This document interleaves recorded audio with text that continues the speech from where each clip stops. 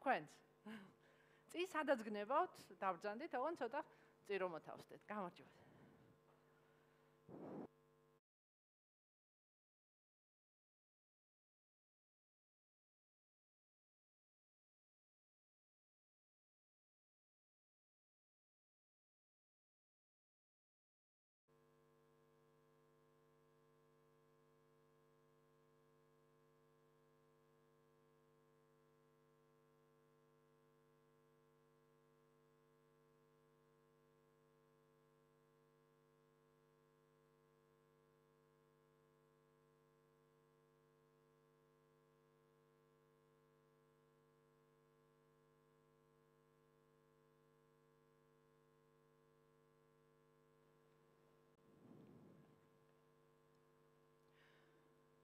გამარჯობა მეგობრებო, მოგესალმებით ვიანის ჯანმრთელობაზე ზრუნვის საერთაშორისო სამიტზე. შეგახსენებთ, რომ ვიანი არის სიცოცხლით სავსე ბრენდი, რომელმაც ჯანმრთელობაზე ზრუნვის კულტურის შემოტანა გადაწყვიტა ნამკვიდრება საქართველოში, რათა გააუმჯობესოს თანამშრომლების, მომხმარებლების და საზოგადოების ცხოვრების ხარისხი. სამიტის გენერალური სპონსორი და მთავარი თანამოაზრე არის სოლო, ხოლო მისი პარტნიორები არიან USAID, M-კვადრატი და IMEDL. და დღეს მოგესალმებით მეორე დღეს, უმეტესობა თქვენგანი გუშინ უკვე ბრძანდებოდა, რისთვისაც დიდ მადლობას მოგახსენებთ. გუშინ ცოტა ჩაცურდა ჩვენი კონფერენცია, სადღაც 50 წუთით ქვევით, როგორც ხდება ხოლმე, მაგრამ ბოლომდე სტოიკურად გაუძელით და ერთგულად ისხედით, რისთვისაც უზარმაზარი მადლობა ორგანიზატორებისგან. რაც შეეხება ჩვენს პირველ გამომსვლელს, პირველ სპიკერს, პირველი რაც მინდა აღვნიშნო არის ის, რომ ეს ადამიანი სპეციალურად ჩამოფრინდა შეერთებული შტატებიდან იმისთვის, რომ მოხსენება პირადად გაეკეთებინა, პირადად თვალებში ჩაეხედა თქვენთვის და ეს არ ყოფილიყო ვირტუალურ ფორმატში, ხო? ეს ადამიანი არის ქართველი წარმოშობით, მაგრამ ის ცხოვრობს და მოღვაწეობს უკვე ძალიან დიდი ხანია შეერთებულ შტატებში. ეს ადამიანი არის მაღალი ტექნოლოგიების ინდუსტრიაში და რას აკეთებს ამისი ახსნა რომ გადავწყვიტე ბიოგრაფიას როცა წერენ ხოლმე ცოტა ისეთია მშრალი გამოდის, ამიტომ მოდით მოგიყვებით რა ხდება, როდის დგება ხოლმე ამ ადამიანის საჭიროება. მაღალ ტექნოლოგიურ კომპანიებს თელსოფლიოში, განსაკუთრებით შეერთებულ შტატებში, ახასიათებთ ესეთი რამ: სწრაფი ზრდა, რადგან ბაზარი არის უზარმაზარი, შესაძლებლობა ძალიან ბევრი, ამიტომ ზრდისკენ რესურსი უამრავი ადამიანური, მათ ზრდას წინ როგორც წესი არაფერი არ უდგას ხოლმე.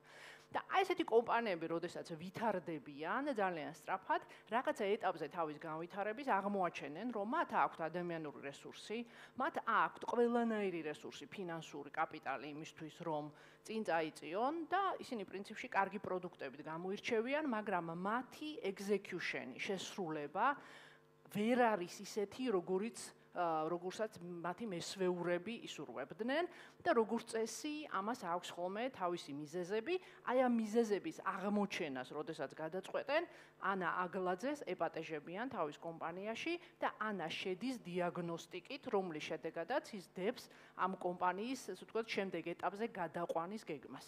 ანუ ეს არის სტრატეგიული განვითარების და ორგანიზაციული მოწყობის ექსპერტი და ერთ-ერთი, ასე ვთქვათ, მიმართულება, ანუ თავის თავს ეძახის change expert, change agent, ყოველ შემთხვევაში ამერიკულ ინგლისურში ესე გამოიხატება ის თუ რასაც აკეთებს, ხო? მოით ახლა ოფიციალურ ნაწილსაც წაკითხავთ, რომ რამე არ გამომრჩეს. ანა არის ანტერპრენიორი, ცვლილებების აგენტი და future proof ორგანიზაციული სტრატეგიის დაგეგმარების ექსპერტი. ანა მუშაობს high-tech კომპანიებთან და მათ მმართველ და საშუალო რგოლის მენეჯმენტთან ტექნოლოგიურ ეპოქაში ორგანიზაციული სისტემების ადაპტირების განხრით. ანამ 2023 წლის გაზაფხულზე თანადააფუძნა საკონსულტაციო კომპანია Fusion of Horizons, რომელიც ინოვაციურ მეთოდოლოგიას ეყრდნობა და მაღალ ტექნოლოგიურ ცვალებად სამყაროში მოღვაწე კომპანიებს სტრატეგიულ ნავიგაციაში ეხმარება. რაც შეეხება იმ საკითხს, დღეს რასაც ვისაუბრებთ, მე ვთვლი, რომ ეს არის ერთ-ერთი მთავარი საკითხი ადამიანის ცხოვრებაში, არა მხოლოდ კონფერენციაზე და არა მხოლოდ დაუშვათ ჩვენს სხვადასხვა ცხოვრებისეულ მიმართებაში. და ამ კონცეფციის თარგმანში ცოტა გაიჭედა ყველა, მეც გავიჭედე, პრეზენტაციის ვიჭერდებოდა, მაგრამ საკითხს თვითონ განმარტავს ანა. საქმე ის არის, რომ ჩვენ ყველა შევხვედრია ცხოვრებაში ადამიანი, რომელსაც ჩვენაირი სტარტაპ კაპიტალი, სოციალური, კულტურული, საგანმანათლებლო აკადემიური, თუნდაც მონაცემების და ტალანტების თვალსაზრისით არ ქონია, მაგრამ ისინი დღეს ჩვენს დარგში ან მომიჯნავე ან თუნდაც სხვა დარგებში გაცილებით უფრო წინწასულების შემდგარები არიან, ვიდრე შეიძლება ჩვენი და ჩვენი ახლობლები, რომელსაც ყველაფერი გქონდა იმისთვის, რომ რაღაცა გაცილებით მეტისთვის მიგვეღწია, როგორც ჩვენ ვფიქრობთ და ყოველთვის არის ხოლმე კითხვა, რომ რა ახასიათებთ ამ ადამიანებს. როცა ექსპერტებს ამ კითხვას გვისვამენ, ჩვენ გადავეშვებით ხოლმე, იცი რა, ერთის მხრივ, მერე მეორეს მხრივ და ჩამოვთვლით ხოლმე მთელს ნუსხას, რა განაპირობებს ადამიანის შემდგარობას, წარმატებას და სწრაფ წინსვლას. თუმცა არის ერთი ელემენტი, ერთი კონცეპტი, რომელსაც ფსიქოლოგიაში ვეძახით ელექსირს. ეს არის მართლა წარმატების ელექსირი, თუ კი ადამიანს აი ეს ელემენტი და კომპონენტი აქვს თავის ადგილას, ჩათვალეთ, რომ მის არც ერთ გეგმას არ ემუქრება, ასე ვთქვათ, ჩაფლავება, მისთვის ყველა გეგმა და ყველა მიზანი არის უბრალოდ დროის მომენტი და არავითარ შემთხვევაში შემდგარობის და არ შემდგარობის მომენტი, ხო? ასე რომ მოდით მივესალმოთ ანა აგლაძეს.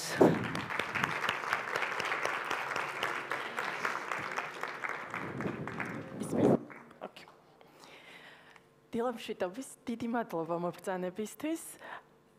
არის პრეზენტაციაც და მინდა დღეს ვისაუბრო იმ საკითხზე, იმ ფსიქოლოგიურ კონსტრუქციაზე, რომელსაც ჩემ ცხოვრებაში არაერთხელ უთამაშია გადამწყვეტი როლი წარმატების მიღწევაში. ეს არის mindset.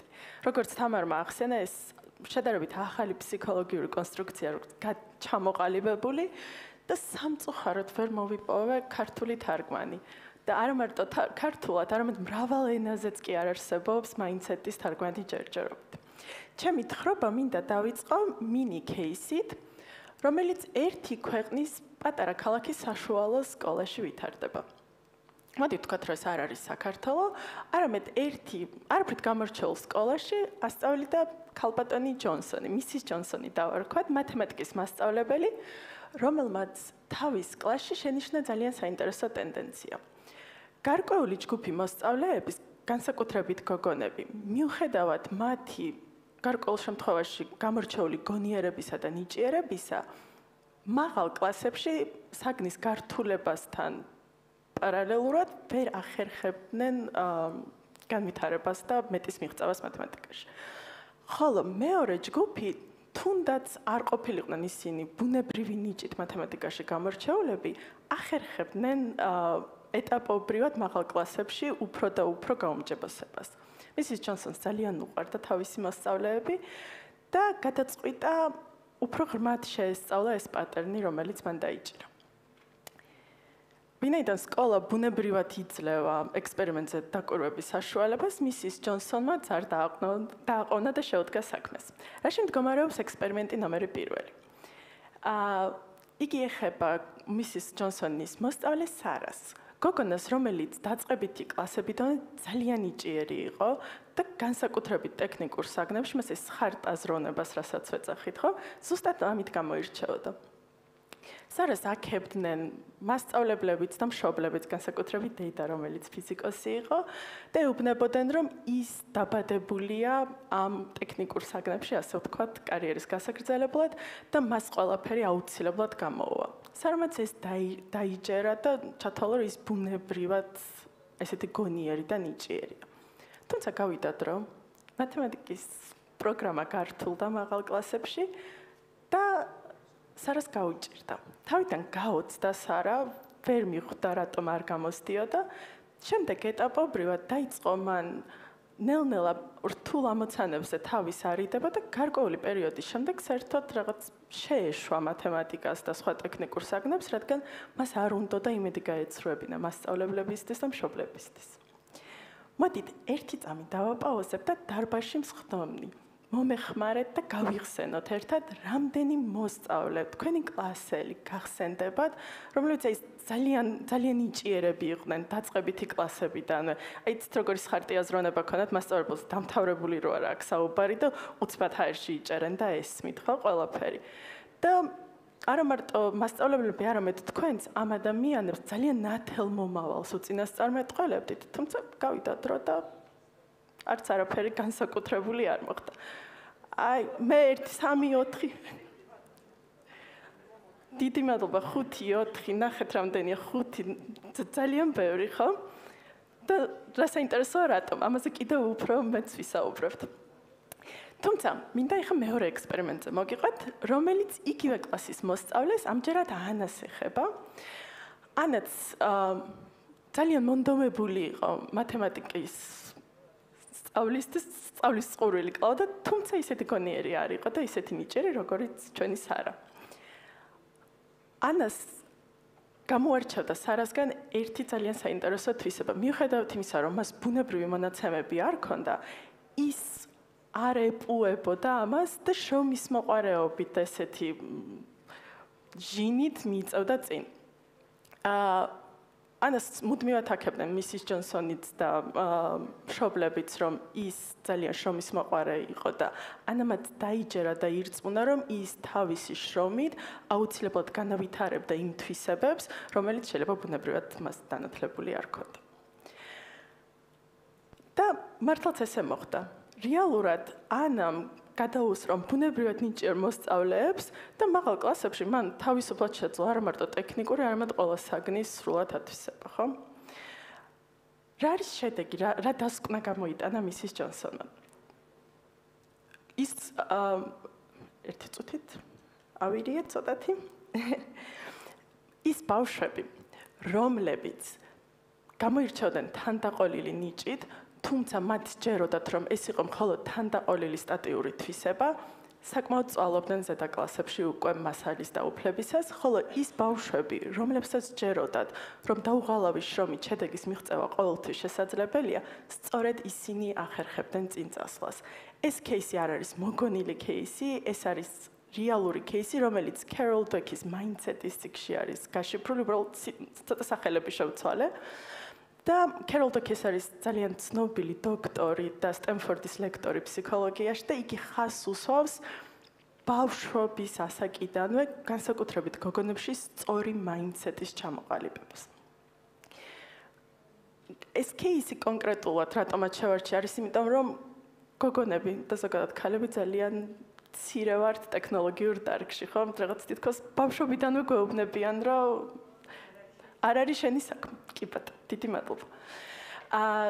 და Carol Dweck ზუსტად ამას უსმევს ხაზს, რომ თუ ჩვენ გოგონებს პატარაობიდანვე დავაჯერებთ და ავუხსნით, რომ შრომის მოყვარეობას და თავდაუზოგავ, ასე ვთქვათ, ჟინს შეუძლია შედეგის გამოღება, ისინი აუცილებლად ირწმუნებენ ამას, მათი თვითშეფასება საკმაოდ ამაღლდება და ისინი აუცილებლად მიაღწევენ წარმატებას ტექნიკურ დარგებში და ამითი დავარღვევთ ჩვენ სწორედ იმ სტერეოტიპებს, რომელიც ჩვენ ქალებს ხშირად ხვდება ჩვენი ცხოვრების გზაზე.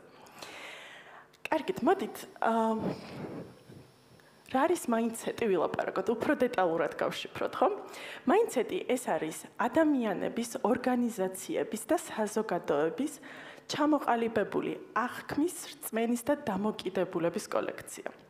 რეალურად იგი განსაზღვრავს თუ როგორ ურთიერთობთ თქვენ სამყაროსთან თქვენ გარშემო. და ასევე როგორ რეაგირებთ სხვადასხვა გამოწვევასა თუ opportunity შესაძლებლობებზე. დიდი მადლობა.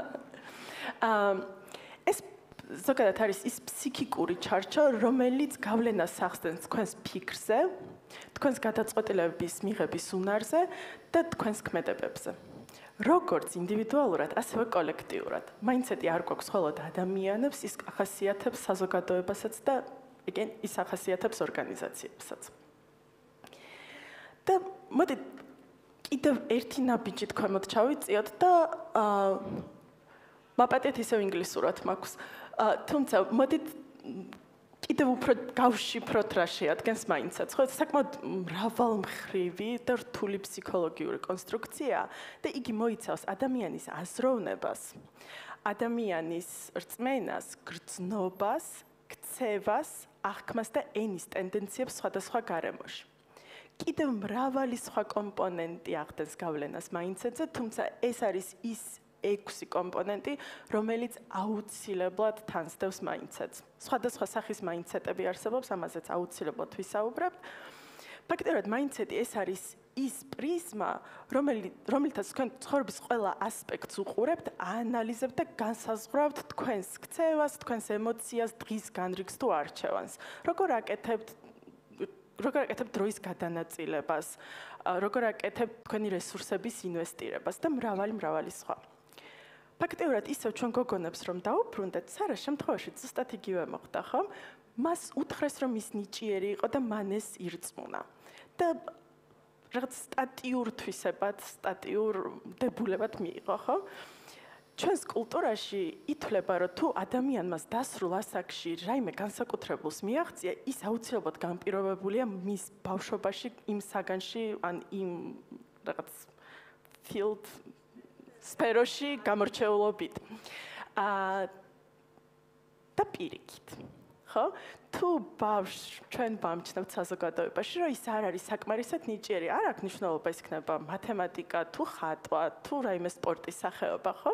თუ ჩვენ მას ვამჩნევთ, რომ არ არის ამაში გამორჩეული, ჩვენ მას უარს ვეუბნებით განვითარებაში. რაც არ უნდა უნდოდეს ბავშვს, ჩვენ ვეუბნებით, რომ არა, იცი რა, მოდი დროს ამაზე, ნუ დახარჯო, შენ მაინც არაფერი გამოგივა.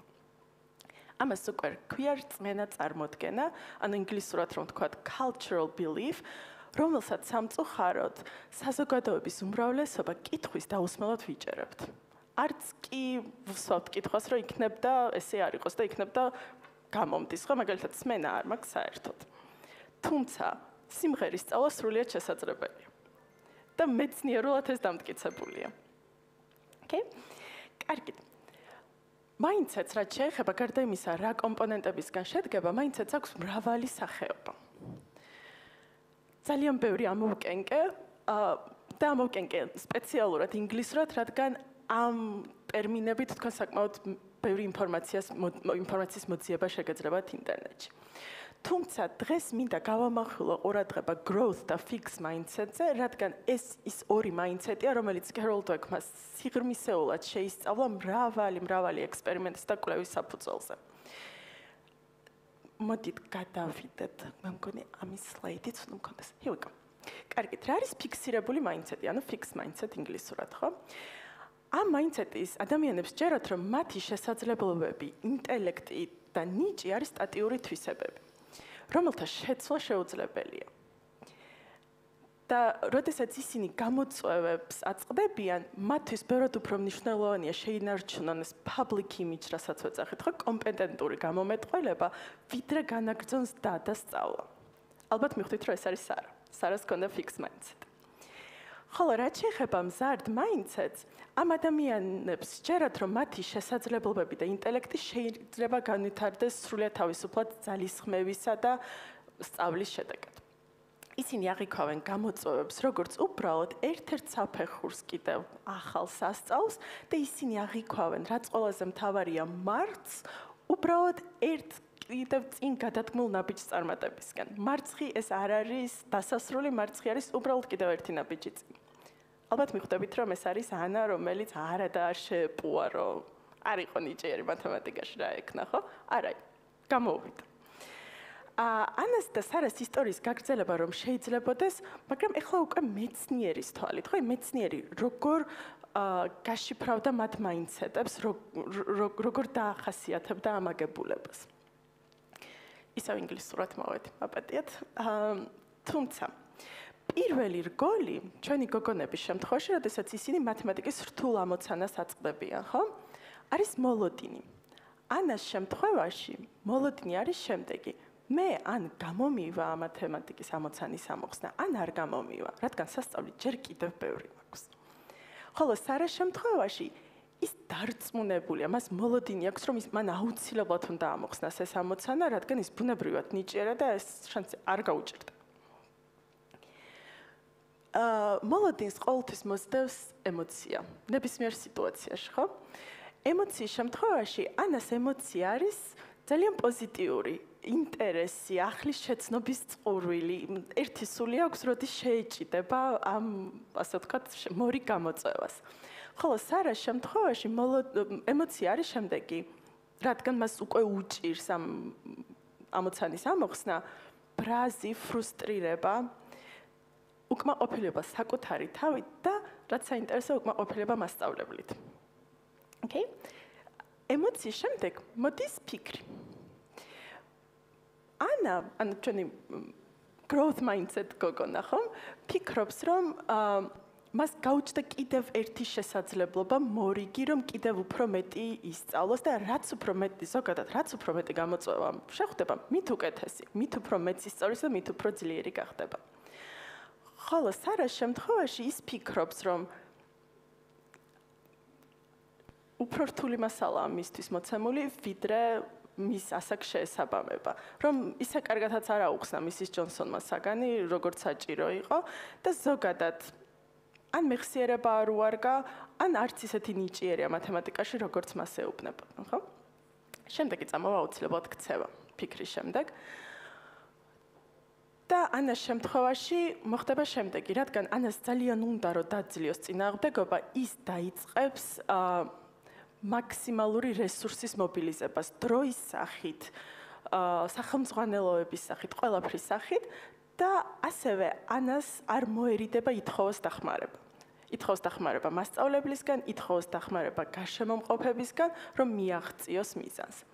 ხოლო სარას შემთხვევაში ის შეეცდება, რომ მაქსიმალურად თავი აარიდოს ამ რთულ ამოცანას, რაღაც ეტაპზე ხელს ჩაიქნებს და საერთოდ გადაწყვიტავს, რომ გადაერთოს სხვა ბევრად უფრო მარტივ საგნებს. და რა არის ამ ყველაფრის შედეგი? ის, რასაც შემდეგ უკვე ყველა ვხედავთ, ხო და წეყან ხელი რო ავიწიეთ, ფაქტიურად რაღაც აი ამ შედეგის რეფლექცია ხდებოდა.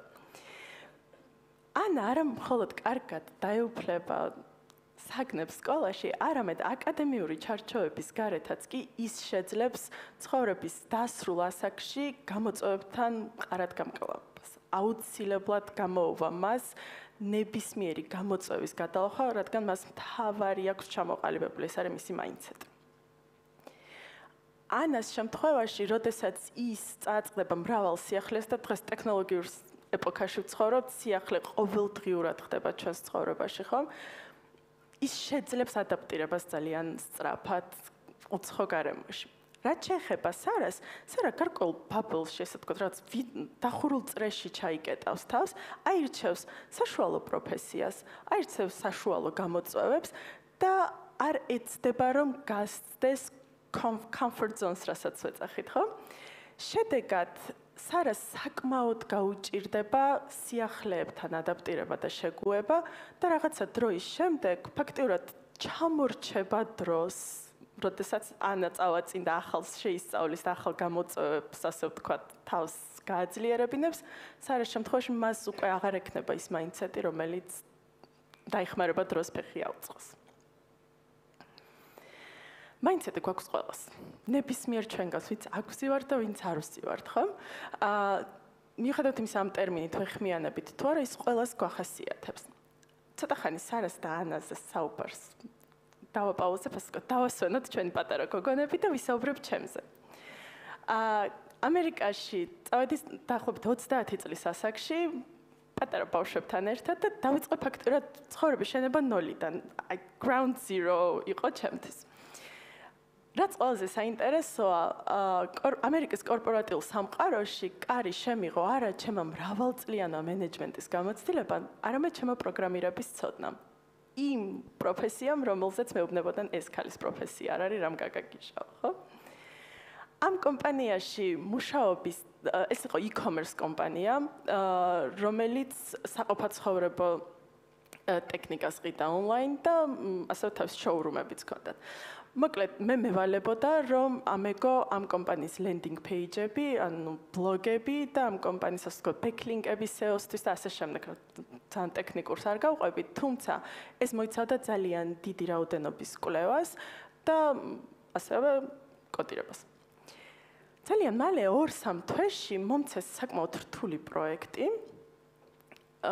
რომელიც მოიცავდა მთლიანი კომპანიის back-end-ის, ასე ვთქვათ, რაზეც მუშაობს საიტი, ინფრასტრუქტურის და ტაქსონომიის გამოცვლას. 2 თვეში გავართვი ამ პროექტს თავი და მე აღმოვაჩინა, რომ თურმე 2 წელი წვალობდნენ და ვერ გააკეთეს. მაგრამ რადგან 2 თვეში გავართვი თავი, მომცეს 12 კაციანი გუნდი, data entry team ერქვა, ანუ მონაცემთა ბაზის გუნდი, ასე ვთქვათ, და მათთან ერთადაც არაერთი წარმატებული პროექტი განვახორციელე.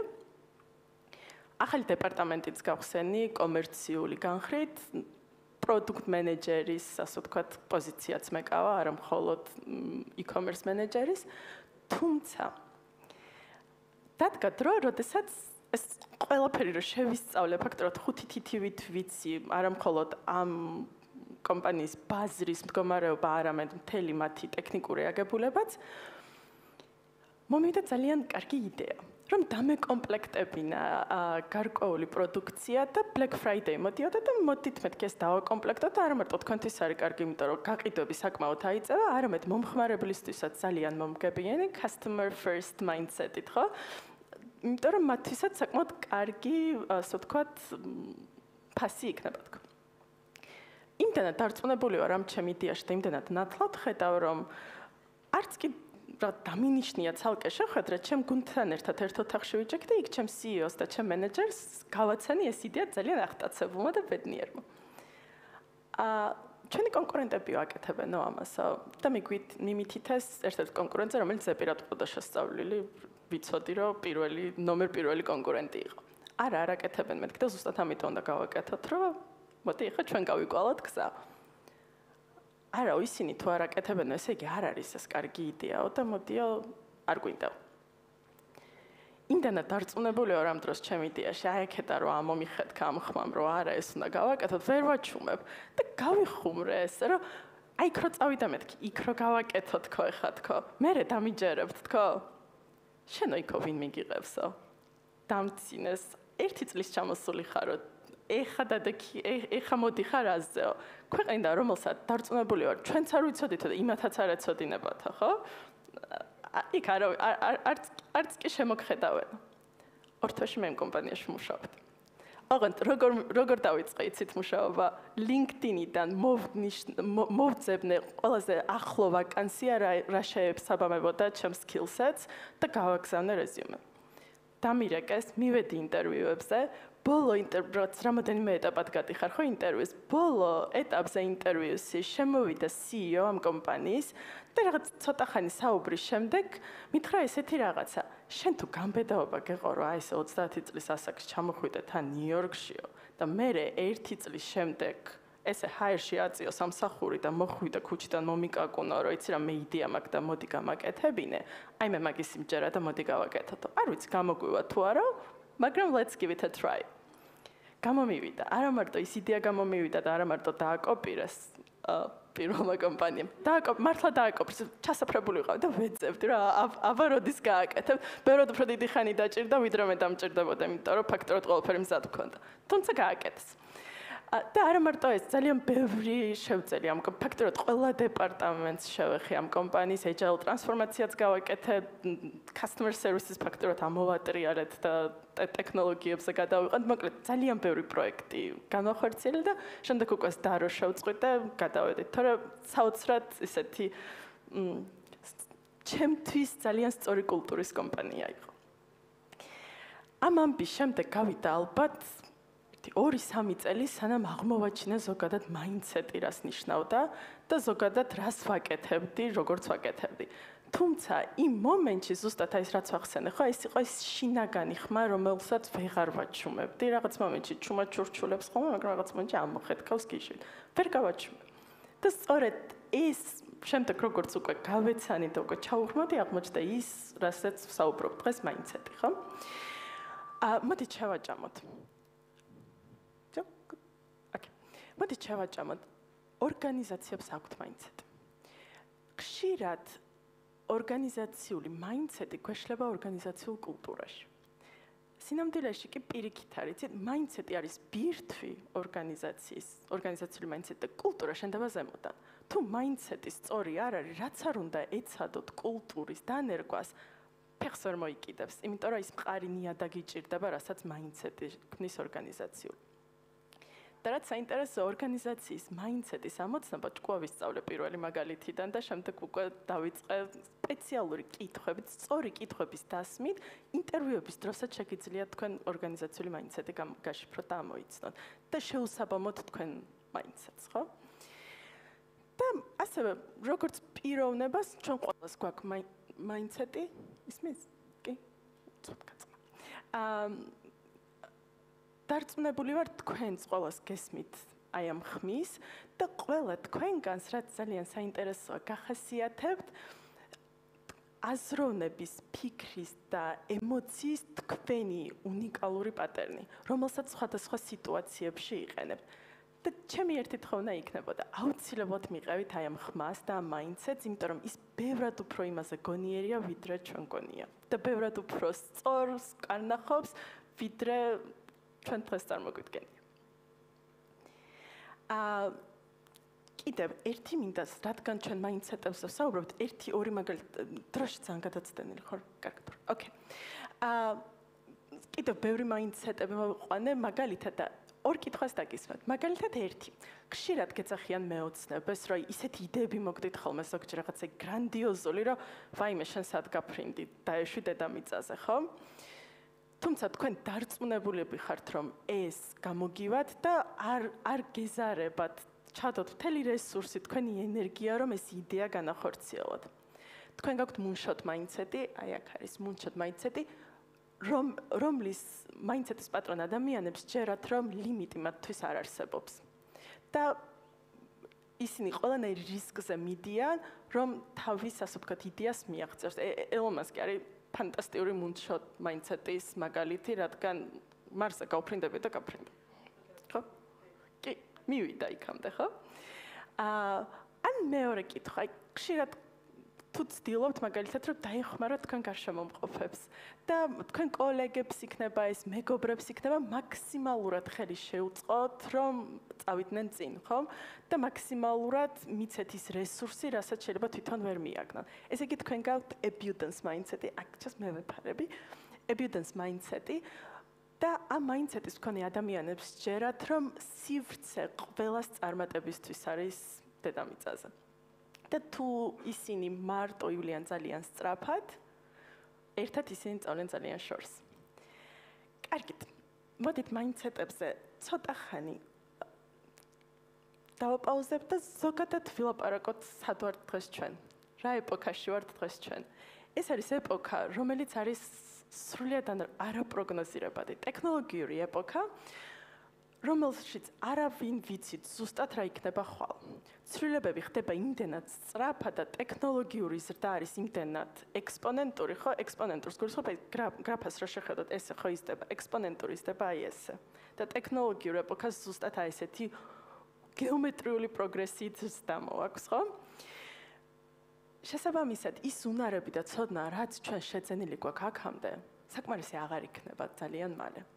და მუდმივად დაგჭირდება განვითარება. ცოტა საშიშად ჟღერს, ბევრი რაღაც აღელდება, ხოლმე როცა ამას ვამბობ, მაგრამ მე ძალიან მიხარია და რატო? თუ ჩვენ ტექნოლოგიურ ეპოქას სწორედ გამოვიყენებთ და იმ ტექნოლოგიებს და ხელოვნურ ინტელექტს სწორედ მივმართავთ, ჩვენ შეგვიძლია ვიცხოვროთ 120 წლამდე. ამის კვლევები უკვე არსებობს. ჩვენ შეგვიძლია ვისარგებლოთ თვითმავალი მანქანებით, სან-ფრანცისკოში უკვე ჩაშვებულია და უკვე მუშაობს, ხო? ჩვენ შეგვიძლია ძალიან ბევრი დაავადების პრევენცია, მექანიზმების შექმნა პრევენციის და ფაქტიურად sick care-დან, ანუ ადამიანი რო დაავადდება, მაშინ კი არ მივა იქიდან, არამედ healthcare-ზე გადავალთ, ფაქტიურად აღმოფხვით სანამ დაიწყება რაიმე, ხო? და კიდევ მრავალი სხვა ძალიან ბევრი მაქვს ჩამოთვლილი და მე მგონი დროში ძალიან გამეწელება. თუმცა იმის გასააზრებლად თუ რამდენად აჩქარებულია ჩვენი დღევანდელი ყოფა, მინდა მოვიყვანო ისო ჩემი ოჯახიდან მაგალითი ბაბუაზე სოსო აკლაძეზე, რომელიც იყო ნევროპათოლოგი და სიცოცხლის ბოლომდე რესპუბლიკურ საავადმყოფოში იმსახურა. ძალიან უყვარდა ბაბუას თავისი პროფესია და დღემდე გვაქვს ძალიან ბევრი სამედიცინო ენციკლოპედია თუ ნაკვლევი შემონახული სახში. ასევე მამასგან ვიცი ბაბუა ძალიან პატარა ვიყავი რომ გარდაიცვალა და მამასგან ვიცი გადმოცემით რომ ბაბუა ყოველთვის ცდილობდა რომ გაცნობოდა ყველაფერი ახალს რაც ნევროპათოლოგიაში ხდებოდა. ნევროლოგია არის დღეს მე მგონი სწორი, ხო? გავასწორო. ძალიან დამაინტერესა აბა რა რაოდენობით ინფორმაცია ქონდა ბაბუას წელიწადში. არსებობს ესეთი ვესნიკერ ქვა საბჭოთა კავშირში ესეთი სამედიცინო გაზეთი გამოდიოდა 1945 წლისდან 1991 წლამდე. სულ დავარესერჩეს, სულ გამოსულია 442 სტატია. ანუ ფაქტიურად ბაბუას წელიწადში რო ვიანგარიშოთ, მხოლოდ 9 სტატიაზე ქონდა ხელმძღვანელობა. დღეს დილით დავგუგლე, უბრალოდ ესე neurology news, ბოლო 18 საათის განმავლობაში 48 სტატია იყო დადებული. ბაბუა ეხა ცოცხალი რო იყოს და დაინახოს რა ხდება, გულიც გაუსკდება, უკან მიბრუნდება სავარაუდოდ, ხო? თუმცა ყველა თავმოყვარე და საკუთარ პროფესიაზე შეყვარებულ ადამიანს აუცილებლად ენდომება, რომ ამ ყველაფერს გაეცნოს და ამ ყველაფერს დაეწიოს.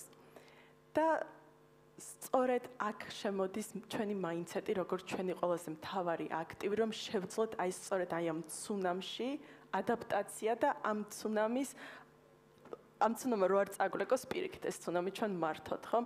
სწორედ აქ არის ეს მაინდსეტის მთავარი ფაქტორი, რომელიც დღევანდელობაში ძალიან მნიშვნელოვანია. დღევანდელ დღეს ძალიან მნიშვნელოვანია. მოდით ისევ ცოტა ხნით ტექნიკურ ხარეს შევხედოთ. იმედია სწორედმა გადათარგმნილი ქართულად. თუმცა ნეირომეცნიერების ბოლოდროინდელმა მიღწევებმა გვაჩვენა, რომ ტვინი ბევრად უფრო ელასტიურია, ვიდრე ჩვენ წარმოგვედგინა. ანუ ტვინის პლასტიურობის ცვლადობა ხდება ახალი ნეირონების შორის კავშირის გაბმაში გამოცდილებასთან ერთად. ან ფაქტობრივად ჩვენ ნებისმიერ დროს, როდესაც ვუშვებთ შეცდომას, სწავლობთ, ვაწყდებით დაბრკოლებებს, გამოკვლევებს, ჩვენს გონებაში წარმოიქმნება ახალი რუკა და ახალი გზები ჩვენ ნეირონებს შორის და ჩვენი გონება აღარ არის ისეთი, ასე ვთქვათ, ისეთი სუსტი, როგორიც იყო 1 დღის წინ, 10 დღის წინ და ასე შემდეგ. ანუ ის ძლიერდება ყოველ ჩვენს ასეთ დაბრკოლებაზე, ხო? ყველა ვიცით ალბათ კომპანია Microsoft-ი, ყველას გაგვიგია, დარწმუნებული ვარ. კომპანია Microsoft-ი, რომელიც შეიქმნა 75 წელს და ის იყო და დღემდე რჩება ერთ-ერთ ნომერ პირველ ინოვატორად ზოგადად პერსონალური კომპიუტერების ინდუსტრიაში, ხო? მას ჰქონდა ძალიან საინტერესო მისია. პერსონალური კომპიუტერი ყველა ოჯახში. თუმცა ეს მისია ყველა დამეთანხმებით, რომ მან შეასრულა დაახლოებით 2000 წლის დასაწყისში და 2012 წელს Microsoft-მა შენიშნა საკუთარი გაყიდვების, პერსონალური კომპიუტერების გაყიდვების ვარდნა 10%-ით. ეს არის მულტიბილიონიანი კომპანია. ანუ 10% ვარდნა ნიშნავს ძალიან დიდ თანხებს Microsoft-ისთვის და კიდევ უფრო უარესი, რაც Microsoft-მა დაასკვნა, იყო ის, რომ მათ აღარ ეკავა ინოვატორის როლი ბაზარზე. Apple-მა, Google-მა და Samsung-მა ფაქტობრივად გადაუსწრეს. რას ნიშნავს ეს Microsoft-ისთვის? იმ დროს, რომ ესე უყურებდნენ ეგზეკუტივები ამ ყველაფერს, ხო? ეს ნიშნავს მის ნელ და მტკინეულ გასროლას ბაზრიდან, გაკოტრებამდე არ მივიდო და უბრალოდ რომელიმე ზუსტად ის ინოვატორი კომპანია ჩაყლაპავდა, ხო? როდესაც ორგანიზაცია აწყდება ესე near to death experience ვეძახით, ზუსტად მაშინ იცვლება რადიკალური და ზუსტად მაშინ ხდება რადიკალური ცვლილებები, სასარგებლო ცვლილებები. სწორედ ეს გააკეთა Microsoft-მა, როდესაც მოიყვანა CEO სატეი ნადელა 2014 წელს. სატეი ნადელა Microsoft-ისთვის გარედან მოსული არ იყო, მან კარგად იცოდა Microsoft-ის, ასე ვთქვათ, აგებულება და თქვა ესეთი რაღაცა. კომპანიას არ აკლია არც რესურსი და არც ნიჭი, რომ ჩვენ ვიყოთ ისევ ლიდერები მარკეტზე, თუმცა ჩვენ გვაკლია მთავარი რამ, ეს არის მაინდსეტი. და ნადელას მთავარი აქცენტი ზუსტად კომპანიის მაინდსეტის ცვლილებაზე გაკეთდა, ხო? მან რა გააკეთა მან? კულტურა შეცვალა, ყველაფერი ვიციდან, ყველაფერი შევისწავლით. ხო? ანუ ჩვენ არ ვიცით ყველაფერი, ჩვენ ძალიან ბევრი გვაქვს სასწავლი.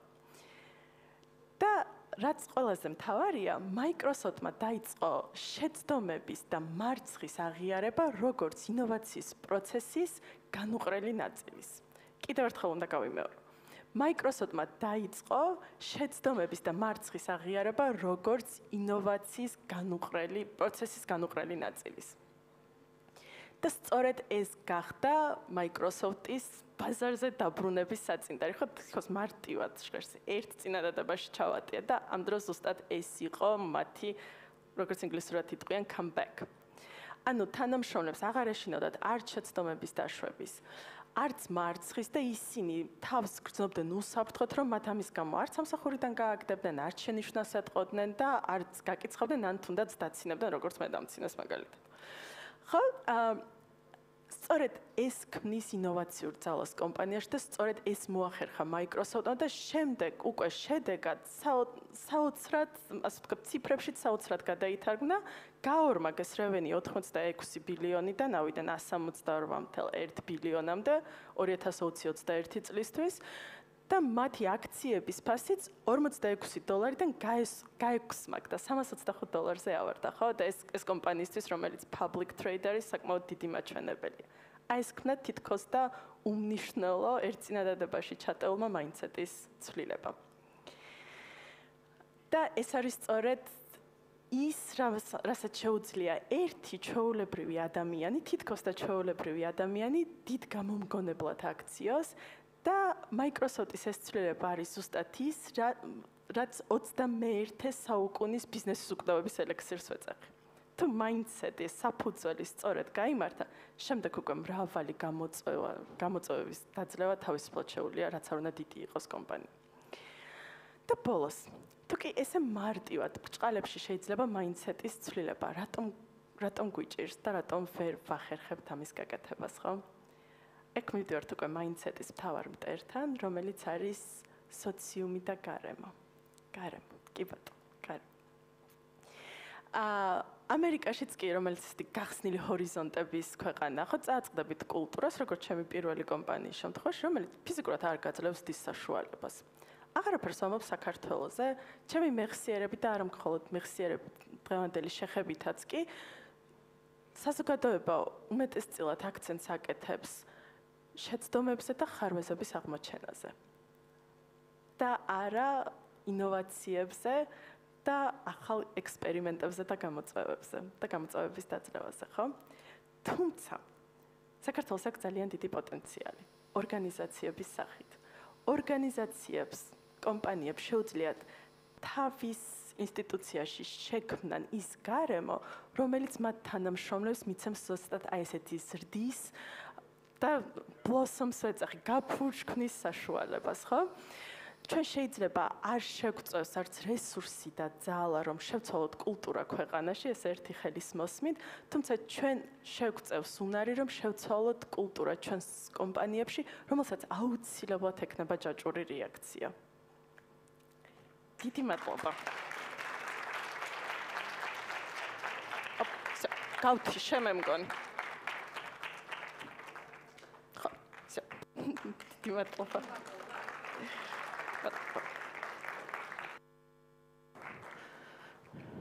ძალიან დიდი მადლობა ანი, ესეთი ინოვაციური და ჩამთრევი პრეზენტაციისთვის. მეგობრებო, სამწუხაროდ კითხვების დრო ჩვენ ანისთან აღარ გვაქვს, მაგრამ თუ კითხვენ ინტერესი გაგაჩნიათ, ორი რამ შეგიძლიათ რომ გააკეთოთ.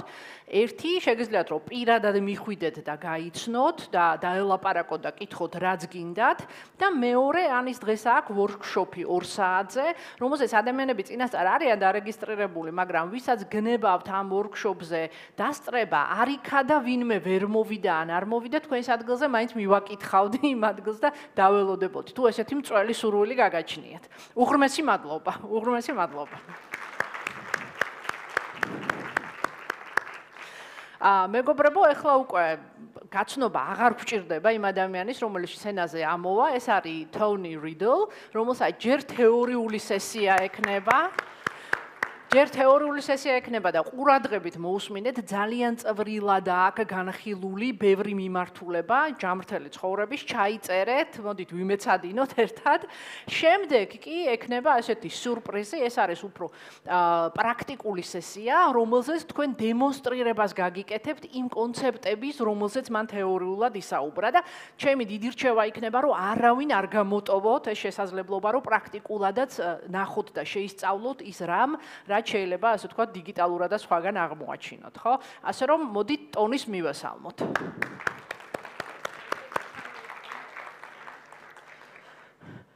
და ტონი ებრძვის თავის კომპიუტერს, მაგრამ ცოტა ხანში გაიმარჯვებს და ამოვა სცენაზე.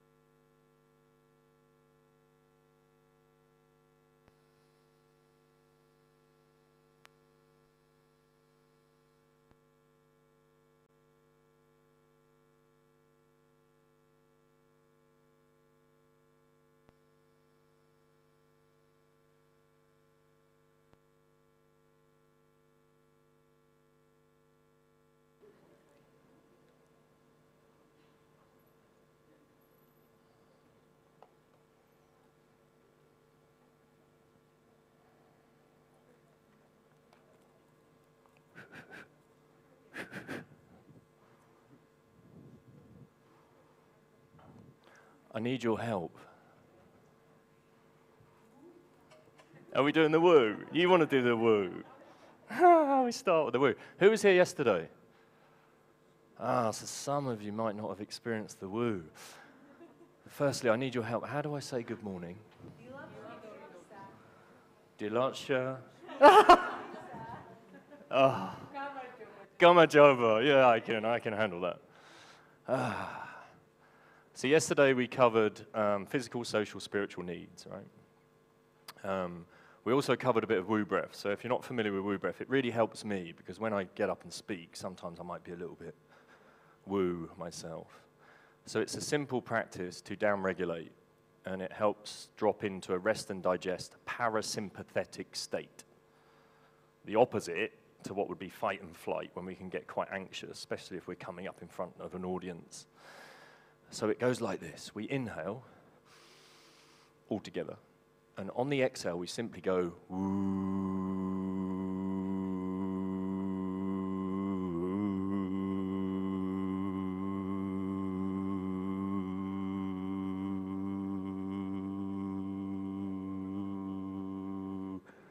You outwooed me. That was great. So a lot of what we covered yesterday were around physical needs, and I want to cover some of them and expand upon them from yesterday. So we're born into the world with certain physical knowledge. We have a desire to learn, and we learn our traits through our tribe of influence, which is essentially our friends, family, and community. That alters our perception of the world that can then lead to growth, okay? Well-being, we can call that, right? Just well-being. Boom. Okay, so sleep is an essential need, would you agree? Yeah? We covered that yesterday, right? We smashed it yesterday on sleep. But I just want to expand on it. So we have a biologically normal understanding of sleep by looking at tribes of influence of today. Communities that are still living the same way that they've been living for tens of thousands of years, which we could argue was 95% of our existence before we entered the world of lighting, yeah, and experiences like that. So what does that environment look like? There's fire, there's moonlight, there's stars, and there's what would be a sunset, okay? That's our sleep environment. If we strip it all away, that's what you're left with, yeah? So fire, what happens around a fire within a community that are in nature? Communication, yeah? We talk to one another, we share stories, we tell tales, we have human connections, so other needs are being met, right? There's also certain shapes that we might make in nature around a fire where we're tending to the fire, so we can also get movement needs met. It's quite a phenomenal thing, really. There's also infrared, and infrared's important, of course, for cellular health, yeah? But there's also imparting wisdom, and it's a point of connection and safety, okay? So in nature, a fire, it keeps burning. So in a biological normal sense, someone needs to be awake. So we know from studies of independent tribes that no one sleeps for 8 hours. There's 5.7 to 7.1 hours they're roughly asleep, so an average of 6.5 hours. sleeping. Very different to the studies that we have today around suggesting we need to sleep for 8 hours. So if we look at that environment versus the socially normal environment of today, it looks a little like this. Yeah? Who's familiar with doom scrolling in bed? Yeah? Or when the sun goes down? Yeah? So the sun goes down here, and it primes certain hormonal influences for sleep that then allow us to regenerate. So regeneration occurs. We have a catabolic phase and an anabolic phase. Catabolic is the breaking down of tissue, which from 6 a.m. to 6 p.m. is occurring. And then we are in a regenerative anabolic phase from 6 p.m. to 6 a.m. when the sun goes down, right? All of these influences only relate to around 5 lux of light. That's the influence of light when it hits an object. And that could be the object being your eyes, yeah? And then there's certain influences that occur through your suprachiasmatic nucleus and your pineal gland. Lots of information, okay? That then influences that hormonal cycle. This, however, environment, we have the ability to create sunrise at sunset, as in we bring light into the evening that disrupts our hormonal cycles around sleep. Okay? What else does this device do as well as just emit blue light? What else is going on? If you compare that to the wisdom and the storytelling and the feelings of love and connection and everything else that comes from being around a fire, how does the mini fire that we all have in our hands compare? What information are we receiving? Is it nourishing? Is it growth promoting? Is it loving? Is it caring? Is it storytelling? Is it weaving wisdom in? Or is it, again, bringing competition, scarcity, comparison, yeah? Less connection in a way, because our social needs, we perceive them as being met, but they're not actually met in that environment. It's like a false representation of that need, almost like a saboteur in a way of needs, because we think we're getting the need met, therefore we don't seek so much connection. Yeah. Connection, again. So we all have a fire in our living room, and I hear this a lot. I put the kids to bed so we can be together. And then we just sit and stare at a screen with no communication. Fabulous, you know? It's like, so if we can go back to the fire again and just think of the influences of that, turn the screens off after a certain time, what would be the recommended time, do you think, if we can look at this habitat again? So effectively, when the sun's going down, we're already preparing hormones. And then when it gets to, say, 10 p.m. at night, your melatonin, priming for sleep and regeneration, should be at its peak. Yeah? Your cortisol should be at its lowest. Yeah? So really, from 6 p.m. to 10, there's already this influence occurring as the sun would go down. And we're equatorial. You can't run away from that. It's within you. It's called a circadian rhythm, right? So as much as we think we've evolved, the 95% of our time of evolution is still playing out, because this is a mere baby, what we have right now on the evolutionary timeline. You can't change in that quick time. This influence is still there. So we often think of melatonin as just a sleep hormone. We don't really do it justice. We just go, oh yeah, I'll take some melatonin because it will help me sleep, and we just associate it with being sleep.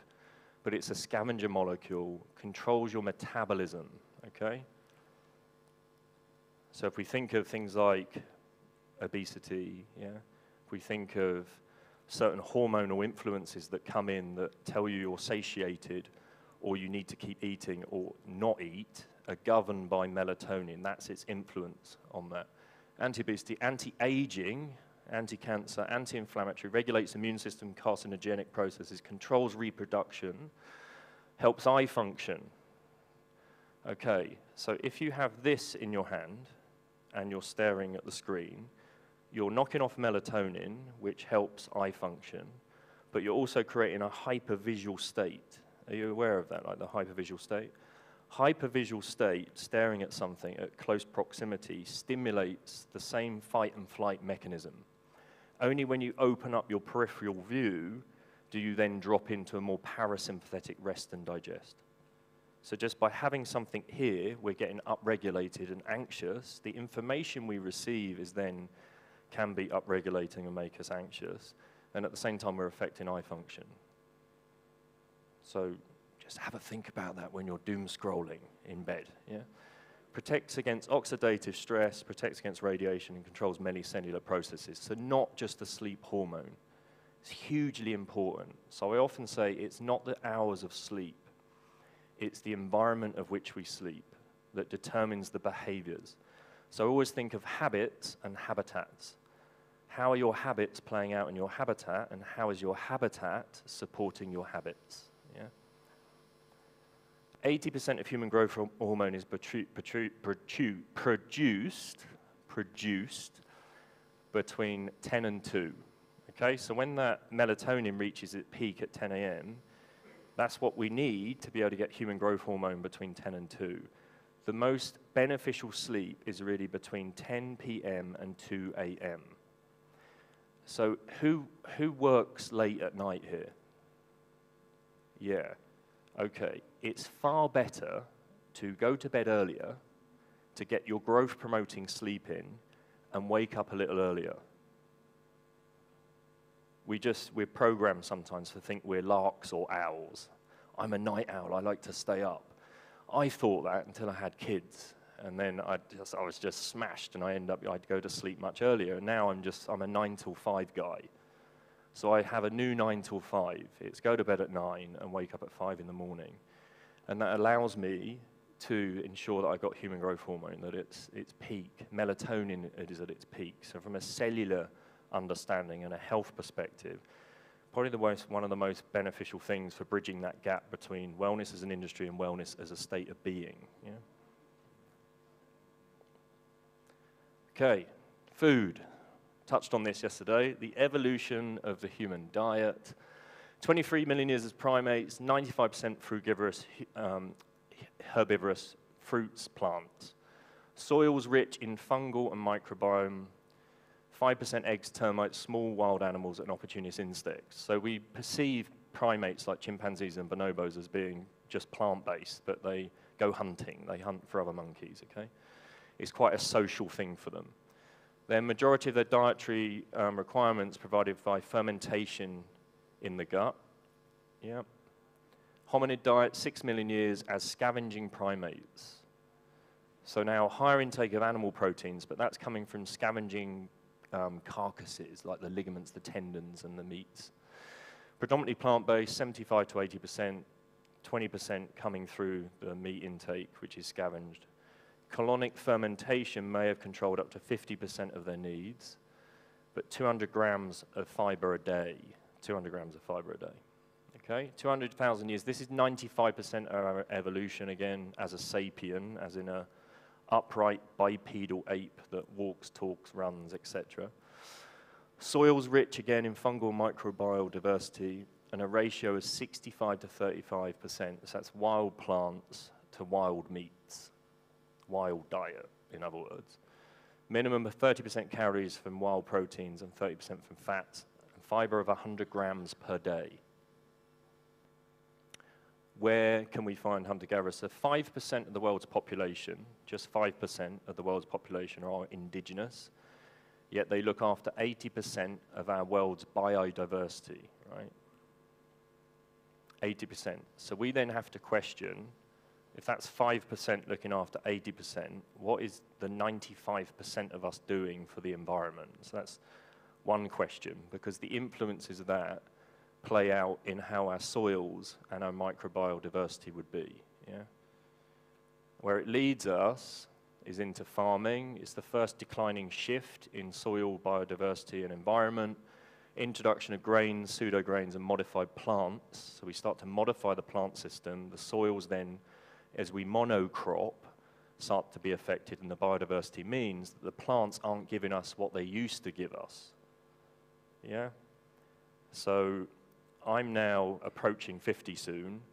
When my son was born, we had 60% more biodiversity on the planet than what we do now, right? In terms of wild animals, soil diversity, broccoli now has 50% less nutrients than what it would when I was born. You know, if we think about that. So regenerative farming and regenerative understandings of that would bring that soil biodiversity back. Yeah, which we can learn, again, by looking at indigenous cultures and how it's being done. Yeah? High phytate content inhibiting absorption, and fiber intake 30 to 50 grams. The modern diet.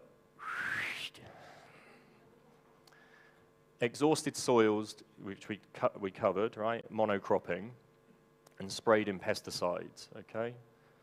That then comes into the food system that we then absorb, and we then think we're getting our food need met, but we can't quite get the need met because the soils aren't giving us what the plants can then give us.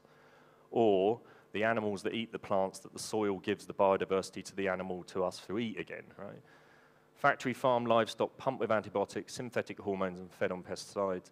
Genetically modified food crops exterminating insects and bees, which are essential for biodiversity, right? So it's a huge environmental shift that come in, which is only really in the last 100 years.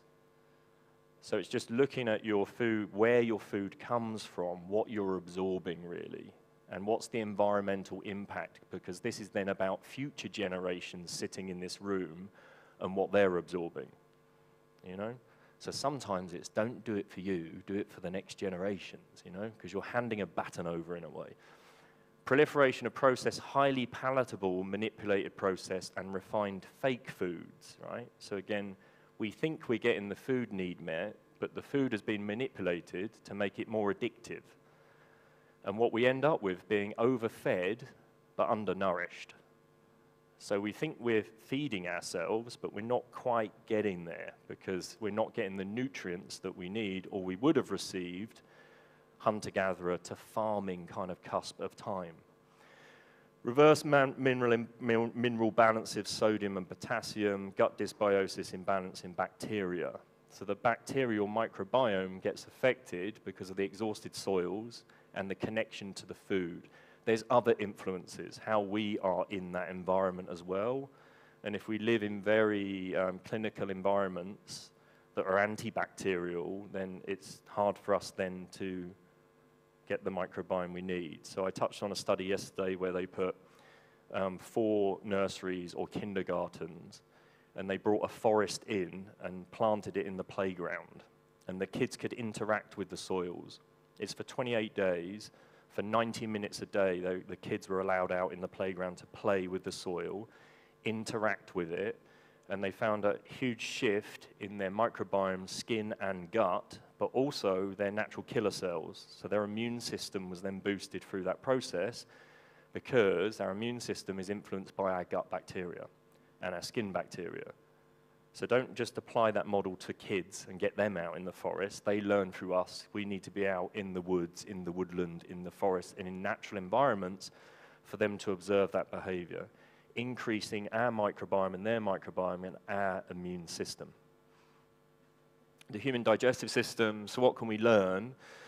We're essentially carnivorous. Oh, don't look at that. It's scary, isn't it? Right, let's not look at that. Look at me. We're carnivorous primates. How do we know that? So we can look at the carnivore versus the herbivore and their digestion. So this is the small intestine. It's really long on a carnivore, but the long intestine is quite short. They have a very short transit time, which means, like cats eat and they poo. Eat and poo. It's very quick, right? Herbivores eat and they ferment. It takes a process of fermentation to get the nutrients they need in that process, right? If we look at the genus Homo, that's us, right, as in the sapien, versus the pan group, which is the chimpanzee and bonobo, we can look at the long and short intestine, right? And we know that the chimpanzee and the bonobo are 95% plant-based, 5% animal protein. We know that by looking at the chimpanzees, bonobos of today. And then we can then look at our adult long and short intestines and put it up against what this would like. So we know that we have certain traits that are herbivorous, and we have certain traits that are carnivorous, which makes us a omnivore, right? Yeah. The differences between our digestive system and the other primates, again, our long and short intestines are so different, right? So out of all the other primates, we are much more carnivorous in our digestive system.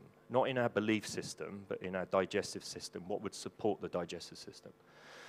So the human digestive system has herbivore traits and carnivore traits. We have salivary enzymes, which are herbivore traits. So has anyone worked with mindfulness with a raisin in their hand? No? Yes, brilliant, right? So I had a retreat, I brought this guy called Mindful Martin. I labeled him Mindful Martin because he was a mindfulness coach and his name was Martin, but he put a raisin in everyone's hand, and you look at the raisin, you're not allowed to eat it, you just look at it, and you keep moving the raisin around in your hand, and you keep investigating the raisin, so you see all the wrinkles in the raisin. Yeah, and you keep playing with it, and you keep picking it up, and you're there for an hour playing with this raisin. And finally, Martin says you can put it to your nose, and you can put it to your nose, and it's the smell of this raisin is just being amplified because you've been playing with it for so long. Your salivary enzymes start because you're producing this. Yeah, you're preparing your digestive system for what it wants to eat, and you're obsessed by the raisin that's now about that big in your hand. It's grown. And then finally you can touch your lips and you really salivate, and then eventually Martin says, right, you can eat the raisin. And you put the raisin in, and it's the best raisin you've ever eaten in your life, right? Because you've ramped everything up, all your senses. We also have strong stomach acid, short, large intestines, fast transit time. So we have a much faster transit time than herbivores who ferment. And we use bacteria to break down indigestible fibers. So our microbiome, bacteria, is really important within that communication. Our digestive system, you are what you digest, yeah? Not necessarily what you eat, but what you're digesting. Because if your digestion is affected, it doesn't matter what you're eating, essentially. You need to be able to digest. You are what you absorb, so you absorb the nutrients through your digestion, and you are what you don't excrete. So if you're not getting bowel movements, the toxicity of what you have in your body, you become that. So the digestive system is super key to our health and well-being, but understanding it is of utmost importance. Low stomach acid, okay. So if you have low stomach acid, which is essentially from being stressed, it can be by drinking at meal times, you're diluting your stomach acid, which will then affect your ability to absorb. Breathing will help, like down regulation helps. Woo breath before dining, yeah? Not doom scrolling before dining. Put all that away and actually have a mindful Martin moment like with a raisin. Actually smell your foods and look at your food and make a connection to it, because you are what you absorb. The microbiome, almost every type of disease has a gastrointestinal bacterial dysbiosis, right? So we now know that most disease starts in the gut, yeah? 70% of the immune system is based in the digestive system. There are approximately 100 trillion microbes in the large intestine, okay? And what we're looking for is gut symbiosis, not gut dysbiosis. So that comes in through, again, what we can be consuming, but also what we're getting through the food chain and food supply. Key, right? Key factor here. So we inherit our mother's microbiome, yeah? So the very foundation of your gut comes through your mother's microbiome, right? As you come out the vaginal canal, of course, and then your head turns, so we also pick up some of the anal bacterias, right? Then when you're breastfed, there's certain properties in breast milk that only feed the bifidobacterium in the gut, yeah? And this is where the modern environment of socially extreme versus biologically normal plays out. Your microbiome only reaches maturity at the age when you're 3, yeah? So in a biological normal sense, babies are breastfed for longer, like 3 or 4 years. Like all my kids have been breastfed for, Bo's about 4 now, he's still being breastfed. Yeah, and we go, whoa, because it's socially extreme. But it's really biologically normal because there's more than just getting milk. It's human contact, it's connection, but also certain vital things are being produced through the milk that he needs, right? And we're told 6 months will do. You know, you only have to breastfeed for 6 months, but there's certain vital things that are being nourished, and our microbiome is one of them. This image is in a birthing pool. What would be the issue about a birthing pool if you're giving birth and you need the microbiome as your primary foundation? We wash a lot of that away. So we have this ideal of birthing pools are great for natural birth, but in theory, they wash a lot of the microbiome away. And we would also have to consider what's in the water. Because in the UK, we kind of have chlorine in our water. So chlorine and bacteria, am I really going to get any bacteria on board? Probably not. So that's kind of the foundation of our gut, where it comes in. Things that we can support with that could be, I'm not thinking about having a baby, but if I could have a baby, I might consider having a microbiome test. Because a microbiome test will give me an understanding of what's in my gut and how I can improve it. How I could influence the microbiome of the gut so that when my baby's born, my baby then, that's its first foundation of its gut. So you can have microbiome tests now that give you an understanding of what you need in your gut, what you don't need in your gut, and how to support it. Because everyone in this room will have a different microbiome. Yeah? So when we go, oh, I'm going to eat a probiotic, the probiotic might work on you, but it might not work on you. Yeah? So it's getting an understanding by testing of what you need as an individual, what is specific to your gut. Breath. How am I doing for time? No idea. Okay. The breath. Why so important? So increase uptake of oxygen, of course. We have the parasympathetic influences that we discussed yesterday, improved blood circulation, opens airways to lungs, improves sleep. How does it improve sleep? So nasal breathing, again, helps certain factors. It's much more calming, much more soothing. The mouth breathing is a chronic hyperventilation state, so we end up quite sympathetic. There are some people that go to the extreme of taping up their mouth at night to sleep. It works. I do it. It really works. If I don't do it, I wake up like dry and I feel a bit groggy in the morning, yeah? Because it improves blood circulation and the uptake of oxygen if I can breathe correctly through the night, you know? So you'll wake up much more alert. As an endurance athlete, and I run crazy mileage, right? So I can run up to like 100 miles sometimes. I do it all nasal breathing because, again, it helps with my respiratory system, my blood, yeah, and it keeps me down-regulated, and I recover much quicker. So for improving our athletic endeavors, I would go with things like nasal breathing. You don't have to be an endurance athlete. In theory, we're all endurance athletes, but just walking or being around your home, just become aware of your breath. Try and get into the habit of closing your mouth and just gentle, light, slow, deep breathing. So we have the biochemical influences of breath, oxygen, and carbon dioxide. We often think of carbon dioxide as not so important, but actually it plays a much more important role. It's the key trigger to know that when we need to breathe, it triggers the breath, right? So if you were to all just take a breath in for me right now, take an inhale. Yep, O2. Right now, breathe out, long as you can. And now hold your breath.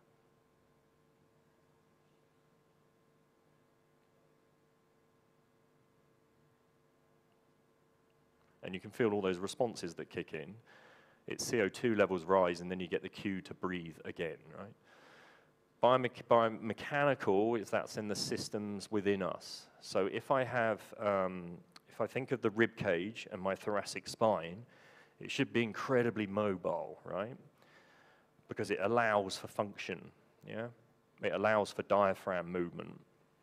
If I sit and I'm in a position like this, can you understand how this might influence the breath? Yeah, so when we sit and we collapse through here, we also affect the diaphragm, but we affect all the mechanics of the breath. So sitting affects breathing. It also compromises movement, but it compromises the movement that enhances the breath. Okay, so it's like a huge connection in the way that we sit. The way that we walk also, yeah, and the way that we will affect our diaphragm. And the diaphragm will also affect our posture. So if we can enhance all of that, we get back to being completely upright, how nature intended us to be. Covered this yesterday, Weston Price. So in the 1930s, he was a dentist, but anthropologist too, traveled the world, looked at indigenous cultures, understood that all the children had these incredibly broad faces, wide teeth. There wasn't a dentist in sight because they're indigenous. There's no toothbrush, yet they had the most amazing teeth and jaw shape. How is that possible? Well, firstly, he looked at the nutrition and discovered that their nutrient absorption, that within certain food groups, over 2 generations, once they started eating a processed diet, so that looked like flour and sugar, because we're talking about the 1930s now, not the fake foods of today that are even more manipulated, that within 2 generations, down to the nutrient absorption, they had growth and tooth deformities. Yeah, their development was affected just in 2 generations of indigenous cultures eating flour and sugar, yeah? So the jaw that would normally be quite wide with amazing teeth, we suddenly get more narrow in our jaws, yeah, and our face gets longer. So they're physiological adaptations, but they also come through the way that we breathe. So if we eat those foods, we have inflammation. We have inflammation in the nasal airways, yeah, which then enforces a mouth breath, which pulls this back, and our face gets longer, yeah. How do you remedy that? Well, you can tape your mouth and breathe, but it's symptom relief. We have to go to the cause, which would be down to the nutrient absorption. What are we absorbing in our diet that would be leading to a chronic mouth breath and the deformity, rather than just taping our mouths up and going, I'm still going to eat flour and sugar and processed foods and just breathe through my nose and everything will be all right. It's trying to intervene at the right level. That's what we can understand through that work of his. George Catlin, again, lawyer, painter, author, traveler. He loved painting Native Americans and also observed within those tribes, the Native Americans, again, they were all nasal breathing. He would say that the teeth were as regular as the keys of a piano, right? Amazing bone structure, jaw structure, physical prowess, he would say, right? The air which enters the lungs, mouth breathing, is as different from that which enters the nostrils as distilled water is different from the water in an ordinary cistern or a frog pond. There you go. Keep that in mind when you're mouth breathing. So what does unhealthy breathing look like? Breathing through the mouth, in the upper chest. This is very sympathetic, yeah? Whereas belly, chest is more parasympathetic, okay? So if you're, again, alert, really upregulated, anxious, you have strange thoughts coming in, you have to go up and hold a talk in front of people you don't know, perhaps, try and get to a much deeper sense of breathing, yeah? And it comes with practice, right? You just have to have one hand on the belly, one hand on the chest, and just become aware of your breath. Actually become curious to your breath, where you can take it. Hearing breathing during rest. Okay, so think of the breath being really light so that you can barely hear it, or the person next to you might perhaps think you're dead, yeah? Frequent sighing. Or yawning, yeah? Practices like that will come in. Easily notable breathing, moving in rest, so you'll see the breath rather than it be quite calm, of a calm nature. So this is where we had a play with this yesterday. It's LSD, light, slow, deep. Yeah, not the other kind of LSD, but that's another conference. I'll be like, at the next conference, they'll be, no, it's not light, slow, deep breathing. It's something else. This is how we've been breathing, again, for 95% of our evolution. Always look to nature, right? Nature has the cure, right? Noses are for breathing, mouths are for eating. That's my daughter Lola said that at the age of 7. Papa, Noses are for breathing, mouths are for eating. She's wise, right? It is only possible to achieve effective long-term diaphragm breathing through the nose, right? So the activation of the diaphragm comes through the nose because when we mouth breathe, we're very shallow and up in our chests. As well as being central to breathing, the diaphragm plays an important role to controlling posture. More open, the more upright, again. But also posture helps enhance the breath, that then it helps the diaphragm to enhance posture. Effect on the nervous system. So your automatic nervous system and our breathing are linked.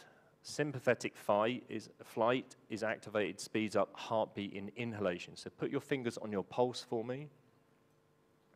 Take an inhale, and you'll find your pulse increases. Now exhale. You find it slows down. Yeah? So again, if you're just practice long, or woo, and you start to lower the heart rate and the blood pressure down, right? Because it's directly linked to the autonomic nervous system. Simple? We'll get that, yeah? Take home, right? Nasal breathing, nitric oxide. So nitric oxide is also known as a miracle molecule, a bit like we call melatonin a miracle molecule. Filters preparing air before it enters the lungs. So it's present in the nasal passage, right? So it's stimulated by breathing through the nose, nitric oxide. 50% more resistance compared to mouth breathing when we nasal breathe because it's a slower intake, so we have to work harder. But also what happens is your nasal passages are malleable. So where to begin with, you might be like, this is really difficult. The more you play with it, the more malleable, the more open, broad the nose becomes. My nose was really small before I started nasal breathing. It just grew. Yeah, resulting in 10% greater oxygen, reduced dehydration. So there's 42% more vapor loss when we mouth breathe. So hydration, thinking of that. The nose gets quite affected by that. Now this is really important. Nitric oxide through nasal breathing inhibits the growth of various pathogens, including bacteria and virus. Okay? Then, if you go out in nature, like the kids playing in the rewilded playground where they brought forest floors in, when you walk through a forest, the forest emits certain terpenes or phytoncides, which are antibacterial, antiviral. When we inhale that, our body then starts to produce natural killer cells. So we boost our immune system again, you know? It's no wonder, is it? Because it's nature and we come from nature. So, you know, it makes much more sense to interact more with it and the behaviors that we can observe in nature to, again, close the gap between wellness as an industry and wellness as a state of being. Oh yeah, humming has been found to produce 7 times more nitric oxide than normal exhaling. Humming or omming, yeah? Daily practice. If you're driving, have a little play with like be the car when you're driving.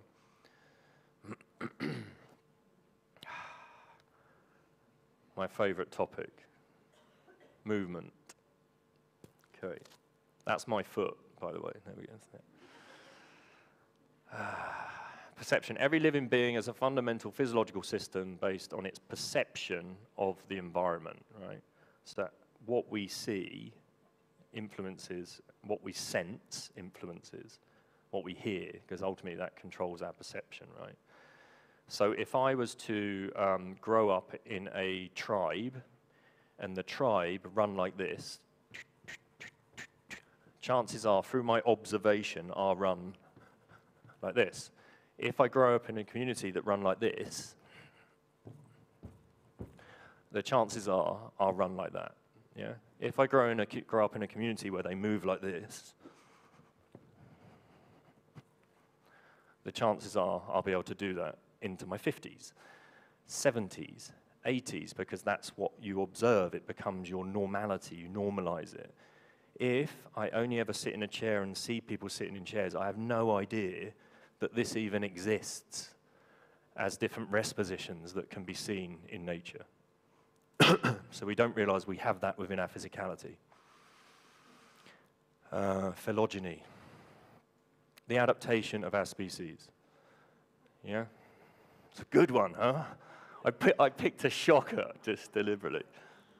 But we all recognise. There was a guy yesterday. I'm not shaming anyone now. I'm not shaming.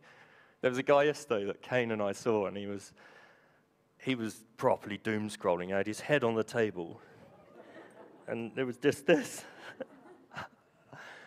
Because he's trying to become even more efficient. Do you understand? Like we're always trying to minimize threat and conserve energy. So the more we sit, the more terrifying standing becomes. And the more we do this, that eventually will turn into this because we're looking for more efficiency. And then to do this is then a huge chemical metabolic cost. It's like, oh my God, I'm up, I better put my head here again.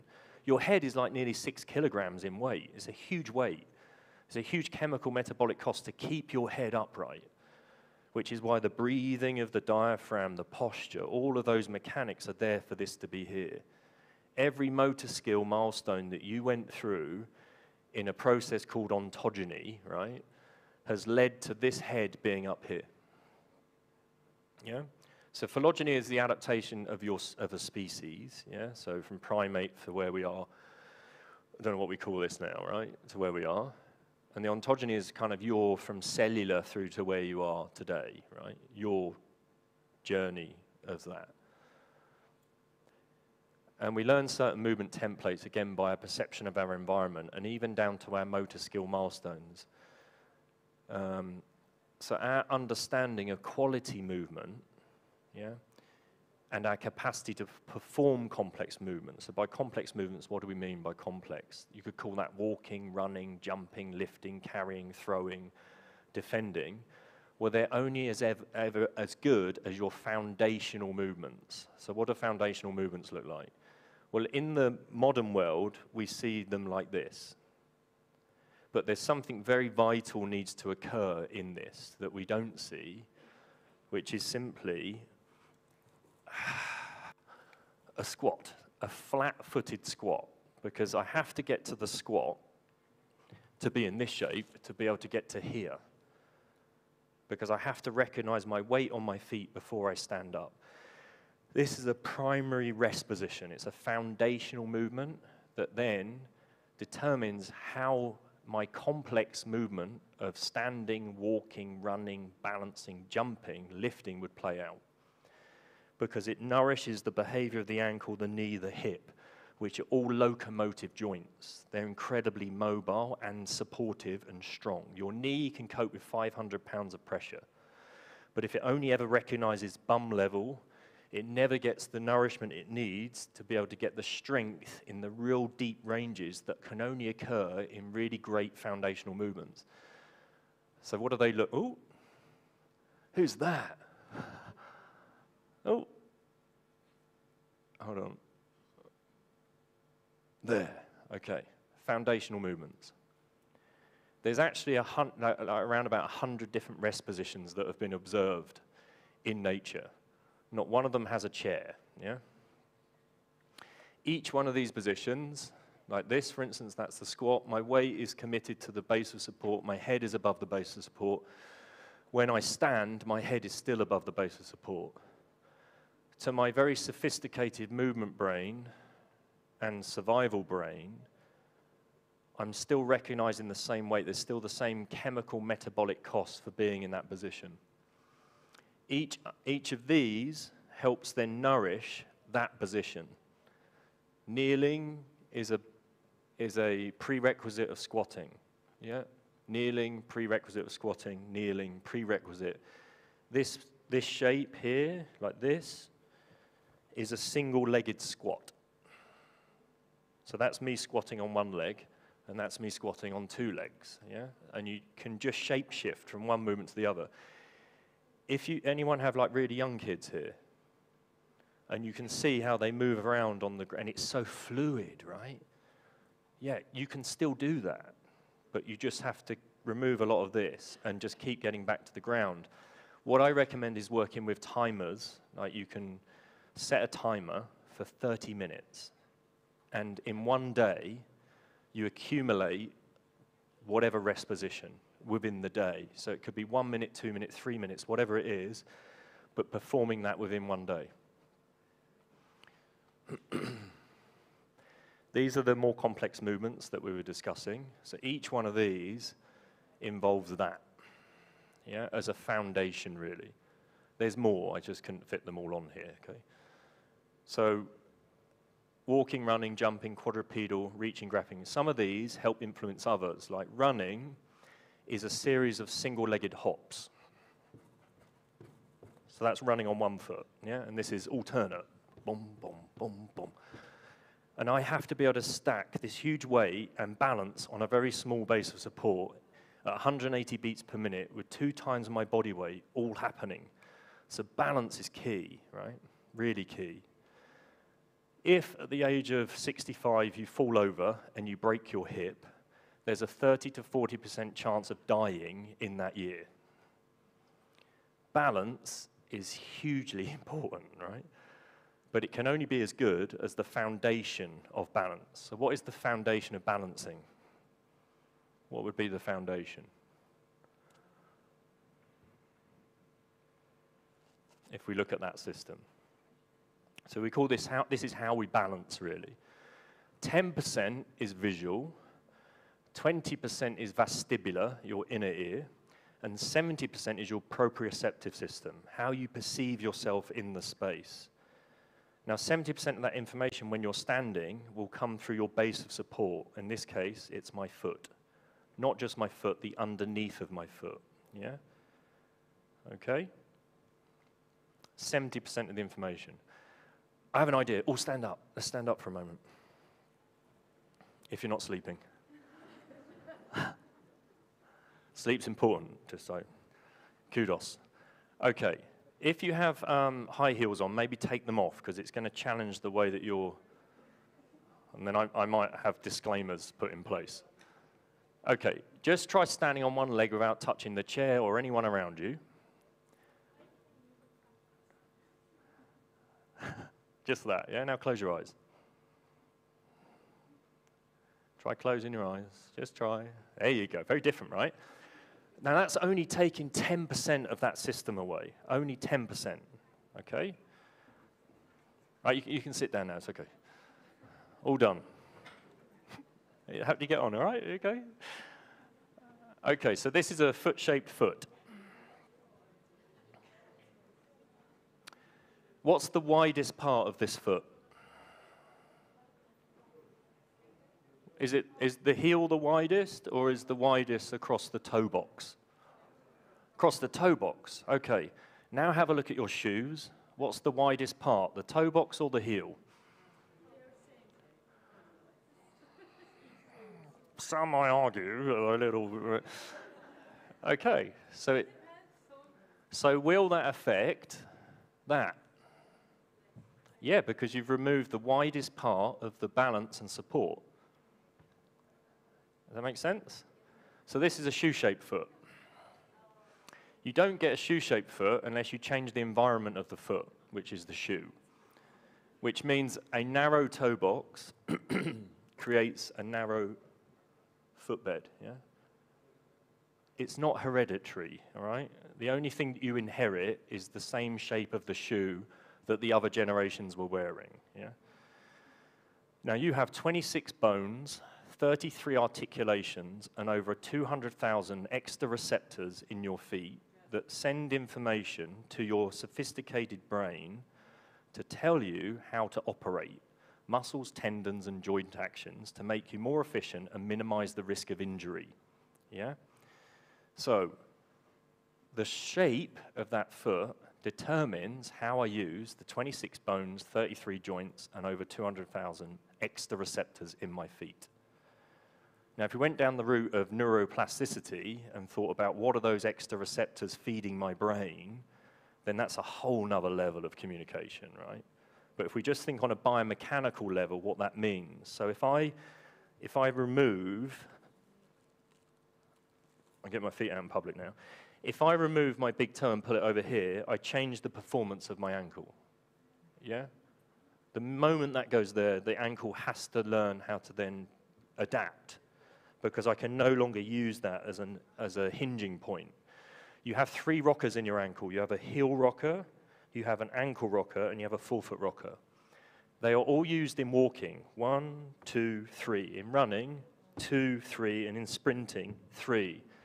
Each one of those involves, if it's the true understanding of how the behavior would occur with all 3 walking actions, it needs this to be in one straight line. If I create this shape, I create an extra lever. I can no longer go off of this. I have to find a new route. 70% of running injuries, that are associated with running, 70% of runners give up through injury, which is associated to this largely because of the shape of the foot, but also the footwear that's leading to the shape.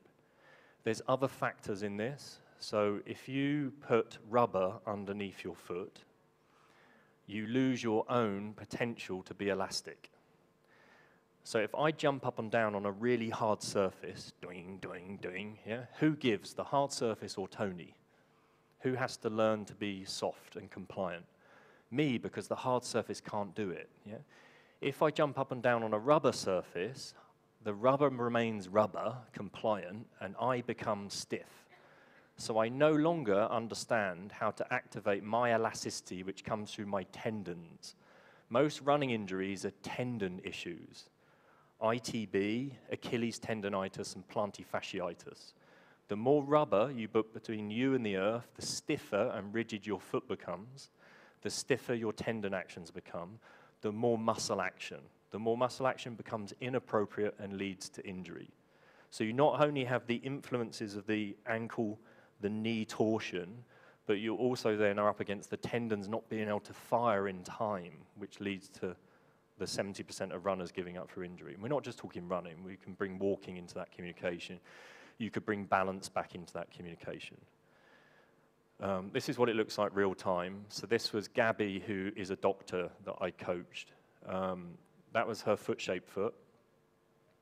This took 6 months, okay? I'm not gonna say it's a quick fix, because quick fixes are further distractions from the truth, really.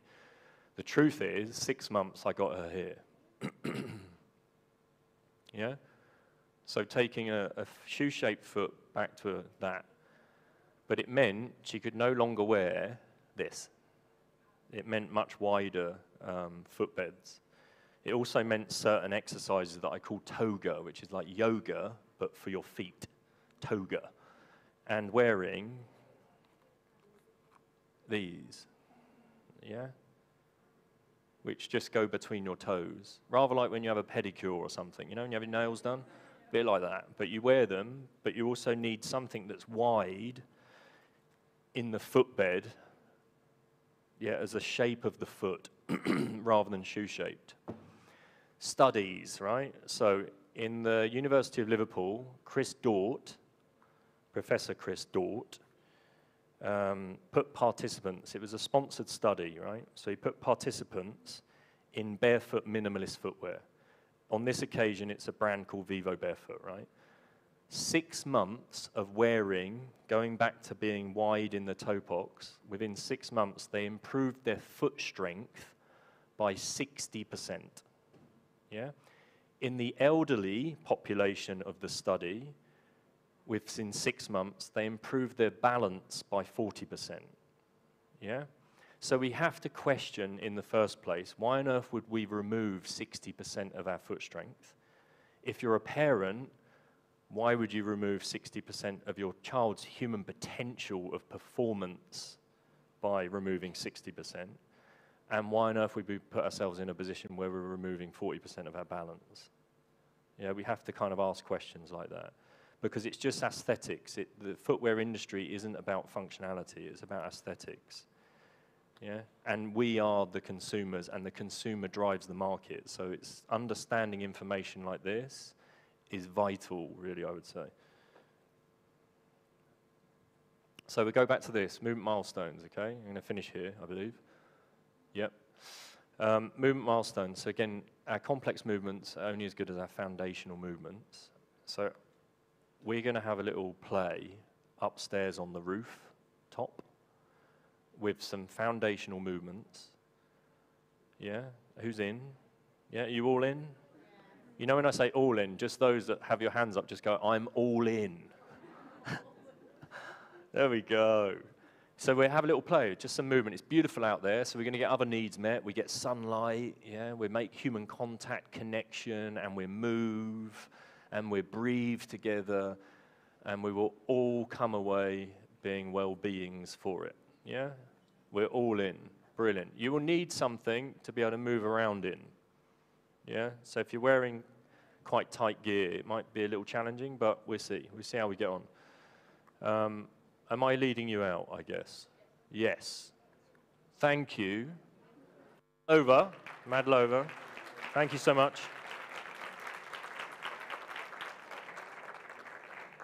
Let's do it.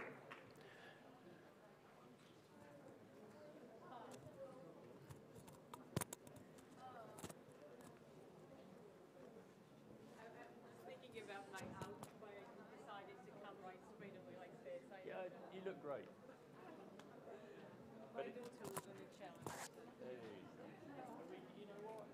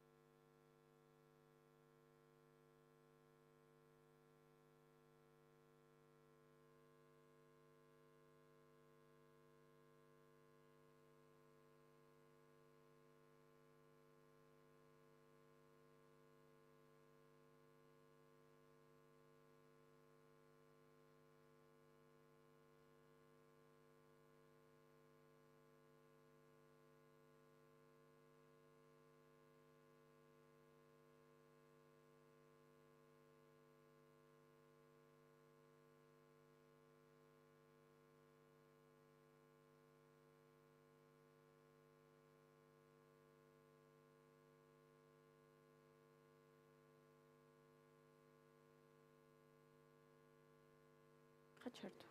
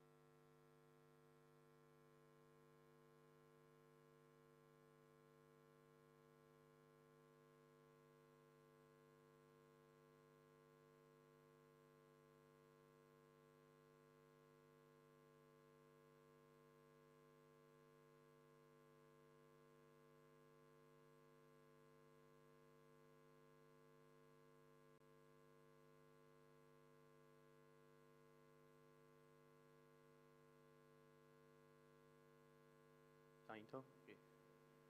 Es romeli. Seda ხო?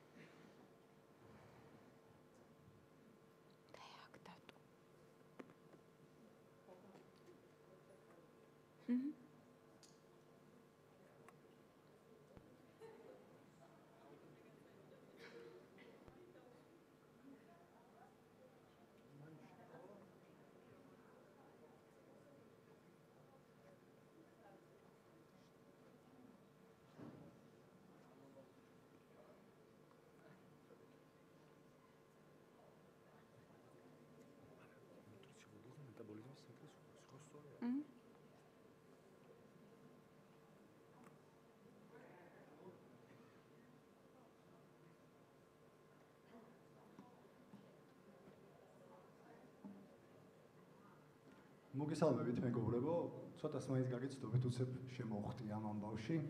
მე ვარ ლევან გიორგაძე, ვიანის წარმომადგენელი, ესე ვიტყოდი და პირველ რიგში ძალიან დიდი მადლობა მინდა გადაგიხადოთ ამ საოცარი გარემოს შექმნისთვის და ჩემთვის ძალიან დიდი პატივია შემდეგი სპიკერი წარმოგიდგინოთ. ჩვენი საამაყო კავკასიის მედიცინის ცენტრის ნუტრიციოლოგიის და მეტაბოლიზმის ცენტრის ხელმძღვანელი ქალბატონი ანა ჭოხონელიძე, პროფესიის ენდოკრინოლოგი და ნუტრიციოლოგი და დღეს ანა ისაუბრებს როგორ შევინარჩუნოთ ჰორმონალური ბალანსი, ხო? ძალიან დიდი მადლობა, გთხოვთ.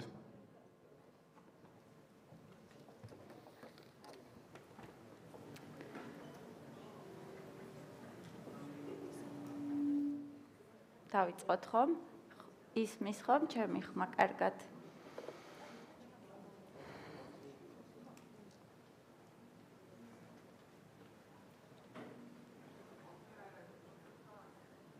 მოგესალმებით ძვირფასო მსმენელებო. დღეს ჩვენ ვისაუბრებთ თემაზე, გავაგრძელებთ დღევანდელი სამიტის კონცეფტს, ასე ვთქვათ, და ვისაუბრებთ, როგორ შევინარჩუნოთ ჰორმონული ბალანსი.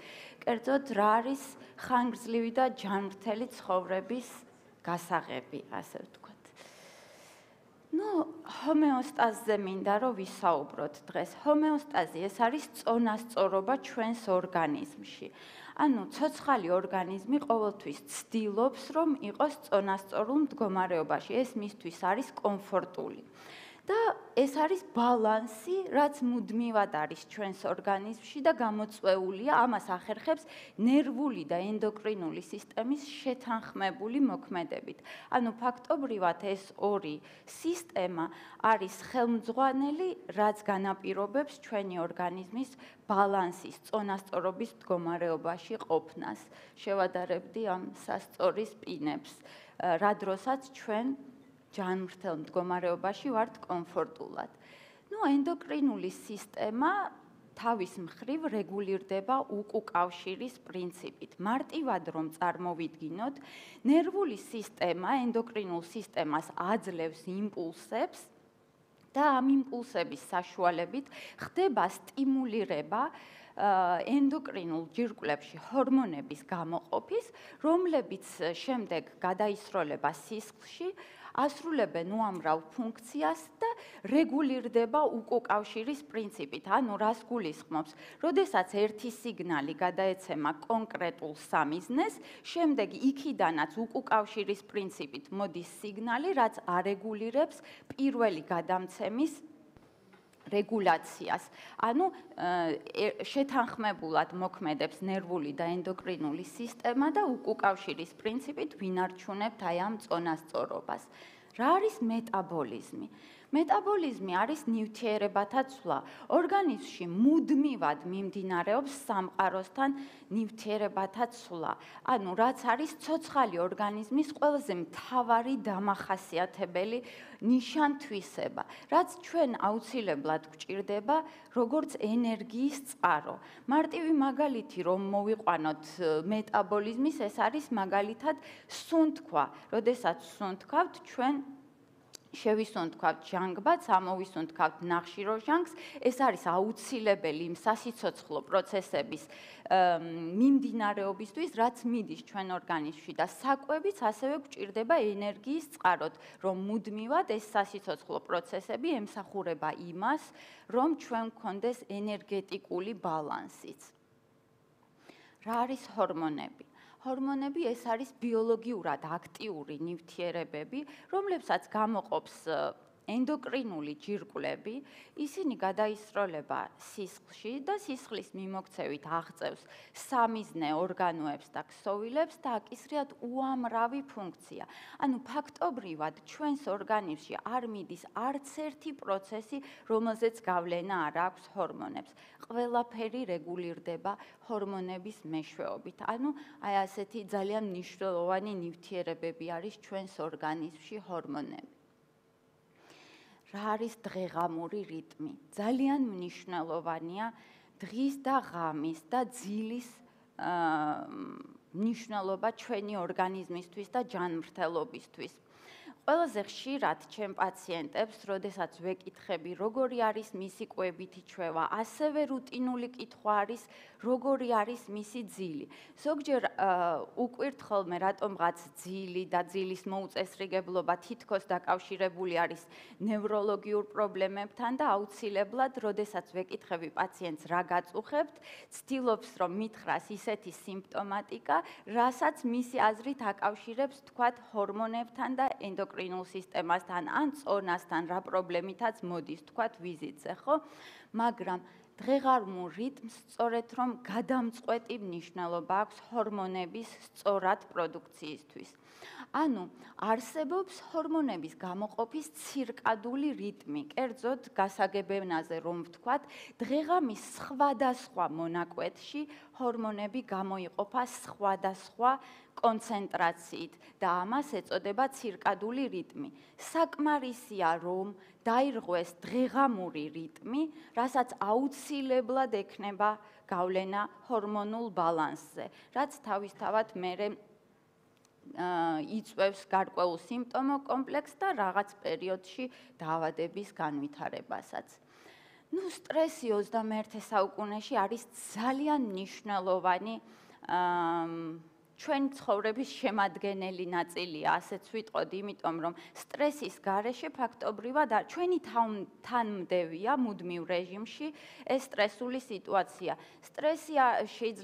სტრესად შეიძლება აღვიქვათ ნებისმიერი რამ, თუნდაც ინფორმაციული ჭავლი, ასე ვიტყოდი, რაც ასე მოზღვავებული არის 21 საუკუნეში და ეს ყველაფერი სტრესი თავისი გაგებით ძალიან დიდ გავლენას ახდენს როგორც ჰორმონულ ბალანსზე, ისე თვითონ ორგანიზმში მიმდინარე ბალანსზე და ასევე ჩვენს ჯანმრთელობაზე საბოლოო ჯამში და სტრესს შეუძლია წყობრიდან გამოიყვანოს უკუკავშირის მექანიზმი, რაზეც ვისაუბრეთ, რაც არის ჰორმონების გამოყოფის რეგულაციის ძალიან მნიშვნელოვანი ფაქტორი.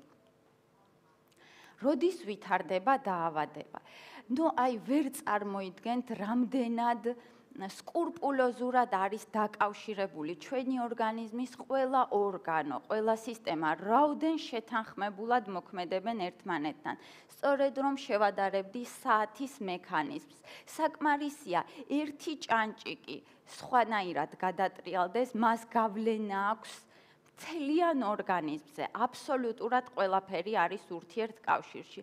თუმცა წარმოვიდგენთ ისე, რომ რაღაც რომ დაირღვევა, აუცილებლად რამე დაავადება ემართება ადამიანს. არა, ჩვენ ძალიან ვართ დაცულები, ამიტომ თუ კი ვეცდებით, რომ ეს წონასწორობა, ეს ბალანსი შევინარჩუნოთ, ფაქტობრივად ეს არის გარანტია იმისი, რომ დაავადება არ დაგვემართება, იმიტომ რომ დაავადება ვითარდება მხოლოდ მაშინ, როდესაც იშლება ეს რეგულაციური მექანიზმი, ანუ ერთ-ერთი ჭანჭიკი, ასე ვთქვათ, ამ საათის მექანიზმიდან ამოვარდება და ამ დროს რაღაც იშლება ისე, რომ ეს ბალანსი ვეღარ აღდგება და აი ამ შემთხვევაში ვითარდება დაავადება. მაგრამ ამას საკმაოდ დიდი გზა სჭირდება, რომ გაიაროს, ასე ერთი დარღვევით, ერთი უძილობით, ან ერთი არასწორი ქმედებით დაავადება არასდროს ვითარდება. ეს არის მთელი კომპლექსი მიზეზებისა, რაც განაპირობებს აი ამ საათის მექანიზმის და რეგულაციის მოშლას. და ამაზეც ვისაუბრებთ დეტალურად. ეხლა მინდა გავამახვილო ყურადღება აი ასეთ ტერმინზე, რომელიც არის მედიცინაში და განსაკუთრებით ენდოკრინოლოგიაში, მეტაბოლური სინდრომი. რა არის მეტაბოლური სინდრომი? როგორც ვისაუბრეთ, მეტაბოლიზმი ეს არის ნივთიერებათა ცვლა.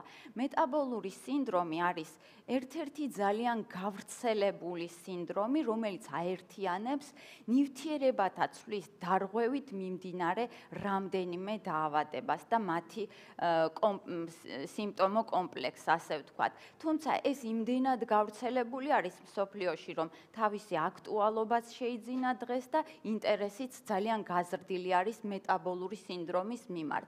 კერძოდ, რა დაავადებებს აერთიანებს მეტაბოლური სინდრომი?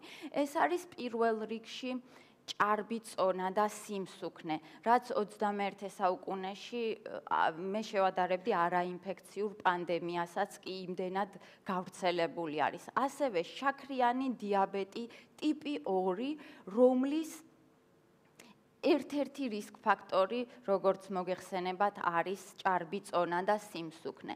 ასევე მეტაბოლური სინდრომის დროს ასეთ პაციენტებს შეიძლება ჰქონდეთ არტერიული ჰიპერტენზია, ცხიმოვანი ცვლის დარღვევა, რომელსაც სამედიცინო ენაზე დისლიპიდემია შეიძლება ვუწოდოთ, აბდომინური სიმსუქნე, ანუ მუცლის გარშემოწერილობის ზრდა. ამაზე 2 სიტყვა რომ გითხრათ, აი ჩვენ წონას ზოგადად წონის გადანაწილებას, ასე ვთქვათ, ვახდენთ მასის ინდექსის მეშვეობით, ვახდენთ წონის შეფასებას, ანუ ნორმალური წონა აქვს ადამიანს, ჭარბი წონა თუ წონის დეფიციტი.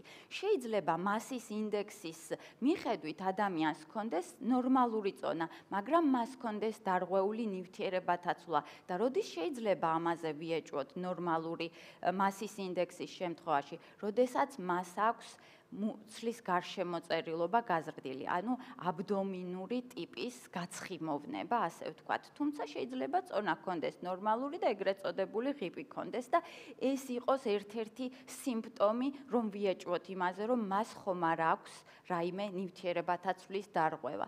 და როგორც წესი, პაციენტებს, რომლებსაც აქვთ ჰიპერტენზია, ან ცალკე აღებული შაქრიანი დიაბეტი, ან ჭარბი წონა, ჩვენ ყოველთვის შეიძლება ვიეჭვოთ, რომ საქმე ხომ არ გვაქვს მეტაბოლურ სინდრომთან, იმიტომ რომ ხშირ შემთხვევაში ეს დაავადებები გვხვდება ერთად, როგორც ერთი მტევნის რამდენიმე თითი, ასე ვთქვათ. რა გავლენა აქვს ნაწლავის მიკრობიოტას მეტაბოლიზმზე?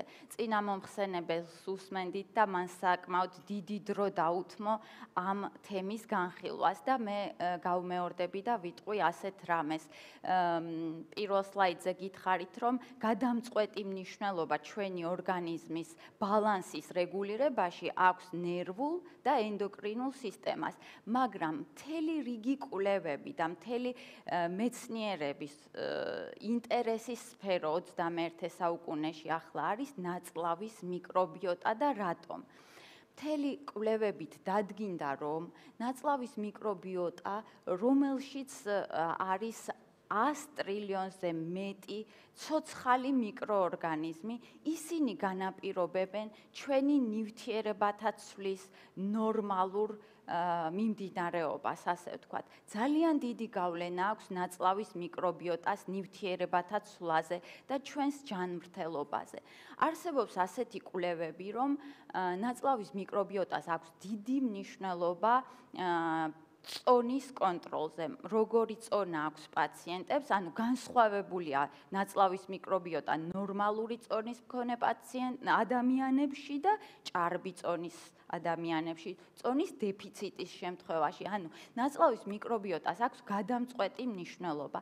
ეს ნაწლავის მიკრობიოტა, ჩვენ რო წარმოვიდგინოთ, არის ჩვენი ნაწლავის ამომფენი მიკროორგანიზმები, რომლებიც განაპირობებენ გარკვეულ ბარიერს იმას შორის, რა ხდება საკვების სახით ჩვენს ორგანიზმში და რისი ათვისება მიდის მერე ჩვენი ორგანიზმის მიერ, ანუ რას შევითვისებთ და რას გამოვიყენებთ მერე სწორედ იმ მეტაბოლიზმისთვის, რასაც ნივთიერებათაცვლა ქვია. აი ძალიან საინტერესო ფაქტია, რომ მაგალითად თუნდაც ეგრეთ წოდებული junk food-ი, ანუ ცუდი საკვები, ასე ვთქვათ, რომ მიიღოს ორმა განსხვავებულმა ადამიანმა, რომელსაც აქვს ნორმალური მიკრობიოტა და დარღვეული მიკრობიოტა. დარღვეული მიკრობიოტის შემთხვევაში ეგრეთ წოდებულმა ცუდმა საკვებმა შეიძლება მოუტანოს მეტი ზიანი ადამიანს, ვიდრე ნორმალური მიკრობიოტის შემთხვევაში და ნორმალურ მიკრობიოტის შემთხვევაში ეს შეიძლება არ გახდეს, თქვათ, თუნდაც წონის მატების მიზეზი. ალბათ გაგჩენიათ კითხვა, რატომ არის ერთნაირად ვჭამთ, მაგრამ ერთი ადამიანი იმატებს და მეორე არა. შეიძლება ერთი მთლიანი შოკოლადის ფილა შეჭამოს ორმა ადამიანმა, მაგრამ ერთთან გაუწიოს პროვოცირება წონის მატებას და მეორესთან არა. ამასთან პირდაპირი კავშირი აქვს ნაწლავის მიკრობიოტას. ამიტომ ძალიან როგორც არსებობს გამოთქმა თვალის ჩინი, მე შევადარებდი, ასევე ჩვენ უნდა გავუფრთხილდეთ ჩვენ ნაწლავის მიკრობიოტას. იმიტომ რომ ამ შემთხვევაში ამას აქვს დიდი დამცველობითი ფუნქციაც.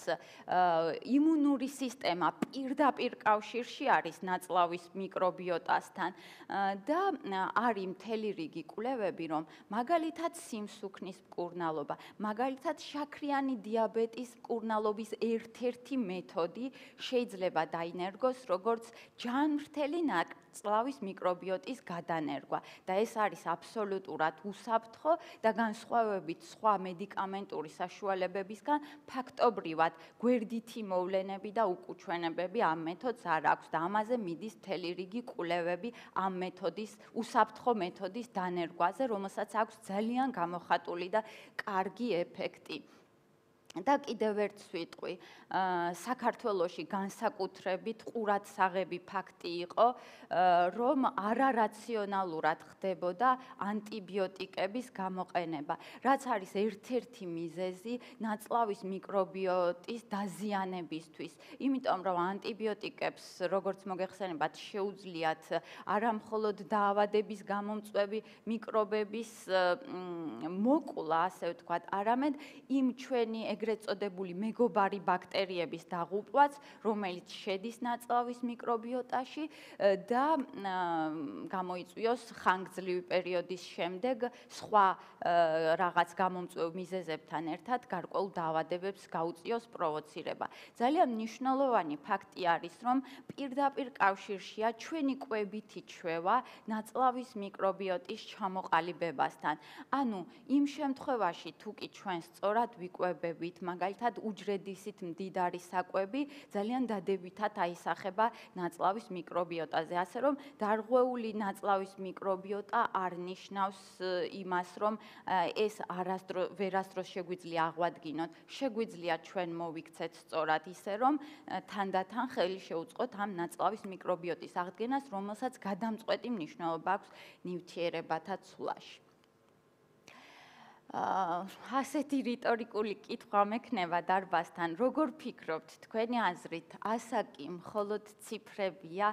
ამას როგორც მედალს ორი მხარე აქვს და ორივე მხრიდან შეიძლება შევხედოთ, თუმცა მე როგორც ოპტიმისტი ადამიანი ვიტყოდი, რომ ჩემთვის ასაკი ნამდვილად მხოლოდ ციფრებია, იმიტომ რომ ძალიან დიდი მნიშვნელობა აქვს ადამიანი როგორ ცხოვრობს თვითონ იმ სიცოცხლის ხანგრძლივობის მანძილზე და კიდევ ძალიან მნიშვნელოვანია, რა თქმა უნდა, სიცოცხლის ხანგრძლივობა, მაგრამ ჩემი აზრით გადამწყვეტია სიცოცხლის ხარისხი და პაციენტებს მე ვეუბნები ჩემ მოსაზრებას, მე როგორ ვხედავ, მე ვფიქრობ, რომ ექიმს არანაირი შეხება არ აქვს ადამიანის სიცოცხლის ხანგრძლივობასთან.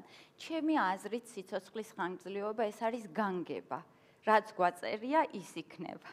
მაგრამ ექიმს შეუძლია გააუმჯობესოს პაციენტის სიცოცხლის ხარისხი და ეს ნამდვილად შეუძლია იმ შემთხვევაში, თუ მიაღწევს პაციენტის დამყოლობას.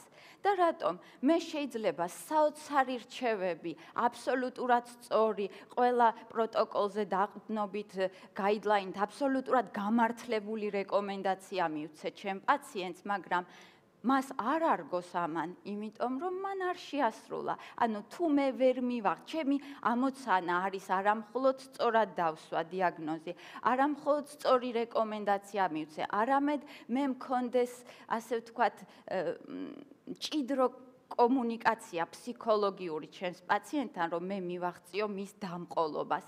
იმიტომ რომ აი ამ ყველაფრის ერთობლიობით შესაძლებელია ერთობლივი მუშაობით გავაუმჯობესოთ სიცოცხლის ხარისხი და დამეთანხმებით ეს მნიშვნელოვანია. და კიდევ რატომ დავსვი ეს კითხვა? მე მაგალითად მინახავს 80 წლის ასაკშიც პრაქტიკულად ჯანმრთელი ადამიანი და 20 წლის ასაკშიც, რომელსაც თავის აწევაც არ უნდა და არაფერი არ შეუძლია, სულ დაღლილია და სულ ცუდად არის და სახსრებით ტკივა და ყველაფერიც. მოკლედ, ასე რომ ჩემი გადმოსახედიდან ასაკი ნამდვილად მხოლოდ ციფრებია და რა განაპირობებს ამ ყველაფერს? ჩემი აზრით განაპირობებს განწყობა. განწყობას აქვს პირდაპირი მნიშვნელობა ჯანმრთელობასთან. მე მოვიყვანდი ასეთ მაგალითს. ერთხელ წავიკითხე ასეთი საინტერესო სტატია თუ კვლევა, რომელიც იყო მიძღვნილი სკანდინავიის ქვეყნების ხანდაზმულ პოპულაციას იკვლევდნენ და აღმოჩნდა, რომ საკმაოდ მაღალი არის სიცოცხლის ხანგრძლივობა და ხარისხი სკანდინავიის ქვეყნების საპენსიო ასაკში, ასე ვთქვათ. რასაც სამწუხაროდ ვერ ვიტყოდით ქართულ პოპულაციაზე და თურმე რაშია ამ ყველაფრის საიდუმლო. მაგალითად, სტოკჰოლმში მე აღფრთოვანებული დავრჩი ამ ქვეყნით, როდესაც ვიმოგზაურე, ესე იგი, ელოდებიან, აი როგორც რაღაცა ბავშვი ელოდება, რაღაც სიურპრიზს, როგორც ყველა დაღლილი ელოდება ვიკენდს, რო კარგად დაისვენოს, ეს ადამიანები ელოდებიან მათ საპენსიო ასაკს.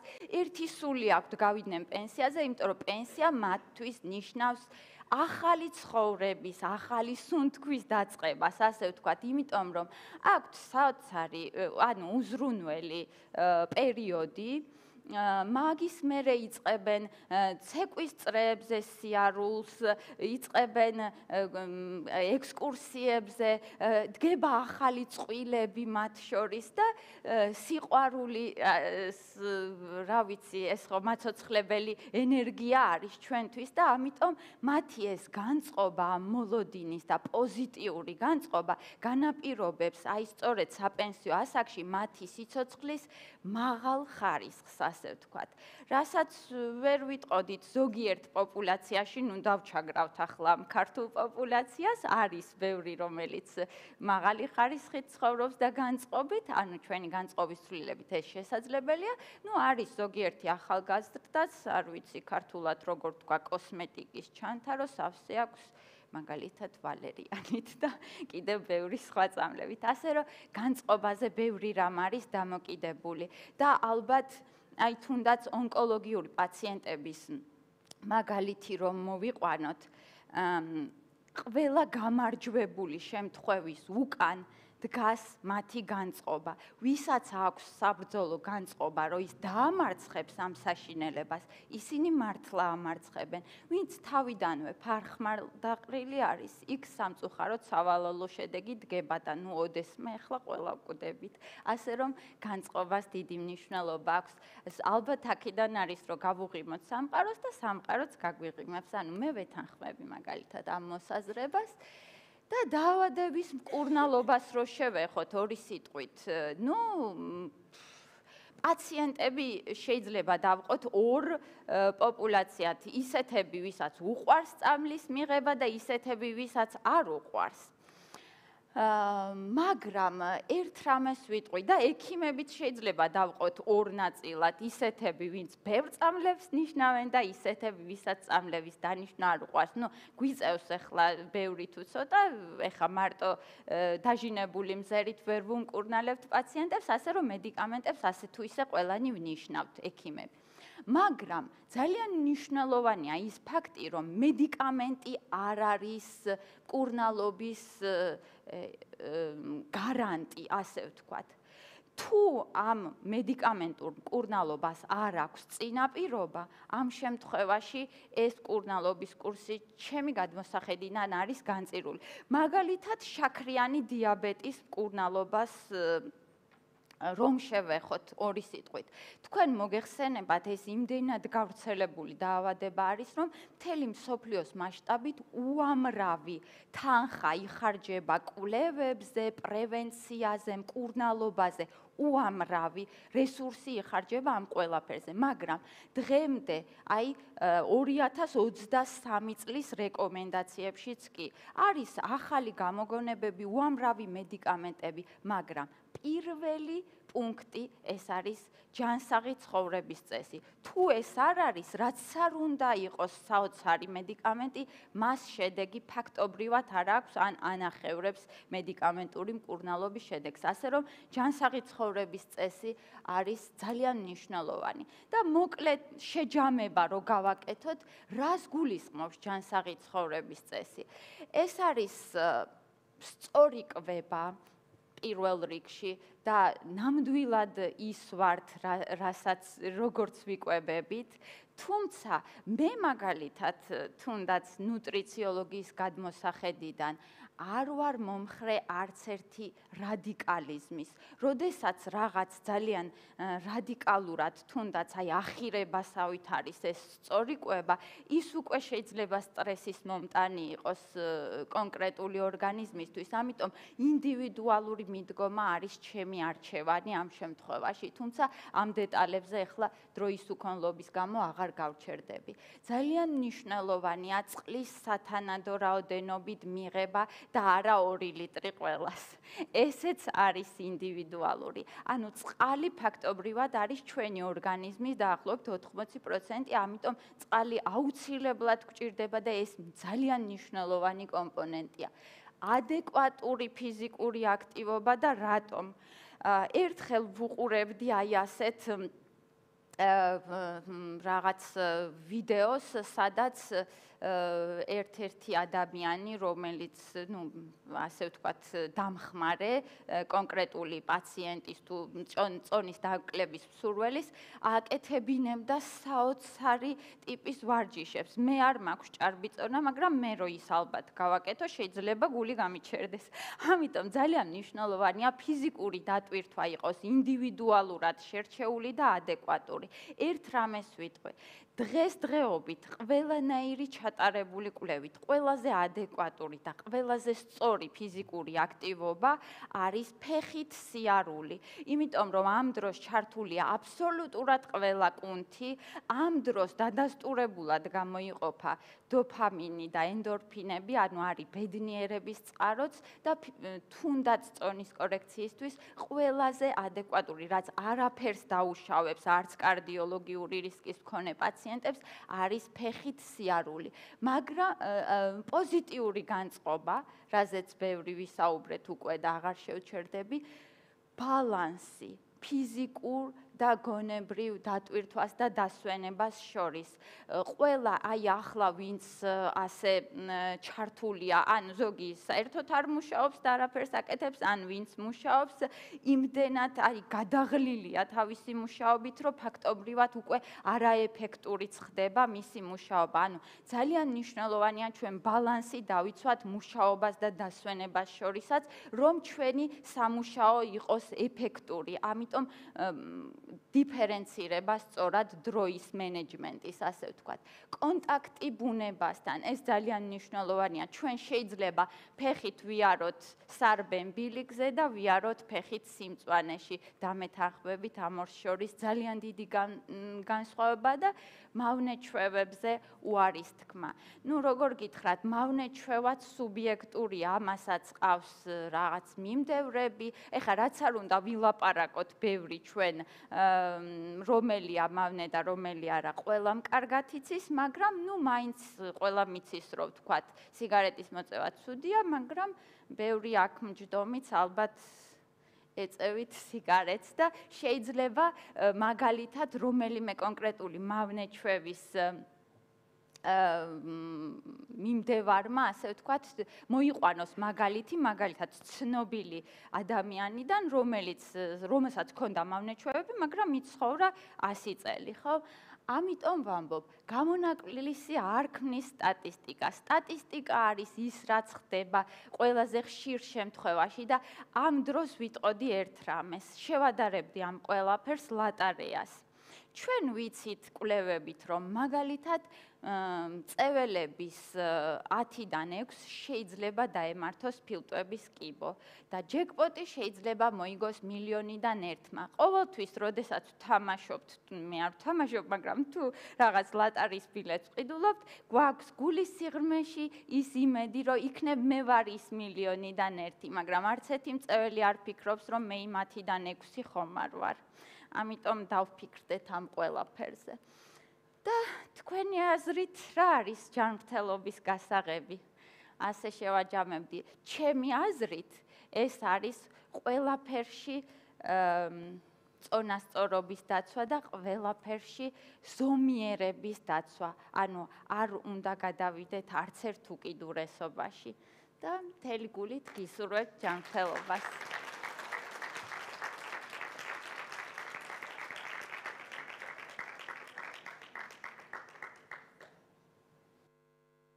გაქვთ კითხვები?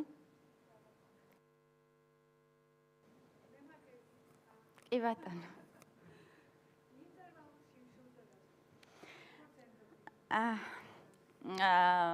ამ მეთოდს ძალიან ბევრი მიმდევარი ყავს, გარკვეული ეფექტებიც არსებობს და ბევრი ინფორმაცია არის ამ ეფექტის.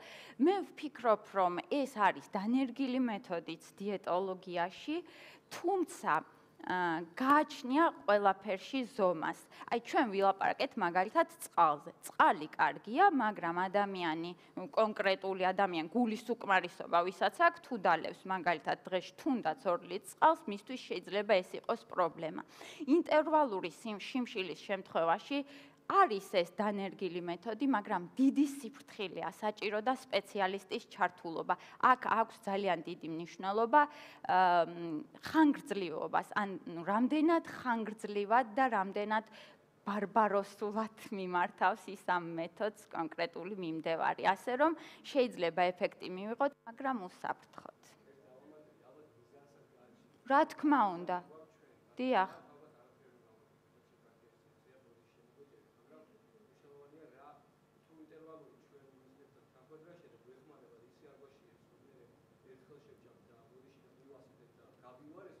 კი ბატონო.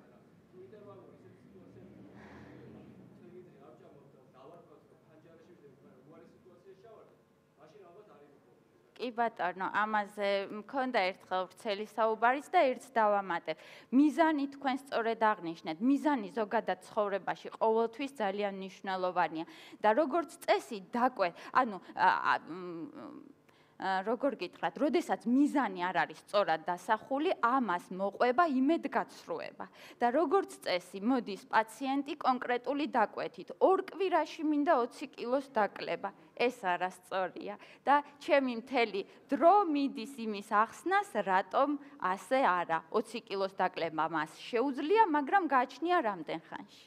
მადლობა ყურადღებისთვის.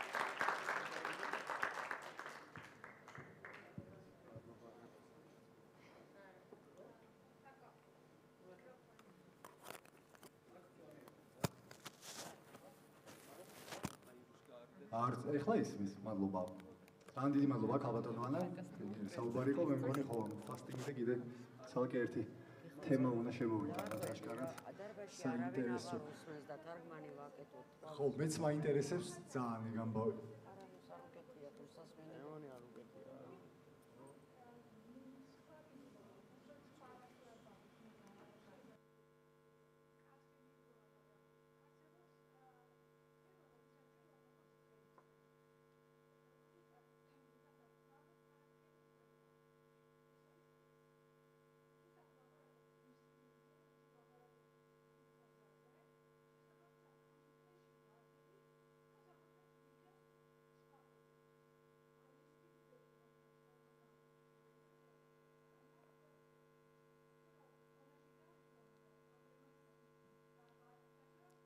ცალკე თემაა აშკარად ცალკე თემა მომწიფთა მაგაზე საუბარი.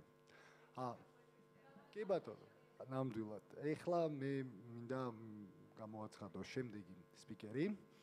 ქალბატონი რუსუდან ხვამიჩავა, ბრიტანეთის ასოცირებული ნუტრიციოლოგი და ქალბატონი რუსუდანი დღეს ჩვენ გვესაუბრება ბავშვთა ნუტრიციულ პრობლემებზე საქართველოში. ძალიან დიდი მადლობა, გთხოვთ.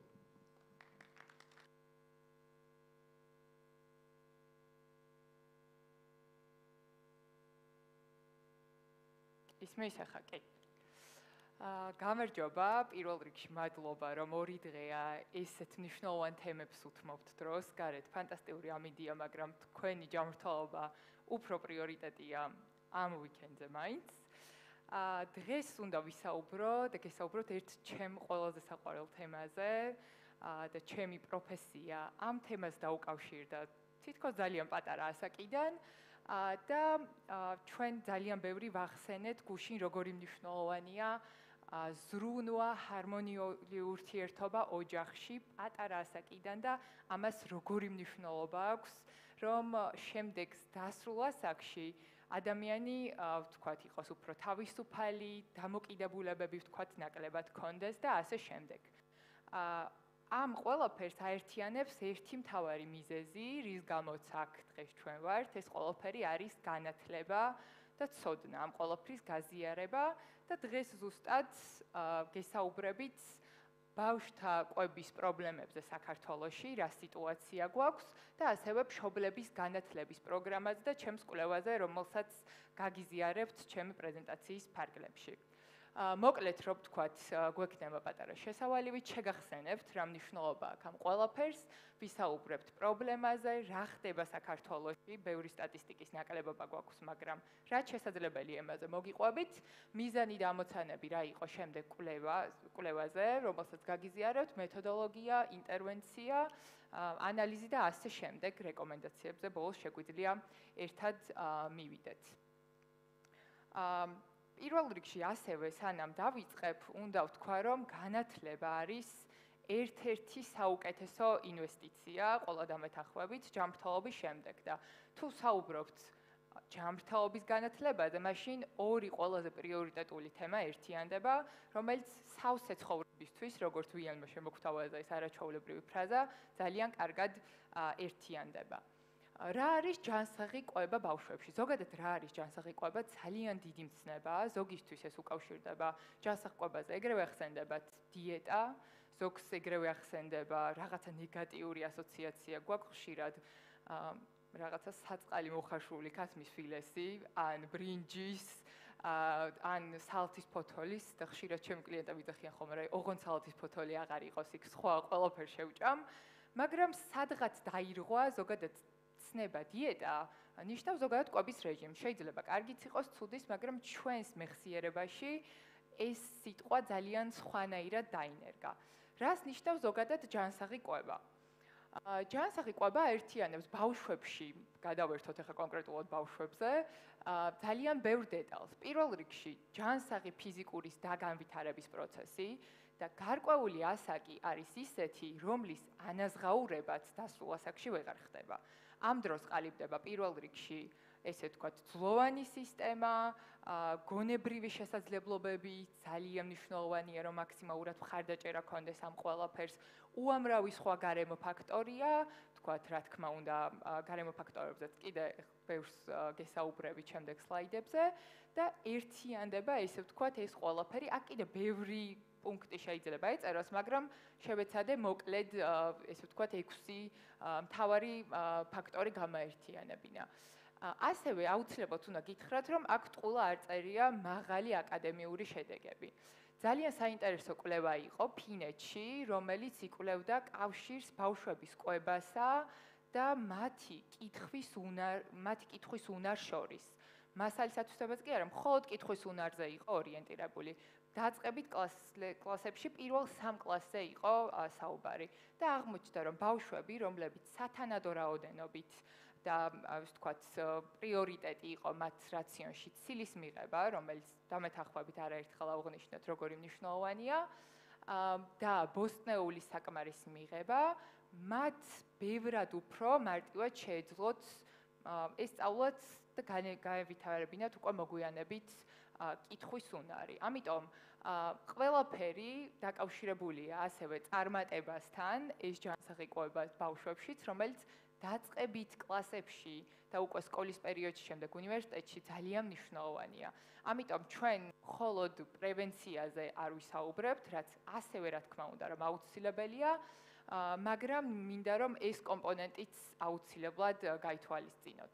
რაც შეეხება არაგადამდებელ დაავადებებს, შეგვიძლია ვახსენოთ სამწუხაროდ 1990 წლიდან 2019 წლამდე ბავშვებში დიაბეტი ტიპი 2 არის 40%-ით გაზრდილი, რაც არის ვიტყოდი საგანგაშო მაჩვენებელი და ეს ქრონიკული დაავადება ნიშნავს იმას, რომ ის ადამიანი დიდი ალბათობით დასრულ ასაკშიც, ესე ვთქვათ, იქნება მუდმივად გარკვეულ ეტაპზეც შეიძლება რა თქმა უნდა გამოსწორდეს, იყოს რეგულირებადი, მაგრამ რატომ უნდა გაიუარესოს ადამიანმა ცხოვრების ხარისხი, როდესაც ამის ძალიან დიდი პროცენტულობით ამის აცილება შესაძლებელია.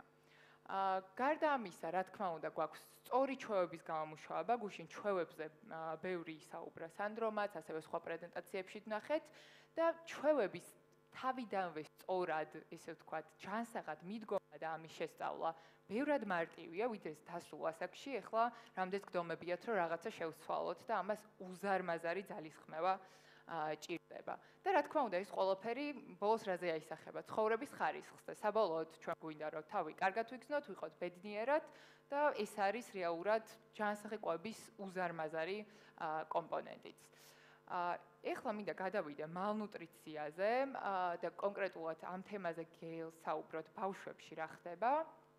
მალნუტრიცია ხშირად გონიათ ხოლმე, რომ არის მხოლოდ კვების დეფიციტი ან საჭმლის არ ქონა, როდესაც ბავშვია მაგალითად. სინამდვილეში ეს ტერმინი მალნუტრიცია ძალიან ბევრ დეტალს მოიცავს. შემიძლია გაგიზიაროთ მონაცემები, რომელიც კოვიდამდე იყო, კოვიდის შემდეგ კიდე ძალიან შეცვლილია სიტუაცია და ალბათ ამას მომავალში გავიგებთ. 200 მილიონი ბავშვი მთელი მსოფლიოს მასშტაბით 2020 წლის მონაცემებით მათ ჰქონდათ წონის და ნუტრიენტების დეფიციტი და ამავდროულად თითქმის 39 მილიონს აწუხებდა ჭარბწონიანობა, ანუ ორივე ერთად გვხვდება.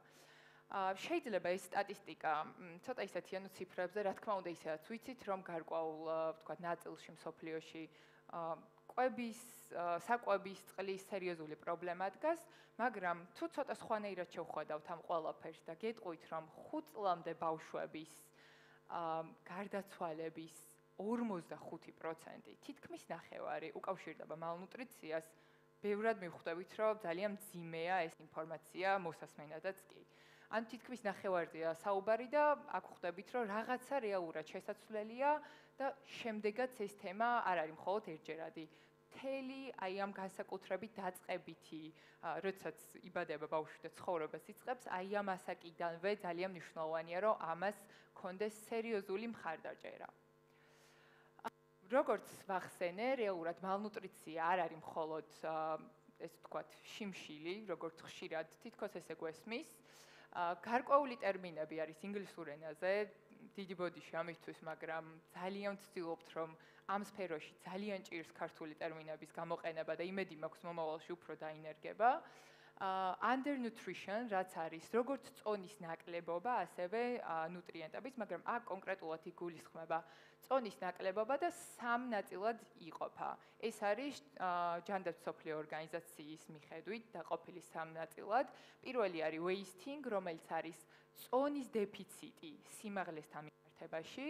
მეორე არის stunting, რომელიც არის ეს თქვა სიმაღლის ნაკლებობა ასაკთან მიმართებაში და underweight, პირდაპირ ეს თქვა წონის ნაკლებობა არის წონის დეფიციტი ასაკთან მიმართებაში. ანუ ჩვენ გვაქვს სპეციალური გაიდლაინები, რის მიხედვითაც ხელმძღვანელობ და ვაკვირდებით, ესე ვთქვათ, პირდაპირ გრაფიკი შეიძლება დაიხატოს ბავშვის ასაკის და ვთქვათ სიმაღლის და წონის ცვლილების მიხედვით. მეორე ნაწილი malnutritsiis არის მიკრონუტრიენტებით გამოწვეული malnutritsiya, დეფიციტი ან გადაჭარბებული მოხმარება. გადაჭარბებული ბევრად იშვიათად ხდება, ხშირად არის მიკრონუტრიენტების დეფიციტზე საუბარი. განსაკუთრებით მაშინ, როდესაც კალორიების მიღება ხდება, მაგრამ ის კალორია არ არის ნუტრიენტულად ღირებული.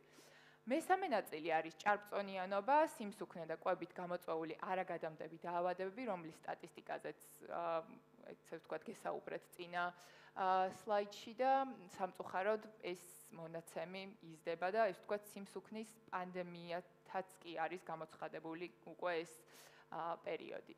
რა ხდება ამ დროს საქართველოში? ძალიან ბევრი სტატისტიკა გვაკლია საქართველოში, მაგრამ ამაზე მუშაობა მიმდინარეობს, არ არის მარტივად დასადგენი, მაგრამ ძალიან მჯერა რომ სხვადასხვა სექტორების ჩართულობით კიდევ ბევრი სხვა სტატისტიკა გვექნება შემდეგ მსგავს ღონისძიებებზე. საქართველო არის ძალიან ტიპიური შემთხვევა malnutritsიის ორი მნიშვნელოვანი ასპექტის კვეთის. ანუ ეს რას ნიშნავს? ერთდროულად გვხვდება სიმსუქნე და წონის დეფიციტის პრობლემა. რეალურად რომ დავფიქრდეთ, როგორ უნდა ხდებოდეს ეს ყველაფერი, თუ სიმსუქნის პრობლემა არის, ანუ საკვები საკმარისად არსებობს და ადამიანს თქვათ malnutritsიის სხვა პრობლემები არ უნდა ქონდეს, უნდა იღებდეს რეალურად ყველა საჭირო ნუტრიენტს, მაგრამ რეალურად ეს არის ყველაზე რთული ამბავი, რომ ვიღებთ საკმარის საკვებს შეიძლება კალორიულად, მაგრამ არა ნუტრიენტულად. ჩვენი თანამედროვე კვების ეს თქვათ გარემოც სამწუხაროდ რეჟიმით ხშირად ხელს უწყობს ამ ყველაფერს, როგორც დასულებში, ასევე ბავშვებში და სამწუხაროდ ეხმარება, რომ ყველაზე მარტივად მაღაზიაში რო შევალთ ხელმისაწვდომი იყოს უფრო მაგალითად კბილეული, ვიდრე სხვა რაღაც რამაც შეიძლება უფრო ნუტრიენტები, რაც აი ასაკობრივ კატეგორიად თუ გამოვყოფთ ბავშვებს ცალკე, მაგალითად კალციუმი, რკინა, რკინის დეფიციტი, ანემია ძალიან ხშირად გვხვდება ბავშვებში. მაგალითად ვიტამინი A, ნებისმიერი სხვადასხვა ამ ნუტრიენტების მიღება ბევრად უფრო რთული გახდა თანამედროვე რეალობაში, ვიდრე ეგრევე ხელმისაწვდომი შოკოლადის, რომელიც ზუსტად იმ თაროზე დევს მაღაზიაში, რომ ბავშვმა უკეთესად დაინახოს, ვიდრე მშობელმა. ესეც მარკეტინგული გაცვლა, რა თქმა უნდა. ასევე 7 წლის ასაკის კატეგორიაში გოგონების 22% საქართველოში და ბიჭების 26% არის ჭარბწონიანი, ეს არის კოვიდამდე მონაცემი. შეიძლება ეს ბევრად შეცვლილი იყოს და აუცილებლად გვექნება ამის მონაცემებიც მომავალში. და ასევე 2016 წელს იყო პირსის კვლევა, რომელმაც საქართველოში დაადგინა, რომ მეოთხე კლასელების, სკოლაში მეოთხე კლასელების 35% არის სამწუხაროდ მშიერი და მათ ენერგია აკლიათ იმისთვის, რომ სწავლის უნარი ქონდეთ შესაბამისი და მასალა აითვისონ. და რა თქმა უნდა, აქ ეს დეტალი იყო, რომ სანდო ინფორმაციის და კვლევების ნაკლებობა, ქართულ ენაზე სანდო ინფორმაციის და კვლევების ნაკლებობა გვაქვს სამწუხაროდ საქართველოში. რას აქვს ბავშვთა კვებაზე ძალიან დიდი გავლენა? ეს კიდევ ძალიან ბევრ დეტალს მოიცავს, მაგრამ გაერთიანებულია ძირითადი. პირველ რიგში დავიწყოთ სკოლით, სადაც ბავშვები დღის ნახევარს ატარებენ თითქმის და ძალიან მნიშვნელოვანია სკოლაში რა გარემო აქვს. სამწუხაროდ რა თქმა უნდა გატარდა და გაუმჯობესებულია დროსთან მიმართებაში, ვთქვათ, ბუფეტში რა იყიდება, რა არის ხელმისაწვდომი, მაგრამ ამის კონტროლი ბოლომდე და გადამოწმება ჯერჯერობით ვერ ხდება, შესაბამისად სკოლის ფაქტორი არც ისე მხარს უჭერს, ვთქვათ, ჯანსაღ კვებას. გარემო საერთოდ გარეთ რა ხდება, ვთქვათ, მაღაზიების, სხვადასხვა მარკეტინგი, როგორ მუშაობს კომპანიების, რომლებიც ვთქვათ, უშვებენ საბავშვო პროდუქტს, შეიძლება იყოს ძალიან კარგი, შეიძლება იყოს არც ისე ხშირად მოსახმარი. ასევე მეგობრები, იმიტომ რომ ბავშვთა ასაკი კიდე ისეთია ხშირად რაღაცა პერიოდის მერე განსაკუთრებით თინეიჯერობაში მაგალითად უფრო ვთქვათ მისაბაძი ადამიანი ხდება ხშირად ის მეგობარის გარემობისთან ერთადაც ვთქვათ ბევრ დროს ატარებენ ამ წრეს ძალიან დიდი მნიშვნელობა აქვს მაგრამ როგორც გუში მოვისმინეთ გენით ძალიან მნიშვნელოვანია რომელიც გენეტიკურად ადამიანს შეიძლება კონდეს მაგალითად ეს ვთქვათ ჩადებული ჩვენ გენებში იყოს მიდრეკილება დამოკიდებულებებზე და ასე შემდეგ ასევე მედია და სოციალური მედია ძალიან საშიში ინსტრუმენტი გახდა ამ დროის, რომელიც არის ძალიან მარტივად ხელმისაწვდომი, უფასო, ძალიან მარტივია, რომ იქ ინფორმაცია გაავრცელო, ხო, და შეიძლება საერთოდ არ იყო, ხო, მე რომ რაღაცა არქიტექტურადაც დავიწყო, რაღაცა რჩევა მივცე ვინმეს, ხო, საერთოდ არანაირი განათლება არ მაქვს ამასთან დაკავშირებით, მაგრამ იქ თუ ვინმე რამეს უყურებს, თითქოს პოპულარული გახდება ის ვიდეო, შეიძლება ძალიან მარტივად ვიღაცამ გაითვალისწინოს ის რჩევა.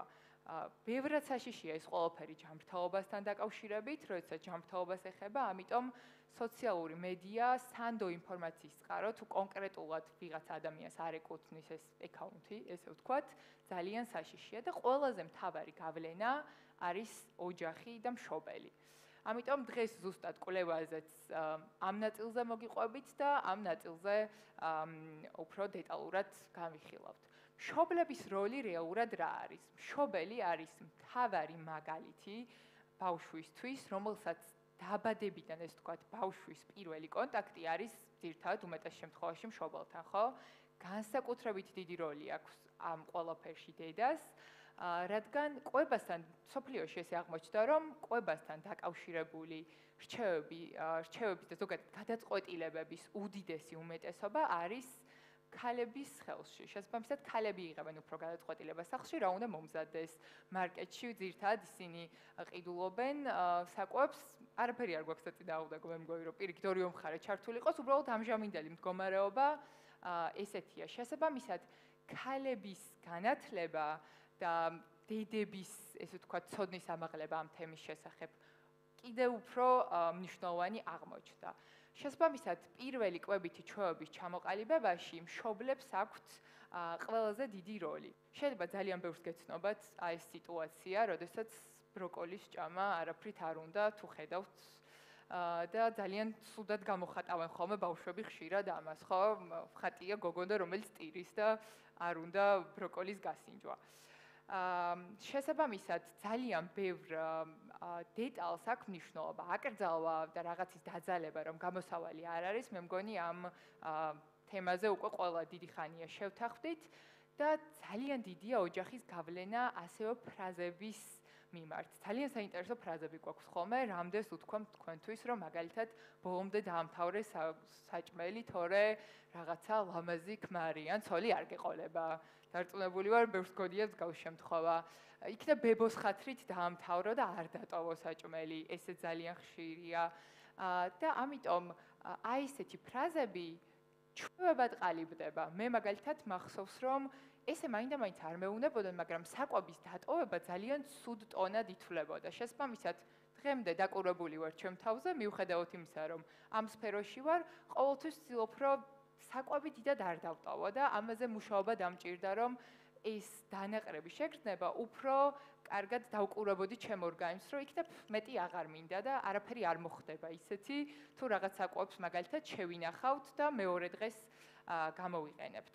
ასევე ბებიების გავლენა არის ძალიან მნიშვნელოვანი, როდესაც ბევრი ესეთ ფოტოებიც არის, ხო, რაღაც გამხდარი რომ მიდის ადამიანი და უცებ თითქოს რაღაცა ისეთი დიდი ბრუნდება, უფრო წოდა ბობატებული ბებიასთან სტუმრობის შემდეგ, იმიტომ რომ ბებიები ყოველთვის ცდილობენ რაღაცა კარგად გამოყვებონ, დარწმუნდნენ რომ არ გვშია, არ გვცივა, არაფერი არ გვიჭირს და ისე გამოგვიშვან. ეს კიდე სხვანაირად აიხსნება, იმიტომ რომ ისინი შეიძლება ისე დროში არიან გაზრდილები, რომ საკვები ყოველთვის ხელმისაწვდომი არ იყო, ამიტომ ამ ჩვევებზეც ეს კიდე ცალკე დიდი თემაა. უბრალოდ იმის თქვა მინდა, რომ ძალიან მნიშვნელოვანია ბავშვებს რამდენად, ესე ვთქვათ, ისეთ გარემო შევქმნით საკვებთან მიმართებაში, რომელიც კარგ და ცუდ საკვებად კი არ დაყოფს მაინდა-მაინც. აღარ არის ეს ვთქვათ ეს ტენდენცია მაინდა-მაინც. ბავშვებს უმეტესად ეხლა ასწავლიან, რომ საკვები არის ნეიტრალური, მაგრამ ზოგიერთ მათგანს ბევრად კარგი სარგებელი მოაქვს ჩვენთვის და უფრო კონკრეტულად ავუხსნათ რა სარგებელზეა ლაპარაკი, ვიდრე რომ კარგია შევჭამოთ ან არ ვარ გამოდი, აღარ გვინდა და საერთოდ არ ვიყიდოთ ესეთი რამე. ინტერვენცია და მიზანი რა იყოს და ამოცანები კვლევის, რომელზეც ჩვენ ვიმუშავეთ, ეხლა მოგიყვებით. ეს იყო საქართველოში პირველი კვლევა და ინტერვენცია, რომელიც მიზნად ისახავდა ბავშვთა კვების რაციონის და ჩვევების გაუმჯობესებას მხოლოდ მშობლების განათლების გზით. ანუ ჩვენ არაფერს სხვას არ ვაკეთებდით, გარდა იმისა, რომ მშობლებთან მუშაობდით ცნობიერების ამაღლებაზე. ასევე ძალიან დიდი პრობლემა რაც იყო, რომ არ არსებობდა რეალურად baseline studies, რაც ვეძახით, საწყისი კვლევა არ არსებობდა ამ თემასთან დაკავშირებით, ამიტომ ნოლიდან მოგვიწია ამ ყველაფრის დაწყება. ეს ყველაფერი, ისე ვთქვათ, 4 მთავარ ამოცანად ჩავშალეთ. პირველი იყო მშობლების კვებითი განათლების დონის დადგენა. უნდა გქონოდა და მანამდე რა იცოდნენ, რომ შემდეგ შეგვეფასებინა და ამავდროულად ბავშვთა კვების რაციონის და ჩვევების ამოცნობა, იდენტიფიკაცია, ბავშვები რეალურად რა სჭამენ სახლში. მეორე იყო შემდეგი ეტაპი, საგანმანათლებლო მასალების შემუშავება მშობლებისთვის და კონკრეტულად უნდა ყოფილიყო ქართულ ენაზე, იმიტომ რომ ქართულ ენაზე მასალები ძალიან გვიჭირს. ასევე მესამე იყო უკვე რეკომენდაციების და ნუტრიენტულად ღირებული, nutrient dense, რასაც ვეძახით და არა energy dense, ანუ არა ენერგეტიკულად ღირებული მაინდა-მაინც რეცეპტების შედგენა მშობლებისთვის, რომლებიც ადაპტირებული იყო იმ საკვების მიხედვით, რასაც ყველაზე ძალიან ხშირად მოიხმარდნენ, მაგალითად, ეს შეიძლება ყოფილიყო ქართული ტრადიციული ხაჭაპური, შეგვეთავაზებინა რაღაცა ცოტა უფრო გაუმჯობესებული ვერსია. და მეოთხე იყო კვებითი ცნობიერების ამაღლება მშობლებში და პრაქტიკული რეკომენდაციების შეთავაზება. თეორია ყველამ კარგად იცის შეიძლება, მაგრამ პრაქტიკული რეკომენდაციები ძალიან გვაკლია. რა იყო მეთოდოლოგია რეალურად და კრიტერიუმები? მონაწილეთა კრიტერიუმები იყო შემდეგი, რომ სკოლის დაწყებითი კლასის მოსწავლეები ჩავრთეთ, კლასის მშობლები ჩავრთეთ ამ ყველაფერში, იმიტომ რომ 6-დან 12 წლის ჩათვლით ეს არის ის პერიოდი, როდესაც მშობელი იღებს გადაწყვეტილებას ჯერ კიდევ თინეიჯერობის პერიოდში უკვე ერთობიან ბავშვები აქტიურად, თქვათ, თვითონ აქვთ რაღაც ფული, ყიდულობენ მაღაზიაში, მაგრამ ამ დროს ყველაზე კარგად შეიძლება მათი, თქვათ, დაინტერესება. თბილისის მაცხოვრებლები იყვნენ, რადგან ეს ვთქვათ, თბილისის მონაცემები გვჭირდებოდა და დიდი იმედი მაქვს მომავალში აუცილებლად რეგიონებიც უნდა ჩაერთოს ამ ყველაფერში და საჯარო და კერძო სკოლის მოსწავლეების მშობლები უნდა ყოფილიყვნენ, რომლებიც არ იღებდნენ არანაირ ეს ვთქვათ, განათლებას კვებასთან დაკავშირებით. ამიტომ ჩვენი განათლების გაზომვა შეგვეძლო. მეთოდოლოგია იყო შემდეგი გამოკითხვის, ეს იყო 2 ტიპის ონლაინ კითხვარი, ეს ყველაფერი დავიწყეთ კოვიდის დროს, შესაბამისად ონლაინ კითხვარი იყო ძალიან მნიშვნელოვანი. იყო 2 ტიპის მთავარი კითხვარი, ერთ-ერთი არის KAP, რაც არის knowledge, attitude and practice, ძალიან ცნობილი კითხვარი, რომელიც სხვადასხვა ეს ვთქვათ, ორგანიზაციების მიერ უკვე საერთაშორისო საკმაოდ ხშირად გამოიყენება. ეს არის ცოდნა, მიდგომა და პრაქტიკა. რა ცოდნა ქონდათ, რა პრაქტიკებს იყენებდნენ კვებასთან დაკავშირებით, როგორ უყურებდნენ სხვადასხვა ვთქვათ საკვებს. და ასევე იყო მეორე FFQ, ბევრად უფრო ცნობილი food frequency questionnaire, ეს ვთქვათ, კვების სიხშირის კითხვარი, მაგრამ სიხშირის გარდა ჩვენ აქ დავამატეთ ასევე რაოდენობები, ეს ვთქვათ, ულუფები. შესაბამისად, რაოდენობრივი და თვისობრივი კვლევა ორივე ერთად გაერთიანდა და 2 კითხვარის კვეთით ერთდროულად მივიღეთ ბევრად უფრო საინტერესო შედეგი, რადგან საწყისი კვლევა ამ თემაზე არ არსებობდა, შესაბამისად, ჩვენ მოგვიწია, რომ ერთად ჩაგვეტარებინა ეს ყველაფერი. პროგრამა როგორ გამოიყურებოდა რეალურად, ეს იყო 10 კვირიანი პროგრამა, როდესაც მშობლები შეავსებდნენ ორივე კითხვას, შემდეგ ერთვებოდნენ და იყო 10 კვირიანი საგანმანათლებლო პროგრამა. პირველი 10 კვირის განმავლობაში მათ ჰქონდათ კვებას ჯანსაღყვებასთან დაკავშირებით 10 ვებინარი, ანუ ყოველკვირეულად. ეს იყო წინასწარ ჩაწერილი და შეეძლოთ თავისთვის კომფორტულ დროს ეყურებინათ, შესაბამისად ის რომ სამსახურის გამო ვერ უყურეს ან რაღაცა ეს პრობლემა არ იდგა. 10 ეს თქვათ handout-ის ინფორმაციის მასალა, ესე ვთქვათ, გაზიარება ხდებოდა, შეჯამება ამ ვებინარების უბრალოდ ერთ ფურცელზე, რომ შეეძლოთ გამოიყენებინათ, ამოებეჭდათ, თქვათ, მაცივარზე მიეკრათ ან რაღაცა ისეთი, რომ ყოველდღე ქონოდათ ამასთან შეხება და 10 ონლაინ შეხვედრა გქონდა, ეს თქვათ, ყოველკვირეულად Zoom-ში მშობლებისთვის თუ რაღაც დამატებითი კითხვა ქონდათ, რომ მათ შეეძლოთ დაესვათ, გაეზიარებინათ და ასე შემდეგ. მათთვის იყო ეს დრო მთლიანად გამოყოფილი. მონაწილეები საკმაოდ ბევრი შევკრიბეთ, ესე ვთქვათ, ძალიან კარგი მონაცემები მივიღეთ. პილოტურში იყო მხოლოდ 41 მშობელი, დაახლოებით ბიჭების და გოგონების მშობლები ერთნაირად იყო დაცული.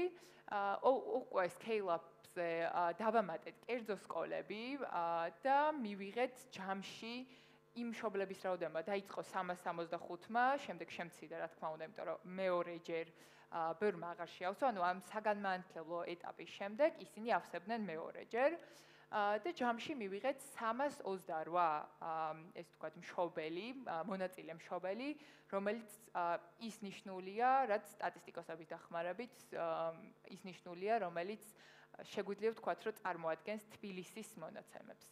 როგორც გითხარით, 3 ფაზა იყო, პირველი გამოკითხვა ინტერვენციამ და შემდეგ 10 კვირიანი ინტერვენცია, საგანმანათლებლო ვებინარები და შეხვედრები და უკვე გამოკითხვა ინტერვენციის შემდგომ, რომ გაგვეგო რეალურად რამე ზეგავლენა ქონდა ამ საგანმანათლებლო, ეს თქვათ 10 კვირიან მასალების გაზიარებას და საუბრებს თუ არა.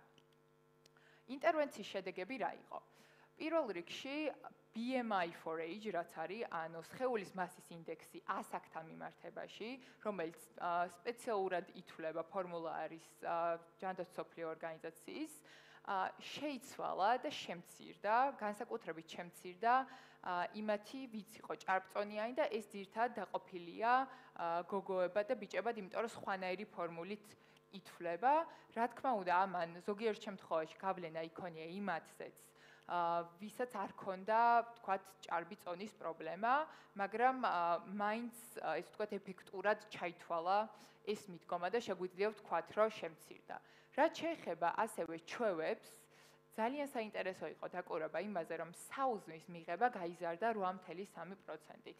მანამდე იღებდა 85, 76 და 1% და შემდეგ თითქმის 85. შესაბამისად, საუზმე ძალიან მნიშვნელოვანი კომპონენტია, უკავშირდება ენერგიას, საკმარის, ეს ვთქვათ, კონცენტრაციას სწავლისთვის და ასათვისებლად და ძალიან მნიშვნელოვანი იყო ეს ყველაფერი.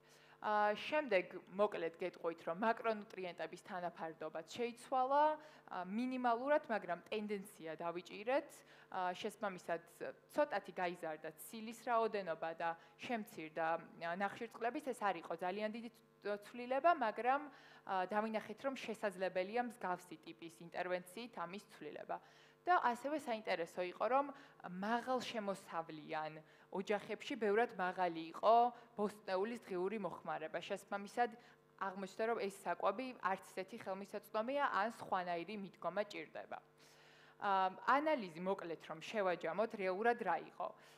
ამაღლებული ცნობიერება ქონდა, მშობლები იყვნენ ბევრად თავდაჯერებულები, მეტი მრავალფეროვანი კვება ქონდა, თქვათ, ბავშვებს რაციონში, გაუმჯობესდა მათი ჩვევები. ასევე საგრძნობი გავლენა ქონდა არა მარტო ბავშვების ჩვევებზე, არამედ ოჯახის ჩვევებზეც კი, იმიტომ რომ ბავშვზე როდესაც ცდილობენ რაღაცის ცვლილებას, ეს ყოველთვის აისახება ოჯახზე და ძალიან კარგი გასაღებია ბავშვი, რომ შემდეგ შევცვალოთ მთელი ოჯახის კვება და რაც ამ მნიშვნელოვანი, რა თქმა უნდა, მსგავსი ტიპის ინტერვენცია ვერჯოს ვერ ჩაანაცვლებს პერსონალურ რეკომენდაციას, მაგრამ რა თქმა უნდა, როდესაც გვინდა მთელ საზოგადოებაზე ვიქონიოთ გავლენა, ეს ძალიან მნიშვნელოვანი კომპონენტია. მოკლედ მინდა ბარიერებზე შევეხო და დავასრულებ. რეალურად რა ბარიერებია ბავშვებში კი არა, მშობლებში, რის გამოც არ აქვს საკმარისი ინფორმაცია. ეს არის კომუნიკაციის პრობლემა, ენის ბარიერი, იმიტომ რომ არ არსებობს ქართული საკმარისი მასალა, ჭარბი გაუფილტრავი ინფორმაცია, ძალიან უჭირთ ხოლმე, რომ ინტერნეტში იმდენი მასალა რა გამოვიყენოთ, აღარ ვიცით. რესურსების ნაკლებობა, რაც ვთქვათ, ფინანსური ბარიერი, ან ცდომის ნაკლებობა, ვთქვათ, რაღაცა კონკრეტული ინფორმაციის გამოყენება უნდათ, ან წიგნის, ან რაღაცის და ვერ ყიდულობენ, დროის დეფიციტი, დატვირთული რეჟიმის გამო ვერ ახერხებენ და არასასიამოვნო გამოცდილება, ნდობის დეფიციტი, რაც ვთქვათ, წარსულ არც ისე კარგ გამოცდილებას უკავშირდება მაგალითად. შეჯამება არის ის, რომ სავსებით შესაძლებელია განათლებით შევცვალოთ ბავშვთა კვების, ეს ვთქვათ, რაციონის და ჩვევებით და ამაზე ასევე ზემოქმედება მოვახდინოთ მშობლებზეც და მთელ ოჯახზე და აბსოლუტურად ღირს მსგავსი ტიპის ინტერვენციაში, ეს ვთქვათ, რესურსის ჩადება. რეკომენდაციები არის, რომ კვლევები უნდა გავაგრძელოთ, ეტაპობრივი ცვლილება უნდა მოხდეს, ეს არ იქნება, რა თქმა უნდა, ერთდღიანი, ესე უცებრო რაღაც შევცვალოთ. ქართულენოვან მასალებზე უნდა გქონდეს წვდომა და შემდეგ ალბათ უნდა არსებობდეს განათლების სისტემაშიც მსგავსი განათლების რაღაცა მიმართულება, რომელიც კვებაზე იქნება ორიენტირებული. დიდი მადლობა ყურადღებისთვის. არ შემიძლია რომ არ ავღნიშნო ბოლოს ის ფაქტი, რომ პირველ რიგში ჯანმრთელ ბავშვებს სჭირდებათ ჯანმრთელი დედა და რადგან ვარდისფერი ოქტომბერია, აუცილებლად გავუსვათ იმას ხაზი, რომ ოქტომბერი ზოგადად ეთმობა ძუძუსკიბოს შესახებ ცნობიერების ამაღლებას და აუცილებელია რომ დედებმა და მშობლებმა ზოგადად პირველ რიგში საკუთარ ჯანმრთელობაზე იზრუნონ, რაც შემდეგ ბავშვებზე ძალიან კარგად ვრცელდება. ძალიან დიდი მადლობა.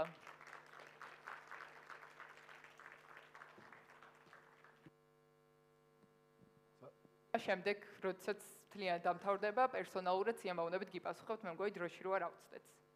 ძალიან დიდი მადლობა ქალბატონოსთან. ეხლა ასევე ჩემთვის ძალიან დიდი პატივია, რომ შემდეგი გამოსვლელები გამოვაცხადო. ბატონი სულხან ლომინაძე, კავკასიის მედიცინის ცენტრის სამედიცინო დირექტორი და ქვეყანაში წამყვანი კარდიოქირურგი, მე ესე ვიტყოდი, და ბატონი სანდრო ნოზაძე, სერტიფიცირებული ნუტრიციის კოუჩი. გაგვესაუბრებიან კარდიოვასკულარულ დაავადებებზე და ქართულად თუ სწორედ გადმოვთარგმნე ცხოვრების წესით მათ პრევენციაზე. მშვენიერი. მადლობა. მოგესალმებით.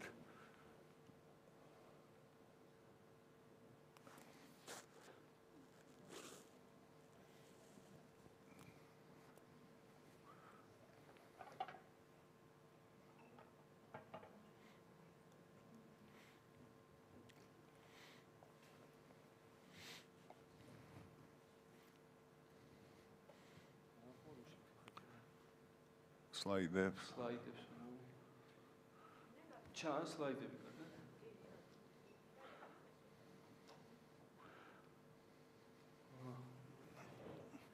დავიწყოთ. ახლა ფორმოვიდე შემსკრავს. მეგონი ესე ხორჯობია უფრო. გაიცა. დიდი მადლობა. ძალიან ისეთი დივერსიფიცირებული თემები გვაქვს, ყველა რა თქმა უნდა კავშირში არის ჯანმრთელობასთან და დღეს ჩვენ ბატონ სულხანთან ერთად ვისაუბრებთ სოფლიოში ნომერ 1 კვლელზე, რომელიც არის გულსიზავთა დაავადებები. ამ თემასთან დაკავშირებით ძალიან ბევრი მითი არსებობს და ერთ-ერთი მე ვიტყოდი და ბატონ სულხანიც ალბათ დამეთანხმება, ერთ-ერთი ყველაზე რთული მექანიზმია ზოგადად საერთოდ გულსიზავთა სისტემას რაც ეხება და მაგრამ ამის და მიუხედავად ადვილად განკურნებადი. ასე რომ დავიწყებთ მოკლე სტატისტიკას. მოკლედ გულსიზავთა დაავადება ითვლება ნომერ 1 კვლელად სოფლიოში. შარშანწინდელი სტატისტიკით 20 მილიონამდეა ლეტალური შედეგი გულსიზავთა დაავადებიდან გამომდინარე. სამწუხაროდ საქართველოს სტატისტიკა არ არსებობს. შემიძლია ამერიკის შეერთებული შტატების სტატისტიკა მოგიყვანოთ, სადაც 700,000 კაცი კვდება ყოველწლიურად. ყოველი მეხუთე სიკვდილი არის გულსიზავთა სისტემიდან გამოწვეული, რომელიც მოიცავს როგორც კორონარული, ასევე სხვა არტერიული დაავადების, სხვა არტერიების დაზიანებით გამოწვეულ სიკვდილიანობას და ამერიკის ბიუჯეტს ყოველწლიურად გულსიზრახვა დაავადებიდან გამომდინარე მკურნალობა უზის სადღაც 240 მილიარდი დოლარი. გადავიდეთ შემდეგ სლაიდზე. ალბათ გულსიზრახვის სისტემაზე. ხო. ხო, ეხლა უბრალოდ მარტივად აი შოვანია რას ნიშნავს საერთოდ გულსიზრახვის სისტემა, რომ ვიზუალურადაც ვნახოთ და კი ბატონო.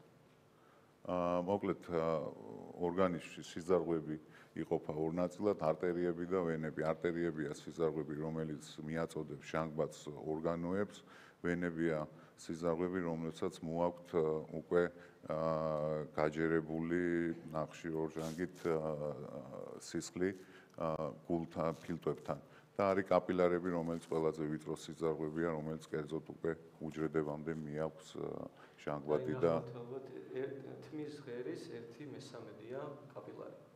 ანუ რამხელა დატვირთვა გულს, რომ ისე დანიშნულების წერტილამდე როგორც მე მესმის სულხან რომ მივიდეს სისხლი, აქ უნდა გაიაროს ყველა დატვირთვა გულს, რომ თითის ბოლომდე კაპილარში რომ გავიდეს სისხლი, რომელიც თმის 1/3-ია. უბრალოდ რომ წარმოვიდგინოთ, რასთან გვაქვს შეხება. მოკლედ ამ დაავადებას სჭირდება წლები რომ განვითარდეს, თუმცა არსებობს რისკ ფაქტორები, რომელიც ზოგი ჩვენზეა დამოკიდებული, ზოგს ჩვენ ვერ განაგებთ. გადადი.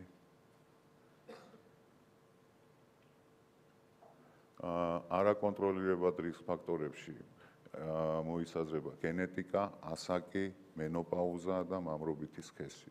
კონტროლირებადში თამბაქოს მოხმარება, არაჯანსაღი კვება, სიმსუქნე, დიაბეტი, მაღალი არტერიული წნევა და უმოძრაო ცხოვრების წესი. და მეტაბოლური სინდრომი და მაღალი ხოლესტერინი სისხლში. რაზეც მე ბატონი სანდრო გააკეთებს დეტალურად ახსნას რითი ზიანდება სიზარღვები. არსებობს დიაგნოსტიკის მრავალი მეთოდი, ყველაზე მარტივი არის ექოკარდიოგრამა, ელექტროკარდიოგრამა, სისხლის ანალიზი, ფიზიკალური გასინჯვა, დატვირთვის ტესტი და კორონაროგრაფია. კორონაროგრაფია არ ჩანს. კათეთერიზაცია. ხო, კორონა. მეც არ ვიცოდი შენ რომ მითხარი. კათეთერიზაცია რას ნიშნავს? იგივეა. კათეტერით შედიან და ნახულობენ სიზარღვებს, კონტრასტი შეყავთ და ნახულობენ როგორც გულის, ასევე თავის ტვინის და ნებისმიერ არტერიულ სიზარღვებს. აი სლაიდზე ჩანს ჯანსაღი სიზარღვი როგორ გამოიყურება, როგორ ხდება მერე მის კედელზე ხოლესტერინიდან გამოწვეული ათეროსკლეროზული ფოლაქის წარმოქმნა და მერე როგორ ანხორციელებს ეს ფოლაქის სიზარღვის შევიწროვებას და აქედან გამომდინარე მერე უკვე როდესაც იხურება სიზარღვი ან კრიტიკულად ვიწროვდება, ხდება ის ყველაზე კარგ შემთხვევაში სტენოკარდიული შეტევა, როდესაც ადამიანს აქვს გამოხატული ჩივილები და რის გამოც მერე მიმართავს ექიმს. სულხან, ამას ტკივილი აქვს თუ შეიძლება უსიმპტომოც იყოს? არა, შეიძლება უსიმპტომოც იყოს. 5%-ში არის უსიმპტომო. შეიძლება საერთოდ სიმპტომი არ იყოს და უკვე პოსტფაქტუმ რაღაც. რაც უფრო იხურება, უფრო თუ შეიძლება დიაბეტიანებში საერთოდ არ აქვს ტკივილი. თითქმის 90% ტკივილის ფაქტორი დიაბეტიანებში არ აქვს და ასე რომ მანდარის ყველაზე ცუდი გამოსავლიანობა, იმიტომ რომ დაგვიანებულია მერე დიაგნოსტიკაც, ჩარევაც და ოპერაციაც კი. ეს არის კათეთერიზაციის შემდგომ რა მოყვება კორონაროგრაფიას, როდესაც ვნახულობთ დაზიანებულ სიზარღვს, ხდება მისი ბალონირება და მერე უკვე მასში სტენტის ჩაცმა, რომელიც არის პოლიმერი ან მეტალის და ზუსტად იმ შევიწროებულ ადგილზე ხდება გაფართოვება სიზარღვის. თუმცა მინდა აღვნიშნო, რომ ოპერაციის უპირატესობა რატოა ზოგადად, რომ ეს სტენტი ისმება იმ ადგილას, სადაც უკვე პროცესი მიდის და ეს შემდგომშიც გრძელდება და ხდება მერე ამ სტენტის შევიწროება თუ არ ხდება პრევენცია და თუ მაინც აგრესიულია ხომ არ არის, როდესაც აგრესიული ათეროსკლეროზია და ვერ აჩერებ რა. სულხან, მე თუ სწორად მესმის, ეს შევიწროება ეხლა არის ის, რაც წინასურათზე იყო ქოლესტერინის შემცირება, ხო? ანუ წარმოვიდგინოთ, ეს არის არტერია და მოდი გადავიდეთ მაინც რა ვხსნათ. ანუ მარჯვენა მხარეს სურათში რაც არის, ეს არის დალექილი ქოლესტერინის არტერიების კედლებში. აქეთ ხარეს იგივეა, ეს უბრალოდ ეს ბალონირება ნიშნავს, რომ აი ამ ორ კედელს წევს და სისხლი ისე უბრუნდება თავის პირველად, ასე ვთქვათ, მოძრაობის ტემპს. და შემდეგი ეტაპია თუ ან ვერ ხერხდება სტენტირება, ან დაგვიანებულია, ან არის დაზიანების ლოკალიზაცია და ხარისხი ისეთი, რომ სტენტირება მაღალ რისკთანაა დაკავშირებული, ამ შემთხვევაში უკვე ხდება კორონარული შუნტირება, ანუ იმ დაზიანებულ სიზარღვებში შემოვლითი გზით სისხლის მომარაგების აღდგენა და მიწოდება იმ უბნისთვის, რომელსაც კონკრეტულად ეს დაზიანებული სიზარღვი კვებავდა. სულხან, ჩვენ წინა სლაიდი რაც ქონდა, ეს არის? ნუ ხო ეხლა სურათ. არა, ბალონირება არ არის. ნუ მოდი ასე ვთქვათ, რომ ეხლა შევიწროება ჩავთვალოთ ეგ, თუმცა არ ემთხვევა გულზე და იქ ხო და აი შევიწროების დისტალურად ან შემდგომ კეთდება შემოვლითი გზა, შუნტი ან არტერიული ან ვენური. ის არის უკვე ყველაზე ცუდ ვარიანტი, ხო, რა ვეღარ ატარებს ეს და რაც ამოფეგა, ყველაზე კარგი ვარიანტი. ეხა კონფერენციაზე პანელური დისკუსია იყო ერთი კვირის წინ ვენაში და სტენტირება თუ კორონა ისაო შუნტირებაო და ერთი გამოვიდა და თუ გინდაო ქალიშვილთან ერთად ყავადალიო, მაშინ სტენტი ჩაისვიო და შვილიშვილთან ერთად ითად თუ გინდა თამაშიო, მაშინ შუნტირება გაიკეთება. აი ეგ განსხვავება ამ ორ ხო და ანუ ამის ყველაფრის გამომწვევი მიზეზი არის ისევ და ისევ ის ხოლესტერინი და ის რისკ ფაქტორები, რაზეც ჩვენ ვისაუბრეთ და ეხა ბატონი სანდრო უფრო დეტალურად გაჩერდება და მოგვითხრობს ხოლესტერინის კარგზე და ცუდზე. მადლობა. საქართველოში ნუტრიციის კოუჩი ვარ, მაგრამ ხშირ შემთხვევაში მიწევს ისეთ თემებზე ლაპარაკი, რაც შეიძლება იყოს სამედიცინო კომპეტენცია. მე არ ვარ ექიმი, ისიც მესმის, რომ ძალიან ბევრი რამე არ ვიცი, მაგრამ ვალდებულად ვიქრავს, რომ პრევენციის კუთხით, როდესაც ჩემთან კლიენტი მოდის და სწორაზე ლიპიდურ თხოვრო ქოლესტერინის ანალიზს მომიტანოს, უბრალოდ ვიცოდე მე თვითონ რას ნიშნავს ეს და რა დამაზიანებები შეიძლება იყოს ორგანიზმისთვის. და ეს ინფორმაცია თქვა გადამოწმებულია, მაგრამ ძალიან რთული სისტემაა და ვეცადე რომ მარტივად გადმომეცათ თქვენთვის. ანუ რა არის ქოლესტერინი?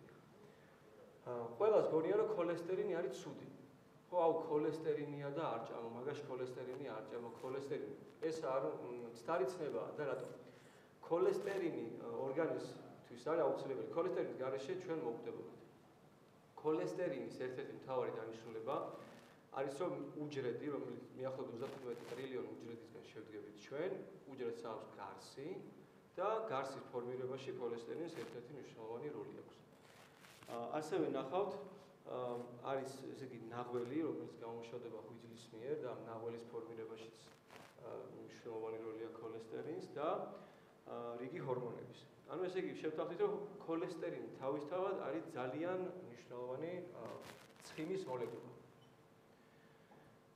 ეხლა გადავდივართ ძალიან რთულ თემაზე, რომელიც ვეცადე რომ ამეხსნა მარტივად. ქოლესტერინი არის ცხიმი და წარმოვიდგინოთ ჭიქაში, რომ ჩვენ ჩავასხათ, თქვათ, ზეთი, ანუ ის არც იხსნება, მაგრამ ვერ გადაადგილდება. ანუ ქოლესტერინი არის ცხიმი, რომელიც სისხლში ვერ გადაადგილდება თავისით, თუ მას არ მივეცით ტრანსპორტი. ეს ტრანსპორტი ამ შემთხვევაში არის გემი, რომელზეც დევს კონტეინერი. წარმოვიდგინეთ, კონტეინერი არის ქოლესტერინი, გემი არის ლიპოპროტეინი. ეხლა გადავიდეთ და ეს ხო ძალიან მარტივად ბავშვურად ახსენით. ეხლა ნახოთ, აი ეს გემი რეალურად არის აი ესეთი რთული ლიპოპროტეინი. მოიცა, დავიწევით თორე. ეს ავდგები ერთ ნახოთ. ეს მოძრაობა მიყვარს იმის დროს. აი, მოდი ეს კამერა გავხსნით. ხო, ესეთი მარტივიც არ არის გემივით როგორც ჩანს, მაგრამ ლიპოპროტეინი არის ის ტრანსპორტი, რომელიც ქოლესტერინს ძირითადში მათ შორის არის კიდე ტრიგლიცერიდები, რომელიც ხმის შენახვის ფორმა არის ორგანიზმში. ახდენს ამის ტრანსპორტირებას იმ უჯრედებამდე, რომ უჯრედება მიიღოს ქოლესტერინი. ასევე თითოეულ გემს, ეხლა ანალოგს გავავლებ ეხლა და მე გეტყვით რატო ვაკეთებ მაგას. გემს აქვს ერთი ღუზა, ხო? თუ ორი, რამდენი აქვს? ნუ ჩავთვალოთ რომ ერთი აქვს, რა. გააჩნია გემს. ჩავთვალოთ რომ ამ გემს აქვს ერთი ღუზა. ყველა ლიპოპროტეინს აქვს ერთი ღუზა. და ეს ღუზა არის აი ეს პროტეინი, ამას ქვია აპოლიპოპროტეინ B. არ დაიმახსოვროთ სახელი, უბრალოდ დაიმახსოვროთ ღუზა. და გეტყვით რატო. ესე იგი შევთავაზოთ რომ ქოლესტერინის გადაადგილებას სჭირდება გემი.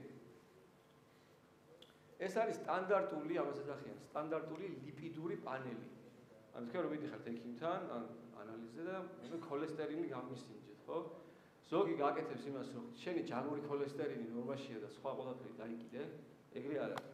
ჩვენ გვინდა პირველ რიგში, ყველაზე მინიმუმზეა საუბარი ახლა, ლიპიდური ცვლა, რაშიც შედის როგორც ასე ვთქვათ, ეგრეთ წოდებული კარგი ქოლესტერინი, რაც ქვია HDL და ეგრეთ წოდებული ცუდი ქოლესტერინი, ასევე ტრიგლიცერიდები, რომელიც არის ცხიმის შენახვის ფორმა ჩვენს ორგანიზმში. და ეხლა ლოგიკა რო დავიჭიროთ, ხო? ანუ ქოლესტერი რადგან თქვით რომ ცუდი არ არის, ესე იგი ცუდი მაშინ რა გამოდის? ესე იგი გამოდის ცუდი გემი, ხო? ესე იგი ცუდი არის არა ქოლესტერინი, არამედ გემი, რომელზეც ის დებს. ანუ ამ შემთხვევაში ეს არის ქვია LDL-ი, ამას ქვია დაბალი სიმკვრივის ლიპოპროტეინი. დაბალი სიმკვრივის ნიშნავს, რომ მაშინ უფრო მეტი ცხიმია ვიდრე პროტეინი, მაგრამ მაინც ის პროტეინი აკაჩინებს, რომ წავიდეს სისხლში. და გაწყვეტიებ არის კიდე ძალიან დაბალი. არის კილომიკრონი და VLDL. VLDL არის როგორც ახსენა, კიდევ უფრო დაბალი სიმკვრივი, სადაც ცხიმის მოცულობა კიდევ უფრო მაღალია, თუმცა VLDL-ის თავი დანიშნულება არის, რომ ტრიგლიცერიდები გადაიტანოს. მაგრამ ორი ტრანსპორტია რა, ქოლესტერინი ჯდება ამის გემზე და ტრიგლიცერიდები ჯდება იმ გემზე. რა ეხლა ჩვენ ლაპარაკობთ ამ გემზე, მაგრამ VLDL-ი ძალიან მნიშვნელოვანია, ზოგი ისა ქვია ანალიზი გვაძლევს VLDL-ს, ზოგი არა. თუმცა მთელი ამ ტრანსპორტის 90% არის LDL. 90-92% არის LDL. VLDL-ი და კიდე არის კილომიკრონი, მე მგონი ეგენია დანარჩენი 10%. აქვე არის ესე იგი მიახლოებითი რეინჯები, ასე ვთქვათ. და დაიმახსოვრეთ, რომ ანუ ექიმთან რომ მიდიხართ, ჭირდებათ ყველაზე მნიშვნელოვანი რაც არის LDL-ი, რომ იცოდეთ რამდენი გაქვთ. ეს არის ჯამურად ცუდი ქოლესტერინების, ასე ვთქვათ, რაოდენობა რა. მაგრამ ეხლა ვსაუბრობთ ისეთ რამეზე, სლაიდზე გადავა, რაზეც ბევრი ექიმი არ საუბრობს, მე ჩემ თავს მივცემ ამის უფლებას, იმედია არავინ არ გამასამართლებს ამის გამო, იმიტომ რომ ვიცი რომ ზუსტად სწორ რაღაცას ვამბობთ და გამომდინარე იქიდან რომ ბევრი ქვეყანაში, მათ შორის ჩვენთანაც შეიძლება რაღაცა ინფორმაცია დაგვიანებულად შემოვიდეს, თვი თავს ის უხარით საჭიროა რომ გაგაცნოთ რა არის ეს. ანალიზი LDL-ის ასაკეთებს. ეს კი ითვლის ცუდი ქოლესტერინის რაოდენობას. მაგრამ ნახეთ, აი მოდი გადავალ კიდე აი ზუსტად მივხვდეთ რაზეა საუბარი. ეს არის ქოლესტერი. აქ ქოლესტერინი ვერ მოხდება თუ აი ამ სულხან ამას რა ქვია გამოსენა არტერი. ინტიმა. ამაში თუ ვერ შევა გემი. ანუ გემი უნდა შევიდეს, აქ კონტეინერები ჩამოცალოს და დარჩეს შიგნით. თუ ამ გემზე არ დევს, ვერ შედის. მაგრამ ჩვენ რა შვებით? ამ LDL-ის ანალიზით რაც გვაქვს, ჩვენ ვითვლით ცუდი ქოლესტერინის ჯამურ რაოდენობას, ანუ ცუდი კონტეინერების ჯამურ რაოდენობას. მაგრამ არ ვითვლით რამდენი გემია ჩვენ ორგანიზმში. და ის რაც ითვლის გემების რაოდენობას, არის აი ეს ანალიზი. ApoB. ეს არის აპოლიპოპროტეინ B, რომელიც რა არის? ღუზა, გახსოვთ რომ გითხარით. ანუ ღუზა და რატო ითვლება მარტივად? ყველა ერთ ტრიგლიცერიდს, იმას რა ქვია, ლიპოპროტეინს აქვს ერთი ცალი ღუზა. და სისხლის ანალიზში რო უყურებ, თუ არის პირობითად 2000 ღუზა, ესე იგი 2000 ცუდი გემი გვაქვს. სხვანაირი შანსი არ არის. ამიტომ ძალიან ადვილი დასათვლელია, ჩვენთანაც კეთდება ეს, არ არის ზვირი, მეგონი 50-60 ლარი ხის. და რა თქმა უნდა, ეს ყველაფერი გაიარო თქვენს ექიმთან, მაგრამ ჯამური სურათის დასანახად ძალიან მნიშვნელოვანია, რომ ვიცოდეთ, როგორც LDL, ისე აპოლიპოპროტეინ B და ეს უფრო ისე სურათს განახავს. მე და სულხანის ქონდა საუბარი, სულხან ძირითად შემთხვევაში მე მგონი ემთხვევა, ხო, პირდაპირ პროპორციულია, მაგრამ არის შემთხვევები, რომ შეიძლება კი, როდესაც სისხლში ხოლესტერინის მაჩვენებელი არის მაღალი და არანაირი ზეგავლენა არ აქვს სიზარღვებზე რა, ჩემ პაციენტებში და მე სამეგობროშიც ბევრს აქვს და სიზარღვები აქვს სუფთა ერთი ფოლაკი არ აქვს, როდესაც ხოლესტერინები 600-ები. მაგ შემთხვევაში შეიძლება რომ ეს იყოს დაბალი, ხო? უბრალოდ შეიძლება ბევრი კონტეინერი აქვს, მაგრამ ცოტა გემი აქვს. და ვერ გადააქვს იმდენ. ვერ შედის ინტიმაში რა. დრო რამდენი გვაქვს გამახსენეთ? ჩავეტებ. მოუჩქარ. ხო, ეხლა ეს იყო ცოტა სამედიცინო მიმართულებით ის პირველად კომპეტენცია ჩემი არ არის, მაგრამ ბევრი ვიწვალი რომ მარტივად ამეცნა. და როგორ უნდა მოვახდინოთ პრევენცია? ეხლა მოვახდინოთ პრევენცია, რა ხდება, ხო? ბატონ სულხანთან ვარ მოხვდეთ და პირველ რიგში ჩემთან მოხვიდეთ. ბარიერი ჩემი ქმენი. არ მოხვიდეთ. ესე იგი რა ხდება, ხო? დადასტურებული კვლევებით ცუდ ქოლესტერინს, ცუდი გემების რაოდენობას და LDL-ს უმატებს ნაჯერი ცხიმი. ანუ რა არის ეს ნაჯერი ცხიმი, ხო? ინგლისურად ქვია saturated fat. ეს არის ცხიმი, რომელიც არის დიდთაში ცხოველური. ანუ ცხოველური წარმონაქმნის ცხიმი იქნება ეს. ცხიმიანი ხორცი, არაქი, თქვა ცხიმიანი არაჟანი და ორი გამონაკლისია. ქოქოსის ზეთი და პალმის ზეთი. თავისად პროდუქტი ქოქოსი და პალმი. შესაბამისად აი ბევრია ხო აი junk food-ში ხო ხშირად აი პალმის ზეთას უკეთებენ რაღაცებს და მაგანაც შეიძლება ხელი შეუწყოს ამის მომატებას. მეორე მხრივ უჯერი ცხიმი, რომელიც არის ძირითადად მცენარეული, გამონაკლისია აქ თევზი, რომელიც არის ომეგა-3 შემცველი. ესენი ან საერთოდ არ წევენ, ან ქვევით წევენ. ეხლა მე რაც ვილაპარაკე, აქ მარტივად გადავიტანე გრაფაში, წითელი ფერი არის ნაჯერი ცხიმი. ანუ რას ნიშნავს? თითოეულ საკვებში რა პროპორცია ნაჯერი ცხიმის? შევადაროთ, მოდი კარაქი და ქოქოსის, ქოქოსი ზეთი. მიახლოებით პროცენტობაში გადავიყვანოთ, კარაქზე მეტია ქოქოსის ზეთს. კარაქსაც საკმაოდ ბევრი აქვს, 68% აქვს. მათ შორის აი თქვა პალმის ზეთში 50, კვერცხშიც არის, ასე შემდეგ. აქ ეხლა ამაზე ვსაუბრობთ, არ უნდა ფიქროთ, რომ ვაიმე ეს ეხლა უნდა ამოვიღოთ რაღაც. შეიძლება იდეალურ შემთხვევაში ზოგი ადამიანი ჭამდეს ტონობით ხორცას და ცხიმსაც და ნორმალურად ქონდეს აბსოლუტურად ლიპიდური ცვლა, საუბარი არის რომ თუ პრობლემა აქვს ადამიანს ზოგადად ამის, რომ რა გზები უნდა მივიღოთ, რომ ნელ-ნელა თქვა პრობლემა გადავწყვეტ. და მეორე ნახეთ, წითელი ნახეთ სად არის? ანუ სცენარეულში, განსაკუთრებით თხილეულში არის ძალიან დაბალი ნაჯერი ცხიმი, ნუში, თხილი, ნიგოზი, და მათ შორის ავოკადო, ორაგული და არის აქ აღარ გადავუყო მონოუჯერი, პოლიუჯერი, აღარ შეგაწყენ თავს. ძირითადად დავიმახსოვროთ ეს. ზოგადი რეკომენდაციაა, რომ შევამციროთ ნაჯერი ცხიმი, არ არის აუცილებელი ამოვიღოთ, ვერც ამოვიღებთ, მათთვის განსაკუთრებით, ვისაც აქვს ეს პრობლემა და მთლიანი კალორიების მიახლოებით 10% მივიღოთ ან ნაკლები. ნიშნავს, თუ ადამიანი 2000 კალორიას იღებს, თქვა 200 კალორია მივიღოთ ნაჯერი ცხიმიდან. ნალექიან ყავაზე გინდოდა მაშინ რომ ამზადებდი მითხარი რომ ნალექიანი ყავა. ნალექიანი ყავა, ხო, აქ არის ნალექიანი ყავა. ძალიან საინტერესო, ზოგადად აი რუსკამაც ახსენა რომ არ დაუჯეროთ აი TikTok-ზე რომ რაღაცებს ნახავთ, ბევრია ესე რომ რაღაც ქულებს იწერენ და ბევრ სისულელეს საუბრობენ. და ყველა ესეთი სახის bold statements რო ეძახით, უნდა გადამოწმებული იყოს კვლევებით. ერთ-ერთი ყველაზე ძლიერი კვლევა, სახით ესე მეტაანალიზი ნიშნავს რომ ბევრი კვლევების კვლევაა რა. ესეთი კვლევა გაკეთა შვედეთში, უფსალას უნივერსიტეტმა ჩაატარა. და აღმოჩნდა რომ ყველასთვის არა, თუმცა ნალექიანი ყავა ასევე იყო კონტრიბუტორი ცუდი ქოლესტერინის მომატებაში. აქ საუბარია French press-ზე, თურქულ ყავაზე, ასე შემდეგ რა. შეიძლება ადამიანი სვავდეს 10 ჭიქას და არაფერი, ისე ვიმეორე, მაგრამ თუ ეს პრობლემა გაქვს, ნუ იცოდეთ რომ ერთ-ერთი კონტრიბუტორი შეიძლება ესეც იყოს. ზოგადად მიიღეთ უფრო მეტი ზეთისხილი, თხილეული, ანუ მცენარეული ზეთები, ცხიმები უბრალოდ და ომეგა-3, მათ შორის შეიძლება ომეგა-3 დანამატიც და ზოგადი რეკომენდაცია რომ შეამციროთ სიმინდის და მზესუმზირის ზეთი, არა იმიტომ რომ ქოლესტერინს უმატებს, არა, ქოლესტერინის პირიქით გრაფაში გახსოვთ თქვენ წვანეში იყო, ზოგადად ეს შეიცავს ომეგა-6 ცხიმებს, რომელიც არის როგორ ანთებით პროცესებს უწყობს ხელს. ანუ რაც მე მგონი სისხლდარღვევისთვის თვალ კარგი არ არის. ანუ ეგ პროცესი რომ მიდის იქ ხო ანთების პროცესი სადაც არის და ფაქტიურად ცეცხლზე შეიძლება ნავთი დავასხათ, ხო?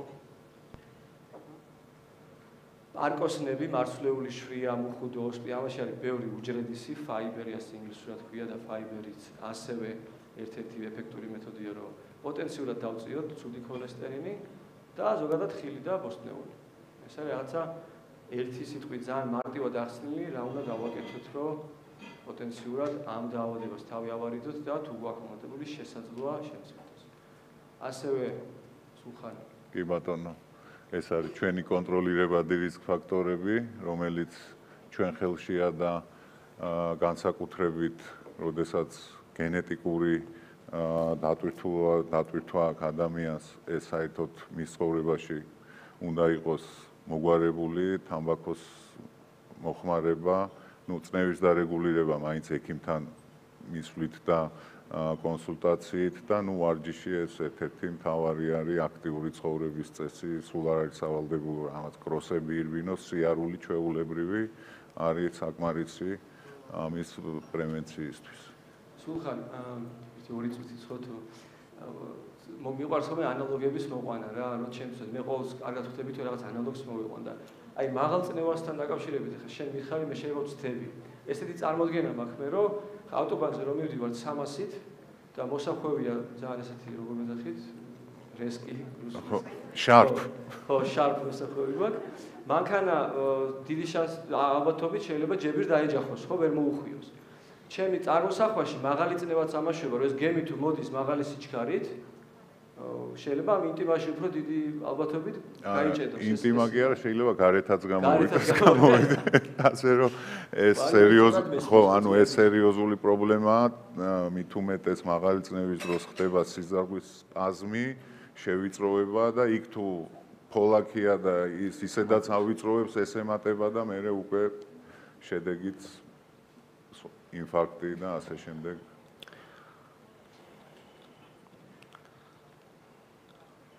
აკინდა.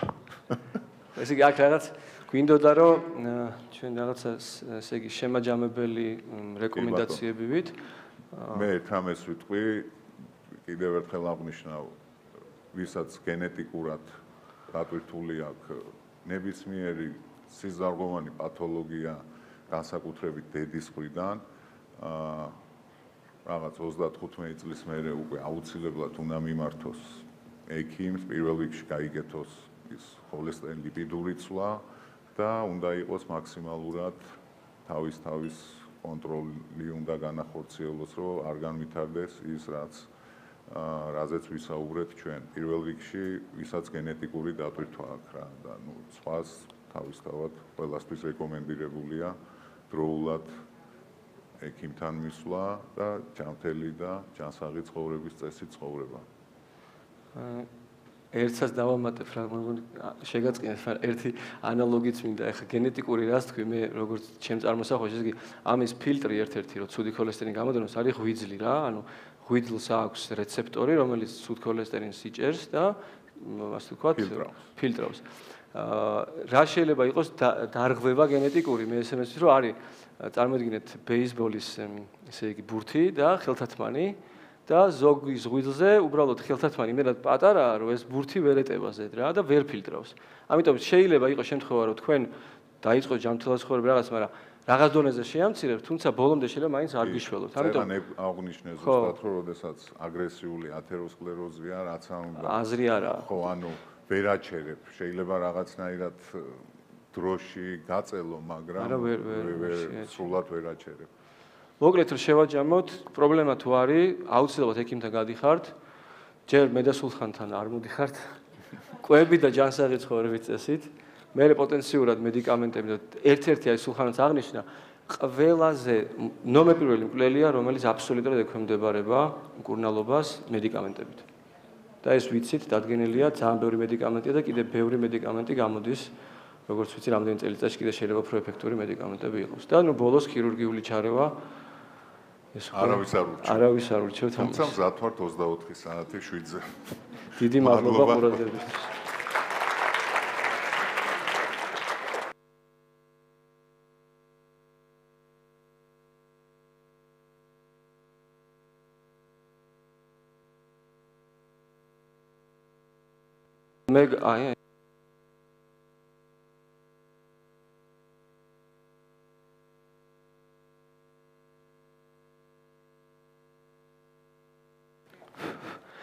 კი, შეიცვალა. ნამდვილად შეიცვალა, იმიტომ რომ ანუ ზოგადად ჩემი მიდგომაც არის, რომ არაფერში 100% არაფერზე არ მომფრთხო ეგ ეგრეა. არ უნდა თქვა არაფერზე, იმიტომ რომ ძალიან რთულია, კვლევებიც ძალიან რთულია რომ ჩაატარო და ერთ ადამიანზე შეიძლება ერთი რამე მოქმედოს, მეორეზე მეორე. გამომდინარე იქიდან რომ უბრალოდ ქოქოსში არის, აქ ლაპარაკი არ არის ქოქოსია თუ რაც, ჩვენ ვამბობთ რომ ნაჯერი ცხიმი რაშიც მაღალია, ის უმატებს ქოლესტერინს. თუ მეტყვით რომ ნაჯერი ცხიმი ქოქოსში არ არის, მაშინ გეტყვით რომ თქვენ ცდებით. იმიტომ რომ ვიცით რომ არის. და თუ ვიღაც იტყვის რომ ქოქოსი არ უმატებს, ნუ რაღაც ინტერესი აქვს იმას, ან ქოქოსის ბიზნესში ან ზეც ბიზნესში, არ ვიცი. ამიტომ ზეწყიდის, ხო? ამიტომ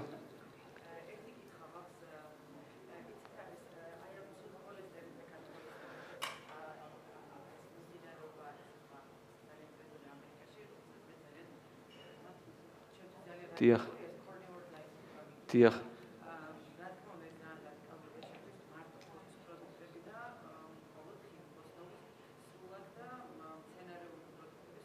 დიახ.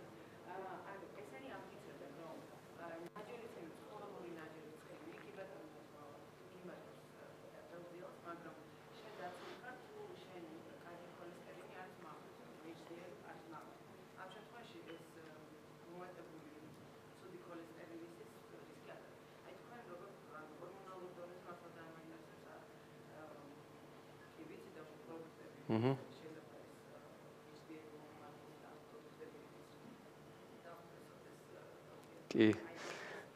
ძალიან კაი კითხვა, ძალიან კაი კითხვა.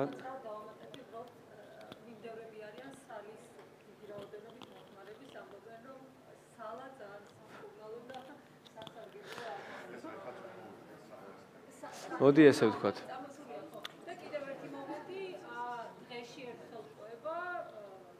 ცოტა ხანი შეინახეთ. კარნივორ დიეტა და HDL-ი. ბევრი წლის წინ იყო ცნება რომ HDL-ი რომელიც არის რევერს ქოლესტერინი, ხა ჩვენ აღარ ვახსენებთ რომ რევერსი არის რომ ამას მიაქვს ვიძლიდან უჯრედებამდე და ის ატრიალებს და მოაქვს უკან, იყო ცნება რომ HDL-ი თუ მაღალია დაიკიდე შენ LDL-ი. არ ჩემ პრაქტიკაში და ხა მე არ მაქვს ეს თვისუფლება პრაქტიკა, მე არ მაქვს პრაქტიკა სამედიცინო. ეს ასე არ არის, რატო? იმიტომ რომ HDL-ისგან დამოუკიდებლად LDL-ი თუ მაღალია, პირდაპირ პროპორციულად იზრდება ათეროსკლეროზის ალბათობა. Irrespective of the fact არის აი ეს HDL. შეიძლება იყოს ასევე რომ HDL-ის მაღალი ქონდეს, შეიძლება კარნივორ დიეტაზე იყო და იდეალური პროფილი ქონდეს. ცოტა ნაკლებად სავარაუდოა, მაგრამ თუ თავარი არის რა, იკეთებ ლიპიდურ ცვლას, თუ მომატებულია და კარნივორზე ხარ, ესე იგი დიდი ალბათობით მაგის ბრალია, თუ კარნივორს ჭამ, არ წარმომედგენია უჯრედისი არ მიიღო და ისე კარნივორზე იყო. თუ ლიპიდური ცვლა ოკეი გაქვს, ნუ მაშინ არ პრობლემა არ არის, მაგ მხრივ ამბობ რა, უშუალო ლიპიდური მხრივ, თორემ მაგას სხვა პრობლემები აქვს. ასე რომ ჩემ პრაქტიკაში HDL-ი აღარ არის ეს ადრე იყო, იმიტომ რომ პრაქტიკა აჩვენებს რომ LDL-ი იმატება და უფრო მეტი ადამიანი კვდება.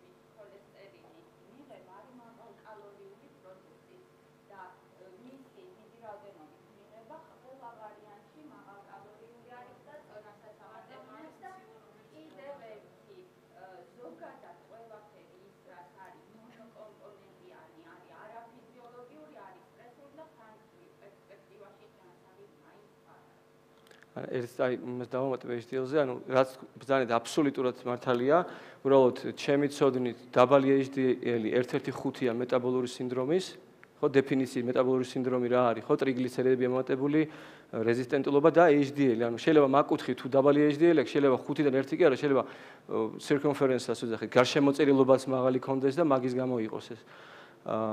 მე მგონი ინტერვალურზე იყო ერთი, მაქვს უფლება რომ კიდე გავცე პასუხი თამარ თუ აღარ. მე საშენ დღეში ვართ, რა ვქნათ. მადლობა.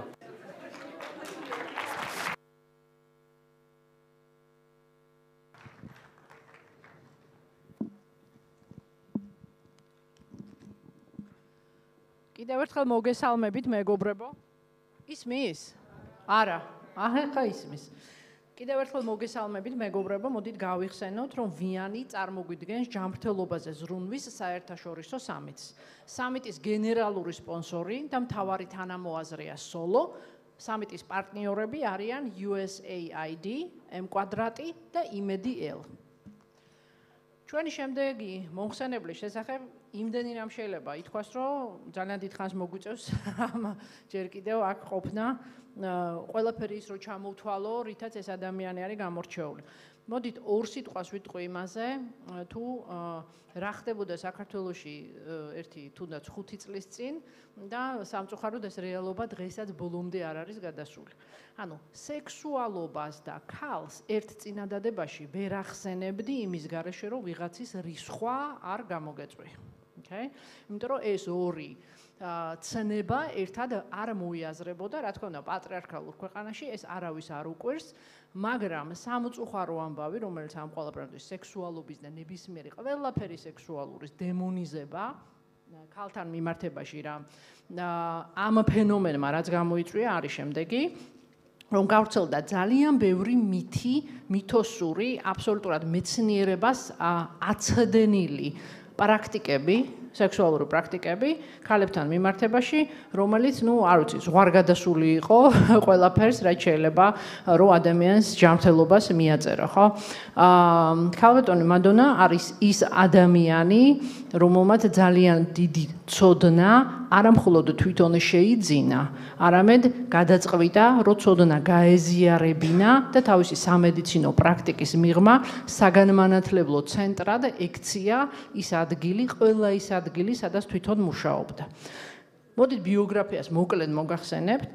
ქალბატონი მადონა ჯუღელი არის გინეკოლოგი, მედიცინის მეცნიერება და აკადემიური დოქტორი, საქართველოს კოლპოსკოპიის ფედერაციის პრეზიდენტი, კიბოს კვლევის მსოფლიო ცენტრის, კოლპოსკოპიისა და საშუალოსნოს ყელის პათოლოგიის მსოფლიო ფედერაციის გაეროს მოსახლეობის ფონდის ექსპერტ-ტრენერი, საშუალოსნოს ყელის დაავადებათა პრევენციისა და მკურნალობის მიმართულების უფროსი.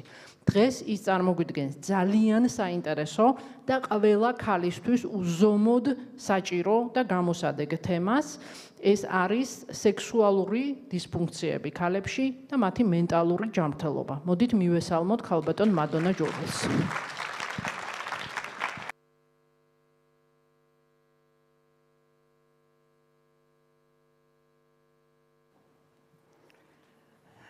პირველ რიგში ძალიან დიდი მადლობა ორგანიზატორებს, იმიტომ რომ ჩემთვის აბსოლუტურად განსხვავებული აუდიტორია, განსხვავებული პლატფორმა და ცოტა არ იყოს ნერვიულობ. რაც შეეხება თემატიკას, მართალი გითხრათ, ტაბუდადებული თემაა პირველ რიგში და მეორე ნაკლებად გამოკვლეულია. კვლევა, რომელიც შევეცადე, რომ 1 წლის განმავლობაში მომეტანა თქვენამდე, ზუსტად ეს იქნება და შევეცდები, რომ ჩვენ ერთად გავმიჯნოთ და აი ამ ტაბუდადებულ თემას ერთად შევეხოთ და ის ლაბირინტი გავარღვიოთ. როდესაც ვლაპარაკობთ სექსუალურ ჯანმრთელობაზე, ჩვენ ვლაპარაკობთ, რომ ეს არის ის რეაქცია, რომელიც არის კოორდინირებული იმ ჰომეოსტაზით, რომელსაც ქვია ენდოკრინული სისტემა, გულსის დაღვრთა სისტემა და რა თქმა უნდა ნევროლოგია.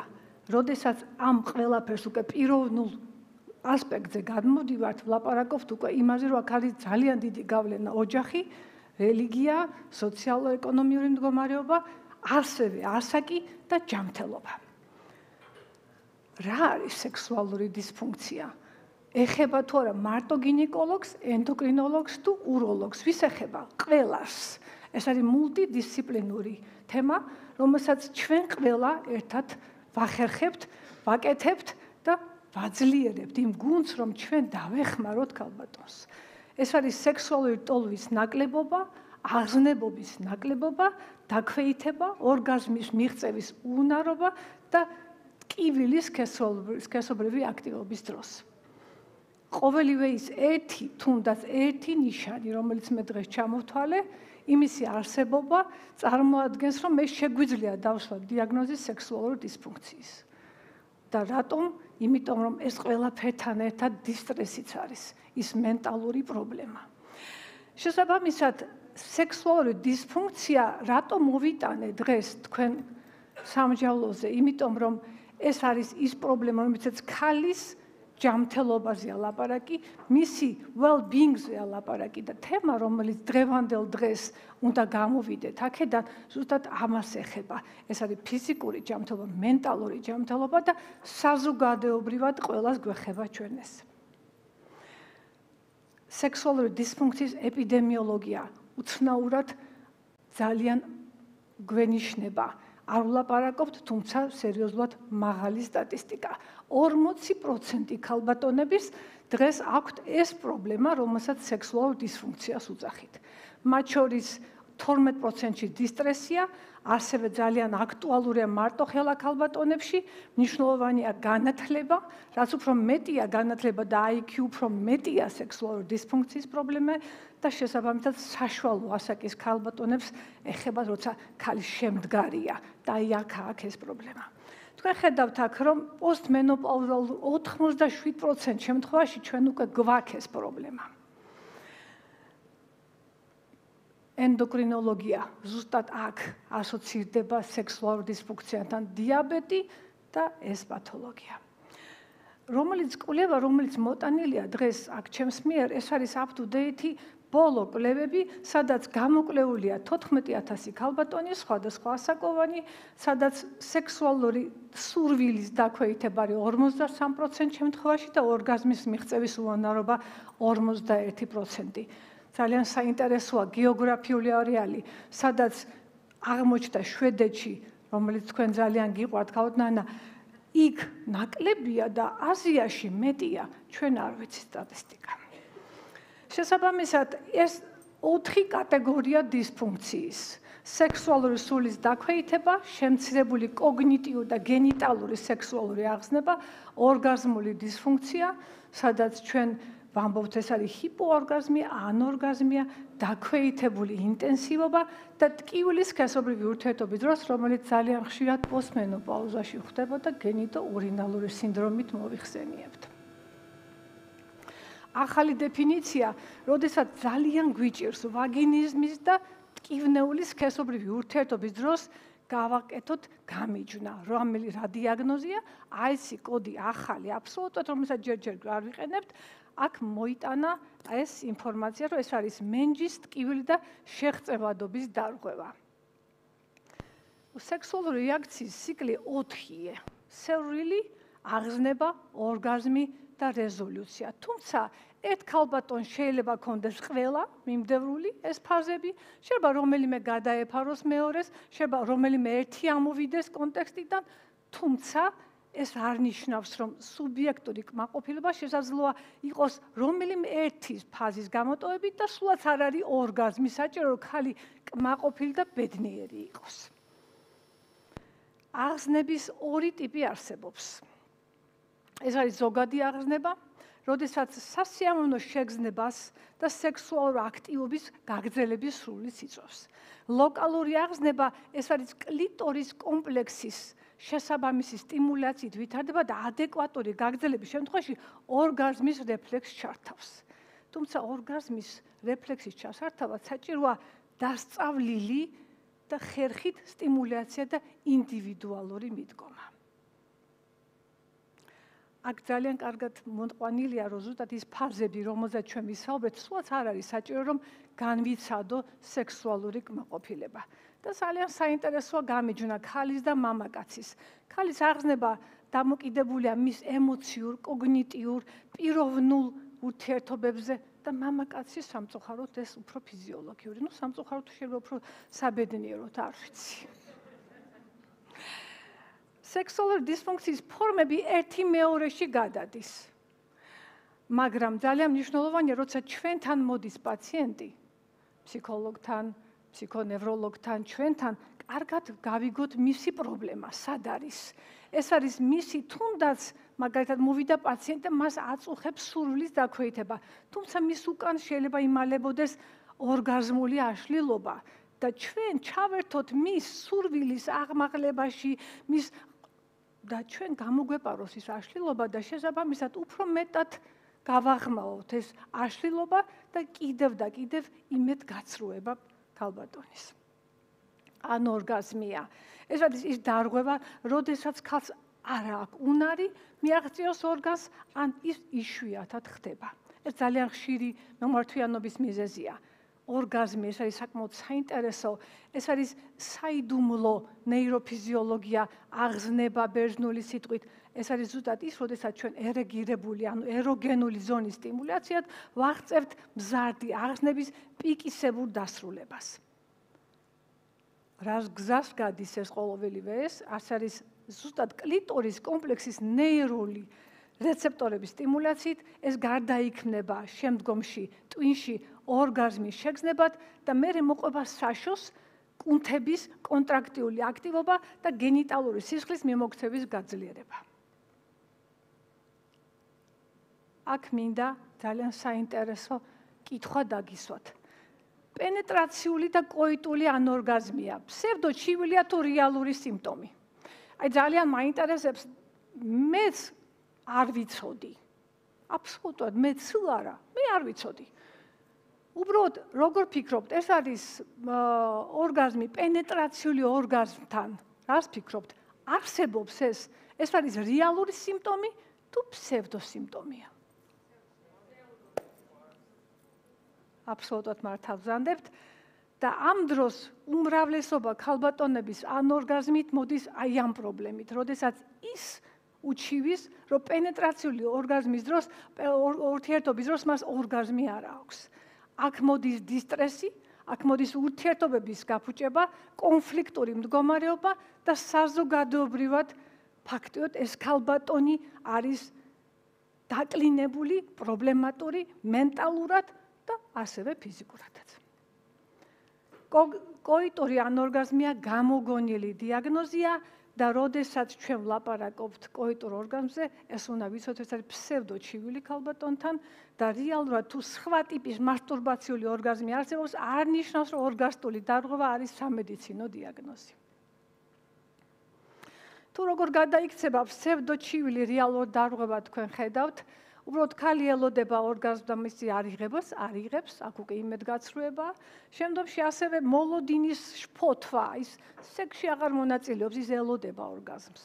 იქ არის სექსუალური ტოლვის ამით დაქვეითება, პარტნიორული დისჰარმონია და ინტერპერსონალური კონფლიქტები. ვინ მოიტანა ეს ყველაფერი აქ? ეს არის ფროიდი, რომელმაც სამწუხაროდ ეს დეფინიცია შემოიტანა და აღმოჩნდა, რომ ვაგინული ორგაზმი თუ არა ხარ, შენ გაკ არ ხარ შემდგარი.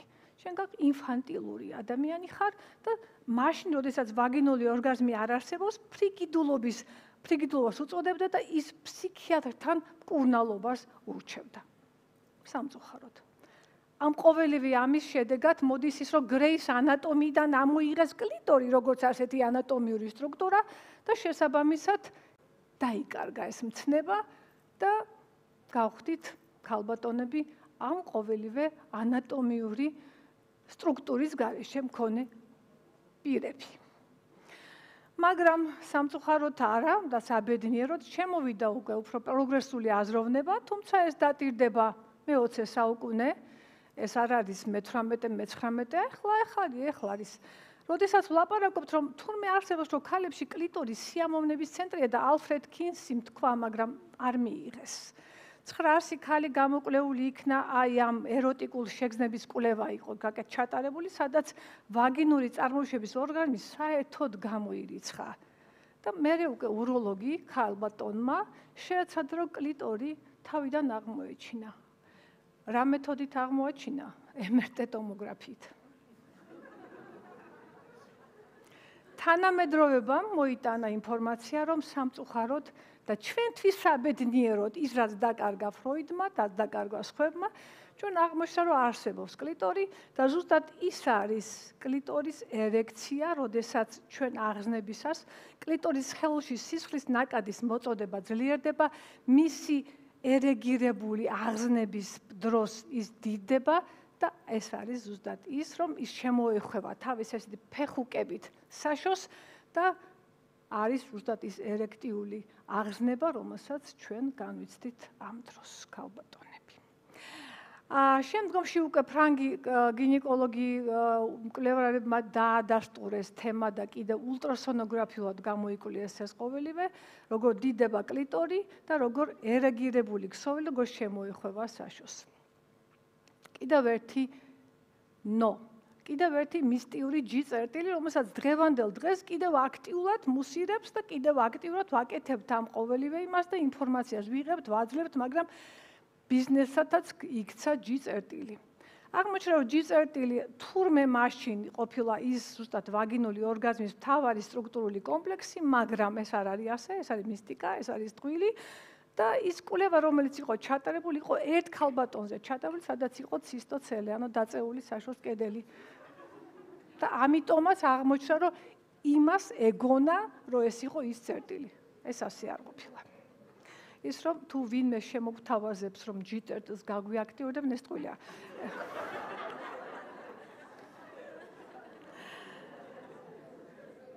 სექსუალური დისფუნქციის მიზეზები. სამედიცინო მდგომარეობები და ენდოკრინოლოგია. სამედიცინო მდგომარეობები თქვენ მოგეხსენებათ, როცა ქალს აქვს შარდის შეუკავებლობა, რა თქმა უნდა, მას ექნება ეს პრობლემა. როცა აქვს ონკოლოგია, რა თქმა უნდა, მას ეს ფსიქოლოგიური პრობლემა აქვს და მას ეს თემა აღარ აღელვებს. და სხვადასხვა კარდიოვასკულური, ნევროლოგიური დარღვევები და ენდოკრინული დარღვევები, სადაც ანდროგენები, ესტროგენები, თირკმელზედაჯირყვალი, ფარისებრი ყველაფერი მონაწილეობს იმაში, რომ ჩვენ გქონდეთ სექსუალური რეაქცია ჯანსაღი და დადებითი. მე შევეხები ჰორმონებს, შევეხები იმ გინეკოლოგიურ ენდოკრინოლოგიურ თემას და ვიტყვი, რომ ძალიან დიდი როლი აქ ენიჭება ჰიპოთალამუსს, იმ ცენტრს, რომელიც არეგულირებს სექსუალურ ფუნქციას და მასთან მოთამაშე ნეიროტრანსმიტერები და ჰორმონები. როდესაც ვლაპარაკობთ ჰორმონებზე, ტესტოსტერონი და ესტრადიოლი, ეს არის ის ცენტრალური და პერიფერიული მექანიზმი, რომელიც მუშაობს აი ამ ყოველივე მასში. აზოტის ოქსიდი იყო უკვე ნათქვამი, როგორი ძლიერი ნივთიერება ვაზოდილატაციაში, ვაზოდილატაციის გარეშე არ ხდება აღზრდება. შესაბამისად, ნეიროეპინეფრინი, რომელიც საკმაოდ დიდი რაოდენობით იმატებს, როცა აღზნებულია ორგანიზმი. დოფამინი, სეროტონინი, კიდევ და კიდევ ტრანსმიტერები და სეროტონინი ერთ-ერთი საინტერესო ჰორმონია, ნეიროტრანსმიტერია, რომელსაც ორი ტიპის რეცეპტორი აქვს. ერთი რეცეპტორი აქტიურებს ჩვენ აღზნებას, მეორე აკლინებს. საინტერესოა, თუმცა ეს გამოიყენა დღევანდელ დღეს მკურნალობაში, უკვე FDA-ის უკვე დადებული აქვს ინფორმაცია, რომ ამის ფონზე შესაძლებელია მკურნალობით კი ჩავატაროთ. ეს არის ქვინ ჰორმონი, ესტროგენი, ქალის ჰორმონი, ეს არის მნიშვნელოვანი ჰორმონი იმაში, როგორც ჩვენ ვიქცევით. ეს არის ქცევა, ეს არის აღზნება, ეს არის სოციალიზაცია, ესტროგენის გარეშე ქალი ცოდვა. შესაბამისად, მისი მაგათ ესტროგენ დეფიციტის დროს მე ვთქვი, რომ 86% შემთხვევაში თქვენ ხედავთ, როგორ მცირდება როგორ აქტიურდება სექსუალური დისფუნქციები. რატომ? ქალი მშრალია, ვაგინალური სიმშრალე. ეს ერთ-ერთი მნიშვნელოვანი ფაქტორია, როდესაც ქალს ტკივა და მას სექსუალური დისფუნქცია უფრო მეტად და მეტად აწუხებს. ვაგინალური სიმშრალე, ესტროგენის დეფიციტი მოქმედებს ტვინზე, მენტალური ჯანმრთელობა, აი ქალების დისფუნქციები, ყოველივე ეს, რა თქმა უნდა, აღრმავებს ამ პრობლემას. მინდა შევეხე ანდროგენებს. ძალიან ხშირად ვლაპარაკობ, რომ ესტროგენი ოკეი, მაგრამ ანდროგენი ეს არის ადამის ჰორმონი. ჩვენ ბიბლიური ამონარიდი მაქვს, როგორ მიცა ადამმა თავისი ნეკნი და აქედან წარმოიშვა ევა. ზუსტად იგივე სტერეოდოგენეზი არსებობს აქ, როცა თქვენ და გადახედავთ ამას, ანდროგენის გარეშე ქალი არ არსებობს. და როდესაც ჩვენ ვლაპარაკობთ ანდროგენზე, ანდროგენის დეფიციტი, რომელიც მიდის ასაკთან ერთად, აუარესებს ჩვენ სექსუალურ რეაქციებს და იწვევს დისფუნქციებს. თქვენ ხედავთ, როგორ მცირდება ანდროგენი და საინტერესოა 21 წლის ასაკიდან იწყებს შემცირებას. არ გეგონოთ, რომ 50 წლის ასაკში და ჩემ ასაკში. თქვენ ასაკშიც იწყება შემცირება. აქ გაფრთხილებაა საჭირო იმ ქინგორმონებისაც მათ შორის. ასე რომ ანდროგენი ყოველივე ეს არის სასქესო ორგანოების სისხლის მომარაგეობის, ახორციელებს მათზე როგორც პირდაპირ, ასევე ირიბულ ზემოქმედებას და ამიტომაც ტესტოსტერონი პირდაპირ მოქმედებს როგორც ლიბიდოს ფორმირებაზე, ასევე ზრდის სექსუალურ მოტივაციას. მრავალი დღევანდელ დღეს ჩართულობა იმისი, რომ ტესტოსტერონს უდიდესი როლი აქვს დღევანდელ სექსუალურ რეაქციებში, ადასტურებს ყოველივე ეს. არ შემიძლია არ შევეხო ამ საინტერესო პეპტიდს, რომელიც იყო უდიდესი გარღვევა ნეიროენდოკრინოლოგიაში, რომელიც ფაქტიურად ადასტურებს იმას, რომ ერთ-ერთი ჰორმონი, ერთ-ერთი კისპეპტიდი ნივთიერება უпростоრედ თავის ტვინში წარმოადგენს იმ რაღაცა მნიშვნელოვან აი ამ ქის, რომელსაც გასაღებია ჩვენ ამ რეპროდუქციულ გოლში და აი ეს კისპეპტიდი წარმოადგენს იმას, რომ როგორ ყალიბდება ქალის პუბერტატი, როგორ ყალიბდება მისი სექსუალური მდგომარეობები, როგორ ყალიბდება ის ფიდბექი, რომელიც არის ჰორმონთან დაკავშირებული საკვერცხლთან და ასე შემდეგ. ანუ კისპეპტიდის დეფიციტი, რომელიც ნუტრიციოლოგებმა ძალიან კარგად იცის, როდესაც არის ნუტრიციული დეფიციტები, კისპეპტიდი მკვეთრად ვარდება და აქ რა თქმა უნდა ესტროგენი ვარდება და შესაბამისად რომელ სექსუალურ ფუნქციაზე ლაპარაკი მეორად და ამენორეამდე მივდივართ, ან როცა მენსტრუაცია აღარა გვაქვს. ასე რომ გაუვფრთხილდეთ კისპეპტიდის თავში. კვლევები, რომელიც იყო ჩატარებული დიდ ბრიტანეთში, იყო ასოცირებული ამაზე, რომ დაემტკიცებიათ კისპეპტიდის როლი ჩვენ სექსუალურ დისფუნქციებში. აქ განხილული იქნა აი ზუსტად ეს სექსუალური სურვილის დარღვევის დროს რა როლს თამაშობდა კისპეპტიდი. კვლევა ჩატარებული იყო როგორც ნეიროვიზუალიზაციის, ფსიქომეტრიული და ჰორმონული კვლევებით და შესაბამისად მოვედით ამ აზრამდე, რომ კისპეპტიდს აქ უდიდესი როლი სექსუალურ იმპულსების წარმოქმნაში, ასევე ქვეითდება სექსუალური ზიზღი და შესაბამისად სექსუალური ფანტაზიები აქტუალურად და აქტიურად მოდის ჩვენს თავში. უნდა გავითვალისწინოთ, რომ იმ პრეპარატებს, რომელსაც მე დღეს ვფიქრობ, რომ აი რომელიმე თქვენს გარდა, თქვენ აი ამ დარბაზში, რომელი არ იღებთ იმ პრეპარატს, რომელსაც მე დღეს აი აქ მოვიტან. აი შევხედოთ. აი ეს მინდა, აი ეს გრაფი ნახოთ. აქ ჩამოთვლილია ანტიდეპრესანტი, ტრანკვილიზატორი, холестериნის დამწერი პრეპარატები კარდიოლოგებთან მიმართებაში, ასევე დიურეტიკები, ძალიან ხშირად დერმატოლოგები დღეს ხმარობენ ანტიანდროგენს, რომელსაც ქვია ვეროშპირონი. და არ ვაფრთხილებთ, არ ვეუბნებით, რომ თქვენ სექსუალური ფუნქციების ცოტა ლიბიდო დაგიქვეითდება, ცოტა აღზნება არ გექნება, ცოტა ორგაზმი არ გექნება, მაგრამ ოკეი, ჩვენ ხო უნდა ვიცოდეთ და შესაბამისად მე ვამბობ, რომ თქვათ და რისკი და ბენეფიტი მე პაციენტმაც და ექიმაც ერთად აღწერონ და შესაბამისად მივიღებ თუ არ მივიღებ ამ მომენტში ეს უკვე ჩემი გადასაწყვეტია. იმიტომ რომ კონსილიუმი პაციენტთან ძალიან მნიშვნელოვანია. და როდესაც ვლაპარაკობთ მკურნალობაზე, მკურნალობა რას მოიცავს? ეს არ არის მარტო ჩემი ჩართვა ან ჩართვა. პირველ რიგში წარმოიდგინეთ დღევანდელ დღეს ვაქცინაცია. რა არის ვაქცინაცია? ეს არის პრევენცია. აი პრევენცია დღევანდელ დღეს არის სექსუალური განათლება, რომელიც სკოლაში არ ისწავლება. არც შემდგოს არ ისწავლებოდა ინსტიტუტში და არც ისწავლება დღეს კიდევ. და სექსუალური სწავლება პრობლემა არის იმის, რომ მე არ ვიცი, რა უთხრა ჩემ პარტნიორს, ჩვენ ქმნით ოჯახს, ჩვენ გვაქვს ურთიერთობა და მე პრობლემა მაქვს და ვერ ვამბობ, იმიტომ მე არ ვიცი. და როცა სექსუალური განათლება იქნება ცოტა მაღალ დონეზე, მაშინ პარტნიორიც, ქალის და მამაკაცის, სულ ერთია პარტნიორული ურთიერთობა, იქნება მეტად ჰარმონიული. აი ეს არის პირველი პრევენცია, ანუ ვაქცინაცია სექსუალური დისფუნქციის. მეორე არის ჩართულობა, აი როგორც ხედავთ, ეს არის ჩვენ ვილაპარაკეთ ბიოლოგიაზე, ჰორმონებზე, აღზრდაზე, კვებაზე. როგორ ფიქრობთ, როგორი დიდი როლია კვებას? უდიდესი როლია კვებას რეჟიმს, რომელსაც ყოველდღიურ პრაქტიკაში ჩემ პაციენტებთან ჩვენ ერთად გავდივართ.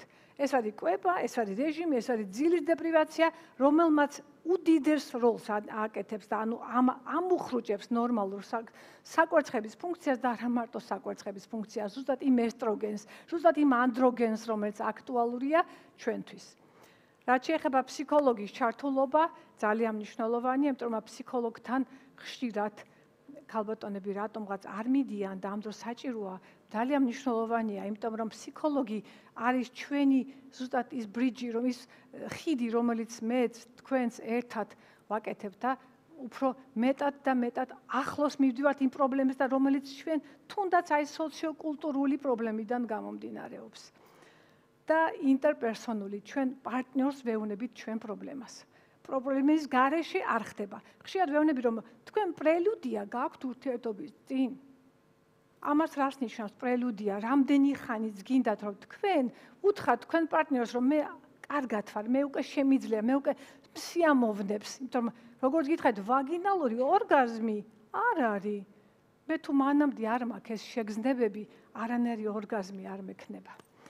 და რა თქმა უნდა შემდგომში უკვე გინეკოლოგის ჩართვა, გინეკოლოგ-ენდოკრინოლოგის ჩართვა, რომელიც ესაუბრება ორგანულ პრობლემებზე, თუ არის ორგანული პრობლემები, იქ წყვიტავს, მაგალითად მშობიარობის შემდგომი პრობლემები, იქ სხვადასხვა ცვლილებები, პოსტტრაუმული ცვლილებები, იქ ვაგინალური სიმშრალე და არ სწავლის რა არის ლუბრიკანტი. ლუბრიკანტი არ არის, რომელიც აფთიაქში გეტყვიან, ექიმა უნდა მისცეს ეს ინფორმაცია, ეს არის წყალზე დამზადებული ლუბრიკანტი, რომელიც თქვენ და თქვენ პარტნიორს მოგცემთ საშუალებას, რომ უფრო რბილი და ნაზი ურთიერთობა გქონდეს და არ გეტკინოს, იმიტომ რომ ტკივილი კიდევ ერთხელ ჩართავს იმ პრობლემას, რომელსაც ქვია არ მინდა.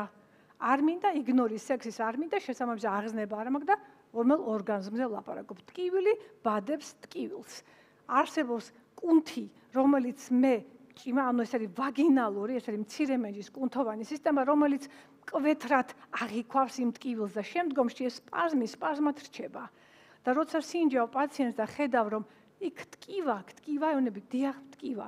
მას ასწავლი მე სუნთქვით ვარჯიშებს, რომელზეც ჩვენ უკვე დღეს გესაუბრათ. სუნთქვითი ვარჯიშები ძალიან მნიშვნელოვანია, რომ იმ კუნთმა მოდუნება ისწავლოს. ის არის ასევე იოგას ვარჯიშები, რომელიც ასევე მოდუნების ვარჯიშზეა ლაპარაკი და ყოველივე ეს აძლევს საშუალებას, რომ პაციენტი წავიდეს თქვენგან კმაყოფილი, თუმცა იმისი, რომ ის არ არის დამნაშავე იმაში, რომ მას პრობლემა აქ, ან სადმე კიდევ იქ. არა, პრობლემა ყველაფერთან ერთად იყო და შესაძლებელია ამისი გასვლა აქედან და ამ ჩიხიდან, რომ მან მიიღოს ინფორმაცია, რომ ის არის ჯამთელი ქალი და მას ჯამთელი ურთიერთობები ექნება. შესაბამისად, შემდგომი კურნალობა, ეს არის ზუსტად იმ თემაზე, რომელსაც ჩვენ ვითხავით სელექცია, თუნდაც ის თემები, რომელიც დღეს FDA-მ მოგცა, ეს არის პრეპარატები, რომელსაც ამას დღეს ახლა ამაზე არ გავჩერდები და არსებობს კიდევ ესთეტიკური გინეკოლოგია. როდესაც ხანდახან პაციენტი უკმაყოფილოა თვითონ გარეგანი, თუნდაც ვიზუალით. იქ ცოტა სიმშრალე აქვს, იქ ცოტა მეტად გზნობელობა აქვს დაქვეითებული და არსებობს კიდე აი ესეთი ჩვენი შესაძლებლობები, რომელიც შეიძლება გამოვიყენოთ. ეს არის energy based device, რომელსაც CO2 ლაზერი ქვია. შესაბამისად შეგვიძლია გამოვიყენოთ ოღონდ მარტო ამ ყოველივე შემდეგ გამორიცხვის შემდეგ ჩართულობით. როდესაც ჩვენ ვლაპარაკობთ ასეთ თემებზე, ეს არის ინტიმური გინეკოლოგიური თემები, ეს კიდევ და კიდევ შეუძლია მიუსადაგო, ოღონდ აქედან არ უნდა დავიწყოთ.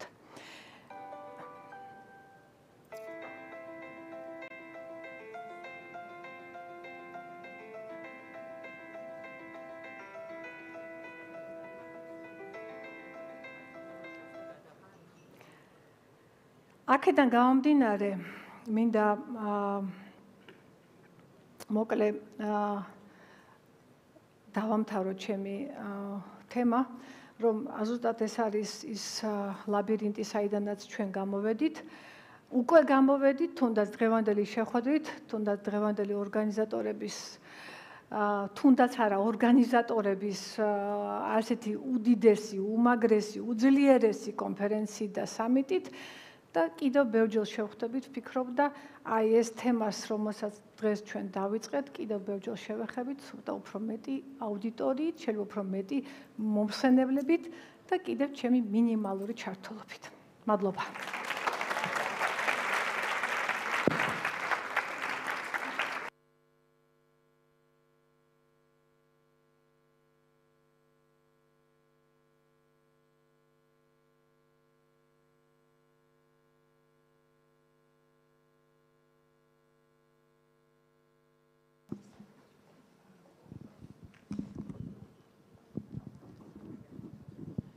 ქალბატონო მადონა, უღრმესი მადლობა ესეთი საინტერესო ინფორმაციული ბრწყინვალედ დალაგებული პრეზენტაციისთვის და კიდევ ერთხელ გავიხსენოთ, რომ ეს არის ადამიანის მიერ 6 თვის განმავლობაში სოფლიოში რა რესურსიც კი არსებობს, იმისი ანალიზის შედეგი, რაც დღეს თქვენ გაიგეთ, იმიტომ რომ ეს არ არის მასალა, რომელსაც ქართველი მომხმარებელი და ქართველი ხალი ესე ადულად მოიპოვებს. უღრმესი მადლობა კიდევ ერთხელ.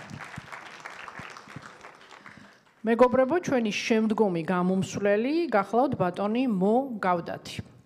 ის არის ყოფილი Google X-ის CEO, აღმასრულებელი დირექტორი, პოპულარული პოდკასტი მოგავდათთან ერთად წამყვანი. შემდეგი საერთაშორისო ბესტსელერების ავტორი.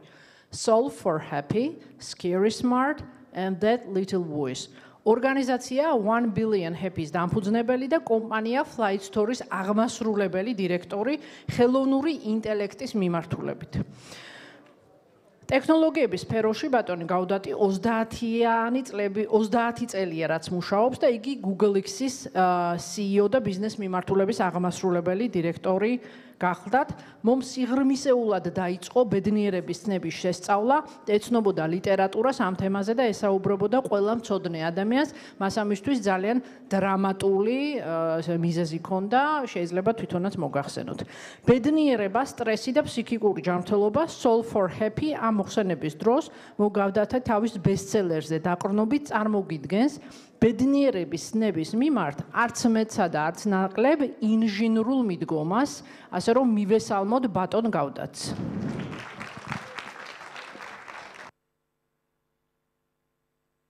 Hello, thank you. Can you hear me well? Are we good? Nod. Good. All right. Thank you so much for having me. It's an honor. First time for me to be speaking to you. And I heard the last presentation. I find that to be quite informative. I hope you're enjoying the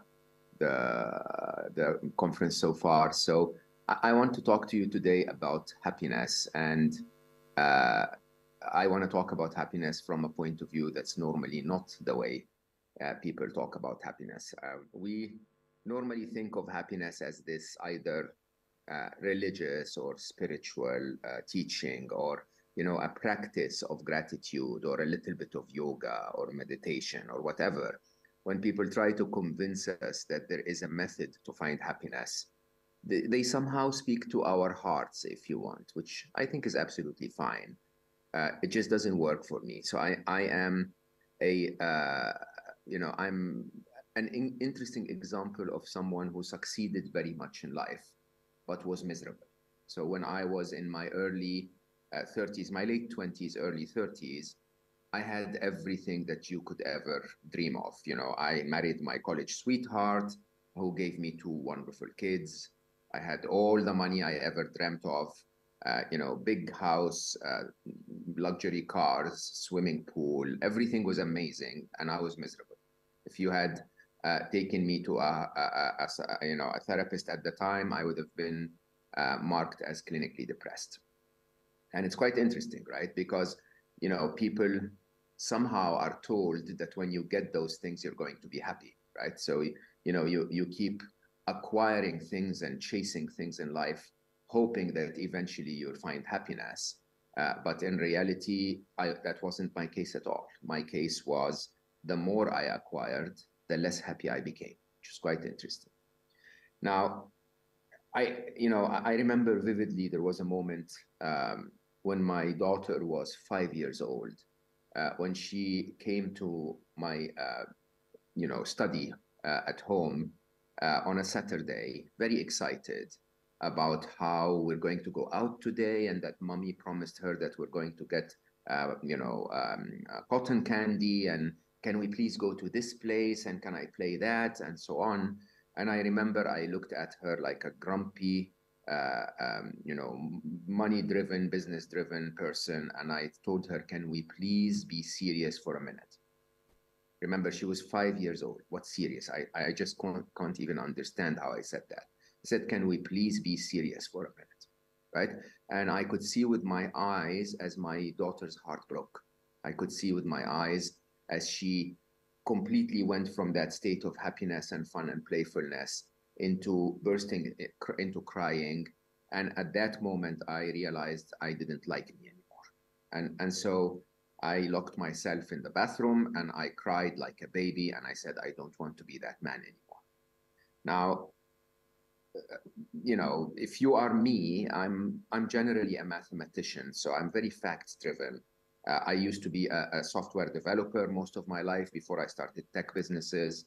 And so, it just, to me, I struggled. I read every book I could find on the topic of happiness. I watched every documentary. I attended retreats. I went and followed gurus. I went seeking teachers, and it just didn't work for me.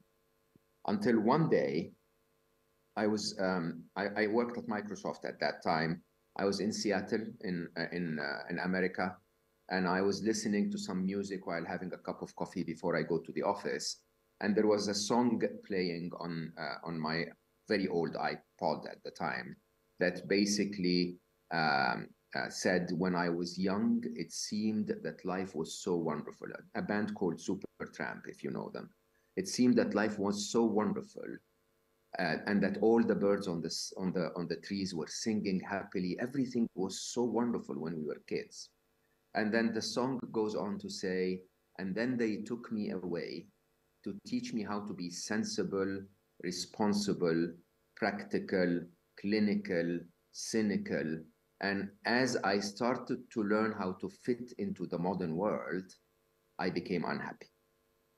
And isn't that the story of our lives, right? All of us are born happy.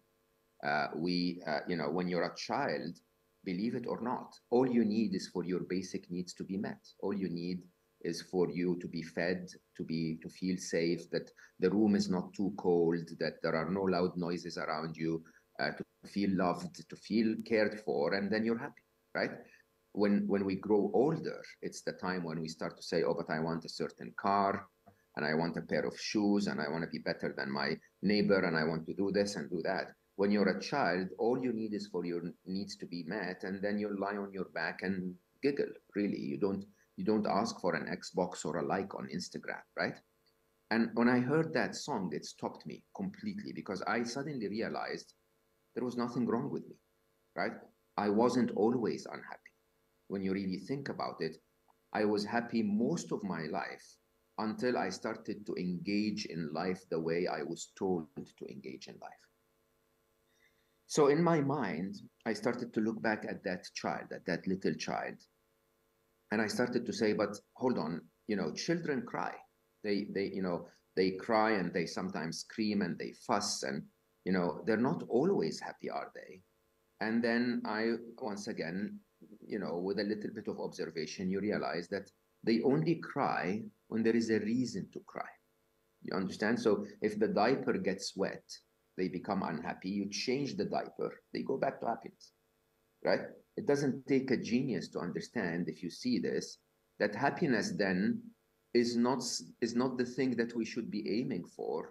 It's the absence of unhappiness. That, we are happy if there is no reason to make us unhappy, right? So if you wake up on a Sunday morning and, the weather is nice outside, and your boss is not annoying you, and your partner didn't say anything stupid, right? That's all you need. That's it. When that is the case, you don't think about that promotion, or you don't tell yourself, I'm still not driving that BMW I'm dreaming of, your state is happy. As soon as the reasons for unhappiness are removed, what's left behind is happy.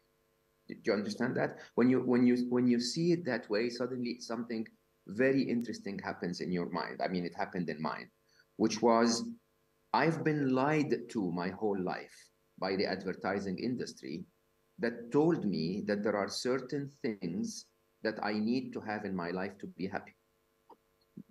That's not true at all, okay? They told me that I need a can of Coke to be happy, and that I need a long, beautiful, a tall, beautiful model next to me so that, you know, I look at her and feel happy. They told me I need that car. They told me I need to wear that suit, and so on and so forth. And every time I got any of those, I felt happy for 2-3 minutes, and then I felt unhappy again.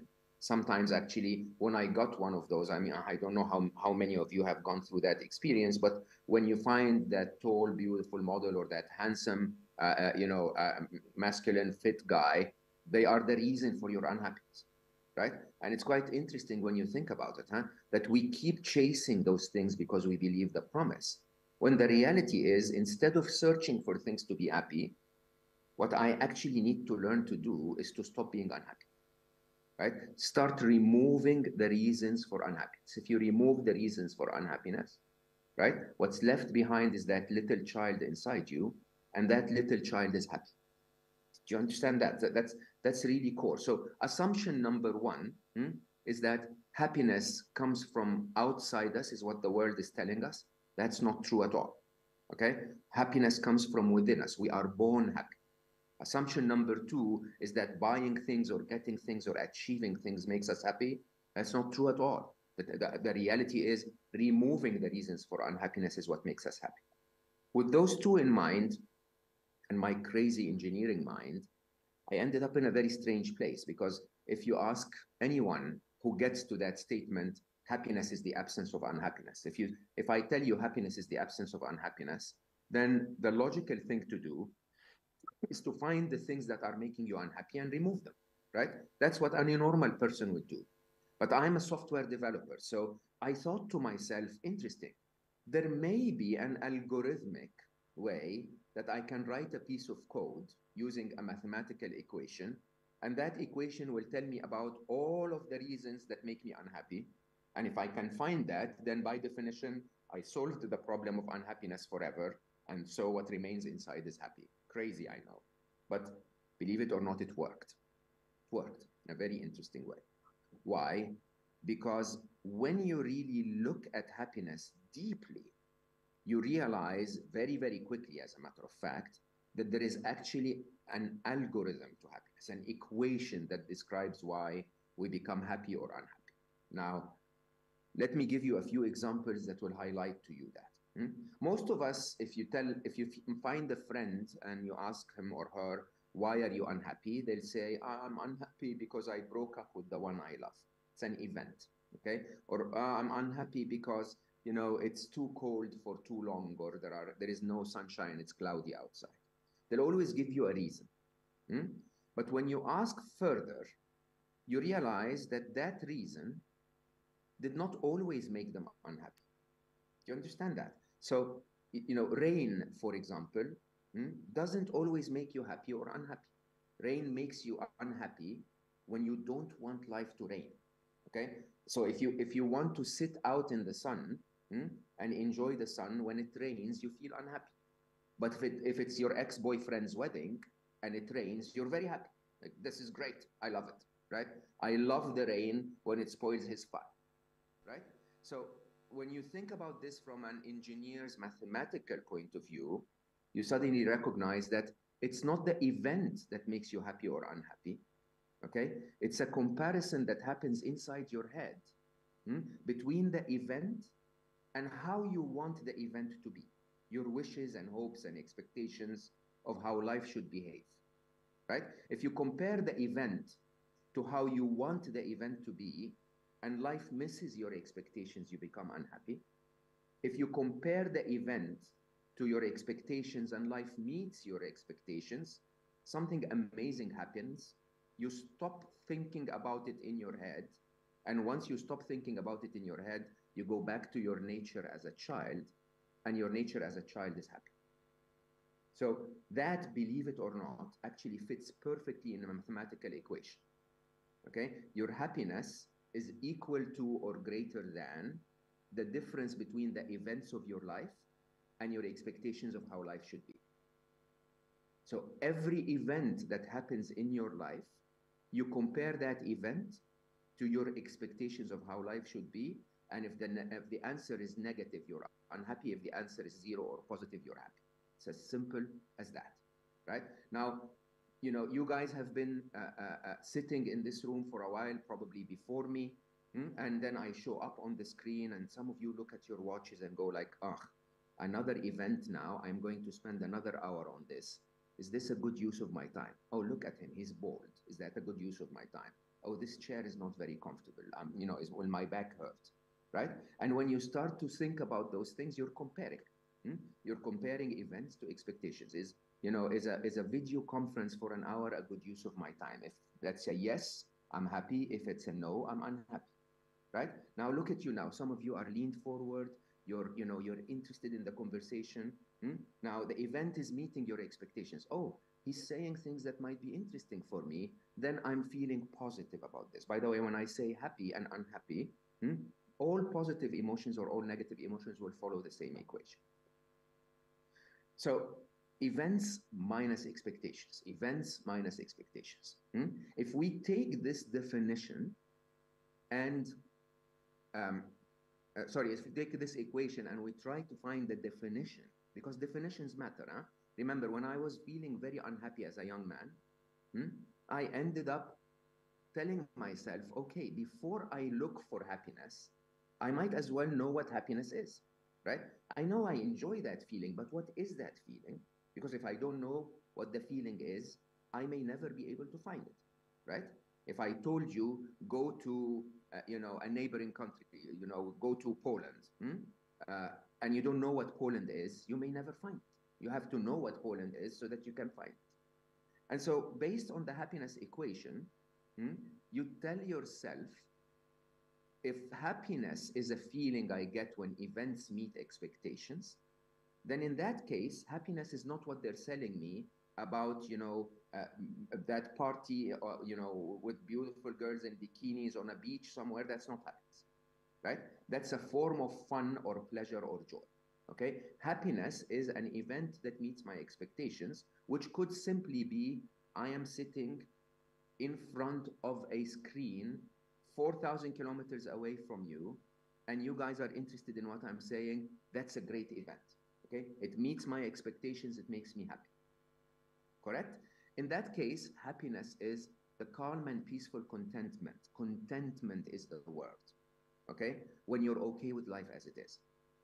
When you're okay with life as it is, doesn't matter what life is, okay? So you could be stuck in traffic, and some of us will feel happy because they're expecting to be in traffic, so they have a nice cup of coffee and good music, right? And some of us will be stuck in traffic and cursing their life.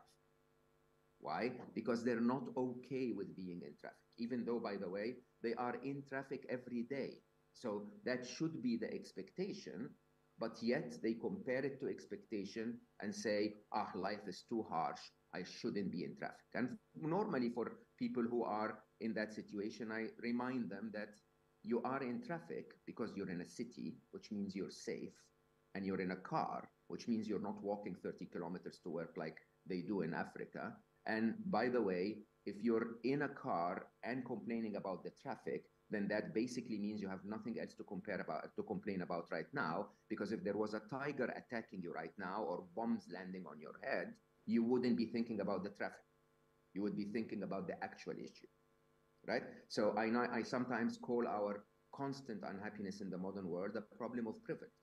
You take countries like, Finland or, Scandinavian countries where the quality of life, the subjective well-being index is so high, and yet people still commit suicide at a high rate. Why?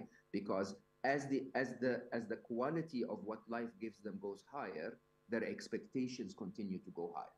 And that's a very big blind spot for us as humans, right? So you could be sitting in traffic which means you're also going somewhere, which means you probably have a job, and you're not focused on anything other than I'm stuck, right? If an event meets expectations, you get that feeling of calm and peace.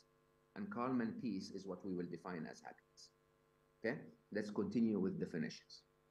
What then is going to a party on Friday night, taking a couple of drinks and shaking yourself a little bit and really enjoying your time? Is that happiness? Biologically, it's not. Okay, when you engage your body, your physical form, in activities that are either pleasurable or demand your attention in a way that numbs your brain from thinking about anything else, what you're actually doing is you're entering a state I call the state of escape. It's not a state of happiness. It's a state where you numb your brain long enough so that your brain stops solving the happiness equation. Okay? And when you stop solving the happiness equation, basically when you stop thinking about your troubles, your normal default state as a child is happy, right? So what have we learned to do as humans? When we couldn't deal with our unhappiness, we started to tell ourselves, let's numb our thinking about the events of our life so that we don't feel unhappy. And when you do that, in your body, you get a hormone known as dopamine. Dopamine is not a happiness hormone. Dopamine is a reward hormone. Okay, dopamine is telling you you're either enjoying this feeling and this, there is pleasure associated with it, or there is achievement, and so accordingly there is a feeling of reward associated with it. Now, dopamine in its nature is an excitatory. Okay, it excites you. It excites you meaning it gets you to feel, I want to do more of this. If it feels good, I want more of it, right? Now, that's the opposite of the definition of happiness. Understand that. The definition of happiness, first of all, is characterized in your body by a hormone called serotonin. And serotonin is a calmer. Serotonin is there to give you one signal and one signal only, which is, I have scanned the world around me, and it seems that the world around me is safe. And if it is safe, then I can now relax, I can rest, I can digest my food, I can replenish my muscles, I can get my kidney function to work, my liver function to work. I don't need to direct my energy to fight or flight, and basically drain my body from that life mandatory, essential component that's called engaging the parasympathetic nervous system, right? When you engage your parasympathetic nervous system, you're telling your body life is safe. Rest, relax, digest, enjoy. Okay? That is happiness. That is that calm and peaceful contentment. Nothing is wrong around me that requires me to be alert, okay, or stressed and so on. Does that mean that, by the way, having fun and going to a party is a bad idea? Not at all. I have more fun than all of you combined. I say that with confidence, even though I don't know you, but with one difference. I have fun after I solved my happiness issues. Okay, so if you feel unhappy about something, you need to address that situation. You need to address that situation by either fixing the situation or being okay with it, calm and peaceful and contented with it. Okay, and then you can have all the fun in the world, and as you have more fun in the world, you're reminding yourself that life is okay. Not only is it okay, but it's even enjoyable. Right? And because of that, you can consider fun in that case as a vitamin, right? It's the pill that you take when you're already healthy. You're healthy and you're maintaining your state of health. You're in a state of positive well-being and you're maintaining that by enjoying life.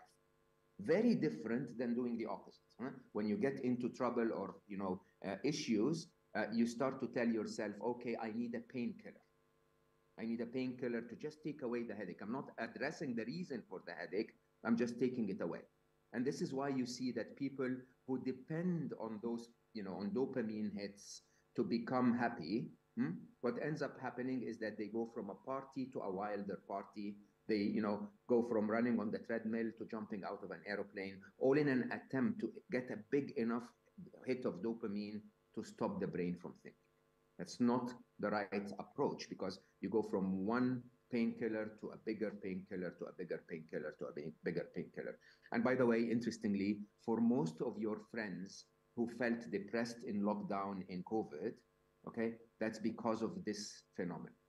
They were so dependent on dopamine hits to find their happiness that when you told them you have to be locked down, you can't get your happiness from outside you anymore, they got a dopamine withdrawal symptom, almost like a drug addict that said, so what do I do now? Where do I find my happiness? Where do I find my calm and peace and contentment? I'll take you through one more definition, which is the most important that will lead us to action, okay? And then we open up for questions. So the most important definition you get from the happiness equation is if events minus expectations determine your happiness, then unhappiness and all negative emotions are a state where events missed your expectations. What does that mean? It means that unhappiness, believe it or not, is a survival mechanism. What do I mean by that? A survival mechanism that basically scans the world around you and says something about the world does not feel right. Okay?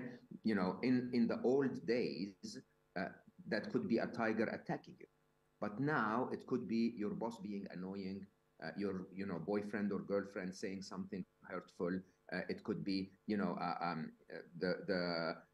meal that you ordered is not super hot. Whatever it is, if it doesn't meet your expectations, suddenly you get that alert of, my partner said something hurtful, he or she doesn't love me anymore, it's because I'm bald, it's because I'm fat, it's because I'm going to spend the rest of my life alone. You can always create those stories in your head, not because they are true, but because in the state of seeking assurance for survival, we tend to exaggerate the threat, right? So if unhappiness is a survival mechanism, then perhaps if we treat it as a survival mechanism, it might actually work in our favor.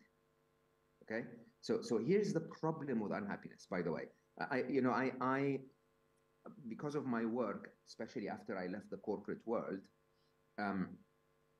I ended up really becoming very close to some of the top teachers in the world, some of the top monks, His Holiness the Dalai Lama, some of the top gurus, and so on and so forth. And I asked each and every one of them the same question. I said, you're supposed to be a happiness practitioner. You're supposed to be on that path to enlightenment. Are you always happy? Okay? And they all, without an exception, I remember vividly, I hosted Matthew Ricard. If you know Matthew, had 60,000 hours of lifetime meditation, and he's a good friend. I hosted him on my podcast. And, jokingly, sort of, I know the answer, but jokingly, I said, Matthew, you are known in news articles as the world's happiest man, okay? Does that mean you're always happy? And he laughed so hard, with his little French accent and said, what are you talking about, Mo? I am always pissed off, okay? And in reality, I laughed. I said, I'm always pissed off. Why are you so pissed off? And he said, look at the state of the world. How can you always be happy when this is the state of the world? And by the way, even if you could always be happy, you don't even want to. And I said, what do you mean by that? And he said, because unhappiness and all negative emotions are there for a reason. They are there to alert you that something requires your attention, right? That's a very interesting advice, huh? Now, let me expand on this a little bit. There is a difference between pain, the trigger that causes you unhappiness, and suffering, okay? Suffering is that lingering unhappiness, okay? Is that you're sitting here in this room and you're surrounded by all of those wonderful people, and hopefully you had an amazing day, but you're thinking about something that someone told you 3 years ago, right? That lingering suffering is not because of the pain. Do you understand that? That person is not standing in front of you now and saying that thing now. That thing already happened, right? But you're still thinking about it, causing yourself suffering. Now, let's compare those two. It's quite interesting, huh? Because as a survival mechanism, perhaps when it comes to us humans, there is no better mechanism than pain, believe it or not. Because pain, as much as we hate it, alerts you that you're cutting your finger and that if you continue to do that action, you can actually harm yourself really badly. So you pull your finger away. Okay? Yeah, it feels horrible, but it's a very effective mechanism to protect you. It's one of the most effective survival mechanisms. But pain, interestingly, doesn't last beyond the event. It doesn't last beyond the trigger. If you cut your finger, as long as your finger needs protection, you'll feel the pain, so that you don't put it under water or whatever, you'll feel pain. But once your finger heals enough, it doesn't have to heal completely. Once it heals enough so that it no longer needs your protection, the pain goes away, right? Interestingly, that is not the case with emotional pain. Why? Because we have that amazing, creative, imaginative machine up in our heads that can tell you, you can never tell yourself, remind me how it felt like when I cut my finger 2 years ago. You can't do that, right? There is no mechanism in us humans that can do that. But you can tell yourself, remind me how it felt when my partner said something harsh on Friday at 4 p.m. Interesting, huh? It's such an interesting mechanism, because while it's available to us, as I said, your partner says something hurtful on Friday, you wake up on Saturday, and instead of the pain going away, you go like, hold on. Remember that clip from 4 p.m. yesterday? Play that again and torture me. Okay? And then on Sunday, you start to tell yourself, he doesn't love me anymore. Right? On Monday, you tell yourself, I can't go dating ever again if he leaves me. And on Tuesday, you say, I'll spend the rest of my life alone. Right? None of that has anything to do with the trigger that happened on Friday. As a matter of fact, none of it fixes the trigger that happened on Friday. It doesn't address it in any way. It's just your ability to, it's almost like Netflix or YouTube. Okay? It's the Netflix of unhappiness. It's like, that horror movie that hurt me so much, play that again and again and again. Just torture me. And when you really think about it, if you had a friend, when, someone who every time you met, they just told you horrible things and made you feel bad, okay? And then left without giving you any solutions whatsoever, would you be looking forward to meet that friend? Now, that friend is your brain playing scenarios over and over and over to make you suffer, okay? And by the way, there's nothing wrong with suffering if it meets the objective, but that's not what we do when it comes to suffering. We just suffer for the sake of suffering. How intelligent is that? Now, some people will tell me, but Mo, it's not within my control. I mean, if my partner tells me something hurtful, I have to think about it. Seriously? If I ask you to count down from 5 to 0 now, would you be thinking about your partner? Or would you tell your brain, okay, brain, give me 2 minutes, count down from 5 to 0, and your brain will go, sure. All right, 5, 4, 3, 2, 1, 0. What happened with my partner? Why did you bring it up now? And why did you not bring it up when you were thinking about something else? Why do we have that ability? If your manager tells you, give me that report, you stop thinking about everything that makes you unhappy and you go work on the report, right? We have the ability to tell our brains to do what we want them to do. And yet when it comes to unhappiness, no, let me bask myself in misery, okay? Let me just constantly torture myself. How amazing is that feeling? Because not only did my partner say something hurtful on Friday, I can actually make myself suffer for 3 weeks with that. Let me enjoy the privilege of acting, if you don't mind me saying, like a 6-year-old, hoping that life will suddenly show up and say, we're so sorry, darling. Tap, tap on the back. We informed your partner and he's now coming on his knees to apologize. When was the last time that happened? Okay? And yet, it never happens, and yet we bask in our misery every single time, like a 6-year-old.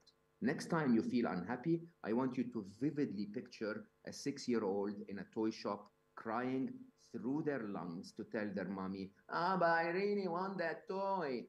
It's not gonna happen, okay? The only thing that will bring you the toy, as an adult, by the way, is to go and buy it. Do you understand that? Right? So because of that, there's nothing wrong with unhappiness. There's nothing wrong with the pain of unhappiness. The pain is actually necessary for you to do the right things to go on with life. It's the suffering. It's the suffering that is such a waste of life. Doesn't make any sense whatsoever. Now, when you talk to people like Matthew and myself, and I mean, I don't know if you know about my work, but I left, I was chief business officer of Google X, which is the best job on the planet, okay? And I left to start a mission that's called 1 Billion Happy. And 1 Billion Happy is, you know, it was originally a response to losing my wonderful child to a, you know, in a very simple surgical operation. But 1 Billion Happy is an attempt to make the world happier, right? And, you know, if I give myself the right to even dream of making one person happy, let alone 1 billion, I need to become the Olympic champion of the sport that's known as happiness, okay? And so, like all of my other practitioners, friends, when you ask them, what is it that you do to become a happier person, none of them says, I try to stop being unhappy, okay? We all measure what we call the rebound time. And the rebound time is the time it takes from feeling unhappy to going back to calm and peaceful content, okay? And of course, we try to not feel unhappy about everything. That's part of Stoicism, but that's not the issue. Even if I feel unhappy about something, I try to, you know, go back to happiness. Now, what I'm going to tell you here is not bragging, okay? What I'm going to tell you here is just to show you that what is possible, okay?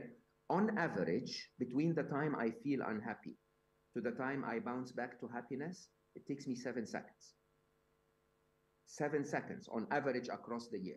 There would be 1 or 2 times, 3 to 4 times in today's mad world where I would feel extremely unhappy and it would take me an hour or a day or, you know, even a week to go back to happiness. But generally, 99% of the days of the year, I will bounce back from unhappiness to happiness in 7 seconds. Why? Because I follow something that's known as the happiness flow chart. So because I'm a programmer, I write everything in a flow chart. I write a model that I will treat my brain with when I feel unhappy so that I can bounce back to happiness. So here's the flow chart. The flow chart is made up of 3 questions, right? Question number 1 is it true? Question number 2 is, what can I do to fix it? Question number 3 is, can I accept and commit? Let me take you through them one by one. When you feel unhappy, that feeling is not out of the blue. That feeling is triggered by a thought in your head. Every emotion in the world, other than love, is triggered by a thought in your head. Okay? Fear is an emotion that is triggered by a thought that says a moment in the future is less safe than this moment. If you get that logic in your head, you feel fear. Okay? Panic is I am threatened with something that's imminent. The time between me and the threat is very short. Okay? There is a logic to every emotion other than love. Okay? So what is the logic of unhappiness? As we said, events minus expectations. An event in life is not meeting my expectations. But now if you look into the thought itself, if your partner says something hurtful on Friday and you're feeling unhappy about it, the thought in your head is not my partner said something hurtful. That's the event. The thought in your head is my partner doesn't love me anymore. Okay? Or I cannot take this for the rest of my life. Or I don't deserve this treatment. Or whatever. Okay? The thought is normally something that is a mix between the actual event and all of your assumptions, all of your conditioning, all of the, you know, the things that you heard in advertising, all of the things that Disney made you see in every movie, all of the things that your friends told you is important, okay? And you add all of those up and you go from this is the event and my actual thought is something else, okay? So I love my daughter very much and my daughter loves me back. And, you know, when I'm visiting the city where she lives, she would invite me sometimes to whatever, breakfast or whatever. One day she texts me and says, Papa, come for breakfast. I'll make you pancakes and your favorite milkshake. I said, oh, who says that to his daughter? Fantastic. I'm going to go see her and have pancakes and, you know, and my favorite milkshake. We sit down. She makes me, I walk in, she hugs me. She tells me, oh, I missed you so much. She makes me breakfast. We're laughing. And then we argue about, is it good for humanity that there are 10 million songs on Spotify, or is it bad for humanity that we have too much choice? Okay, interesting topic, right? We have two different points of view, so we argue. The argument gets heated because she's an artist, okay? And suddenly it gets to the point where we're really arguing. So I say, baby, it's enough. Let's not argue about this. I'm gonna go have a coffee and come back and we can talk about this objective. The minute I walk out of her apartment, my brain tells me, Aya, my daughter, Aya doesn't love you anymore. Okay? I promise you, I stopped in the middle of the street. Okay? And like a maniac, like a crazy lunatic, I out loud said, what the F did you just say? How can you make that claim, brain? How can you tell me that Aya doesn't love me anymore? I took my phone out, I looked at the WhatsApps, and I said, look at all of those hugs, look at all of those kisses, look at her saying, I miss you, I can't wait to see you tomorrow. Remember the hug she gave you in the morning, remember this, remember that. How can you make that claim? Is it true, brain? Is it true that Aya doesn't love you anymore? Okay? If it's not true, drop it. And believe it or not, that simple question in the flow chart would save you 99% of the misery that you feel. Okay? So, you know, the Middle East now is going through turmoil. Everyone is very emotional, and people are really angry at me because I'm not posting about the topic. Okay? I tend to only speak when my words make a difference. Right? So I'm choosing not to post an emotional response. And people are really, really angry, and they shout at me and they say, you're a man of influence. You have following. What you will say will change the world. And I answer back with one question. I say, is it true? Is what I'm saying going to change the world? Right? Or is saying it on social media going to change the world? Right? Here's the point. The question is, if it's not true, don't be unhappy about it. Right? If it is true, we go to question number 2. But you understand that there is a difference between the event and your actual thoughts about it. So when you feel negative, ask yourself what thought is triggering that negativity, not what event. What is the thought that's triggering that negativity? And then ask yourself, is it true? If it's not true, drop it. If it is true, question number 2 is, what can I do to fix it? This is the purpose of unhappiness. The purpose of us feeling the pain is because your system is telling you there is an action needed on your side to fix it. Okay, so ask that question. Say, what can I do to fix it? Right? If everyone knows the world is going through an economic crisis, and as we're going through an economic crisis, most of us will say, my business or my savings will suffer. Okay, you ask yourself the question: is that thought true? Is my business or savings going to suffer? And if the answer is yes, it is true. What can I do to fix that? Okay, can I reduce my spendings a little bit so that I don't suffer? Can I maybe change my product a little bit so that I can sell more? Can I maybe find a different way to do marketing so that I succeed, and so on? Right? It's quite interesting, but because once you tell your brain, I understand and acknowledge the negative feeling, I know why it's there, and I'm going to do something to fix it, the limbic system, the emotional side of your brain that's making you unhappy, disengages as the problem-solving parts of your brain, your prefrontal cortex, starts to engage, because you can't do both at the same time. So suddenly, the minute you tell yourself, what can I do to fix it? You don't even have to fix it yet, by the way. Okay? As soon as you ask yourself, what can I do to fix it? The feeling goes away and the practicality sets in. I have a friend of mine who is so good at this that when she feels unhappy, she normally tells her brain, okay, brain, we're going to talk about this at 6 p.m. Right? And believe it or not, even that works, because it's telling your brain, good, we're going to address this. I understand the thought is real. I understand it needs our attention. We'll fix it at 6 p.m. And immediately your brain will stop bothering. What if you can't fix it? Right? By the way, if you can fix it, then fix it right away, or take the action to fix it right away. But if you cannot, then it's time for what I call the Jedi Master level of happiness. The Jedi Master level of happiness is a question that basically says, can I accept it and do what I can to make myself and others happy despite its presence? Okay? Can I accept it and do what I can to make my world better despite its presence? Now, some of you may know my story, but the reason I left Google and started to write about happiness is because I lost my wonderful son, Ali. And when Ali dies, you know, I hope you never had any loss in your life, but, you know, loss is irreversible. There's nothing you can do to bring him back, right? And so Ali died is a fact. Ali died is not a fixable fact. I cannot change that, okay? So what if you're faced with a challenge that you cannot fix?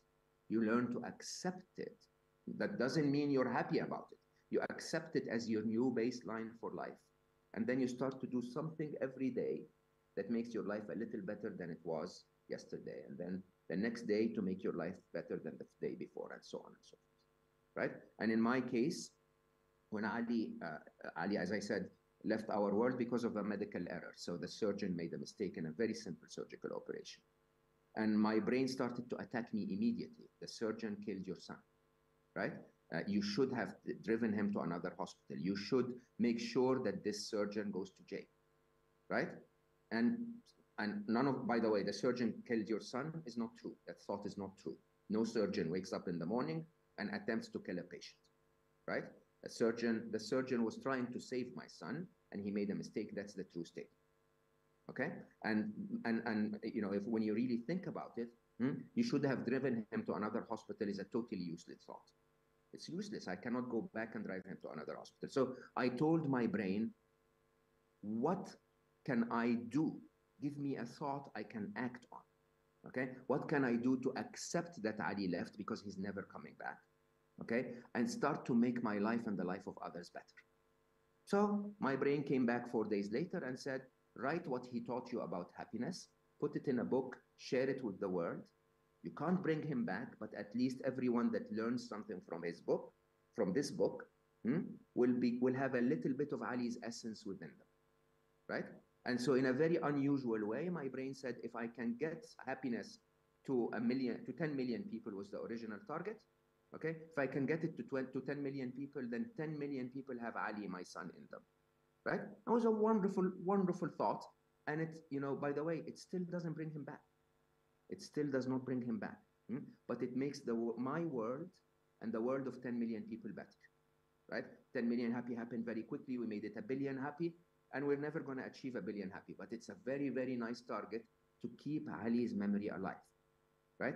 When life bends, twists your arms, don't resist. Accept and do what you can to make life better. So if you go through that flow chart, every single time you'll go through the flow chart, within 7 seconds with training, you'll go back to happiness. You'll either say, oh no, this is not true, drop it. This is true, but I can fix it, so I'll fix it. Or this is true and I can't fix it, so I'll accept it because I have no other choice but to accept it. And then I'll do what I can to make my life better over time. With that flow chart, every time you'll find happiness, even in the most difficult of all times. Anyway, I spoke too much. And I promised that we're going to allow time for questions. So we have 15 minutes for questions, if you have any.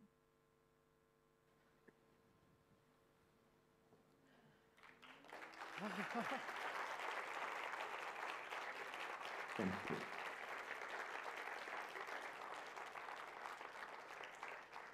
Thank you very much, Mr. Gaudat. Here are a couple of questions, and I am also asking the audience. We remember Slido, our application. Please go there and type your questions either in Georgian or in English, doesn't matter. Thank you very much. We have 10 or a bit more minutes for that. And our first question is, Mr. Gaudat, I'm a financial person in a huge corporation, and my life is so far from happy. How do you envision the principles of happiness being applied on an institutional level? What can my company do to either create a happier work environment or even educate us on happiness? That's an amazing question, to be honest. I'll first say that happiness is an individual choice. Please remember that, okay? So it doesn't matter if your company is annoying, you can still be happy. right? And you can still be happy. You're following the same flow chart, by the way. I don't know if in Georgia we tie people to work every day, or we can make choices to change our work, because sometimes that actually is a choice. We always have a choice, but this is not the question. The question is, what is the responsibility of a business in making its employees happy? Now, I worked at Google for 12 years. I first ran emerging markets, so I started half of Google's businesses globally. And then I ran Google X, which was the big part of the innovation arm of Google. And Google was always a very happy place, not because, and actually my departments were considered some of the happiest within Google, not because we paid more than others, and not because we had pool tables and so on. We had techniques that allowed us to make people happy. I'll come to them in a minute. But more interestingly, we were not creating a happy workplace because we were nice. Understand that.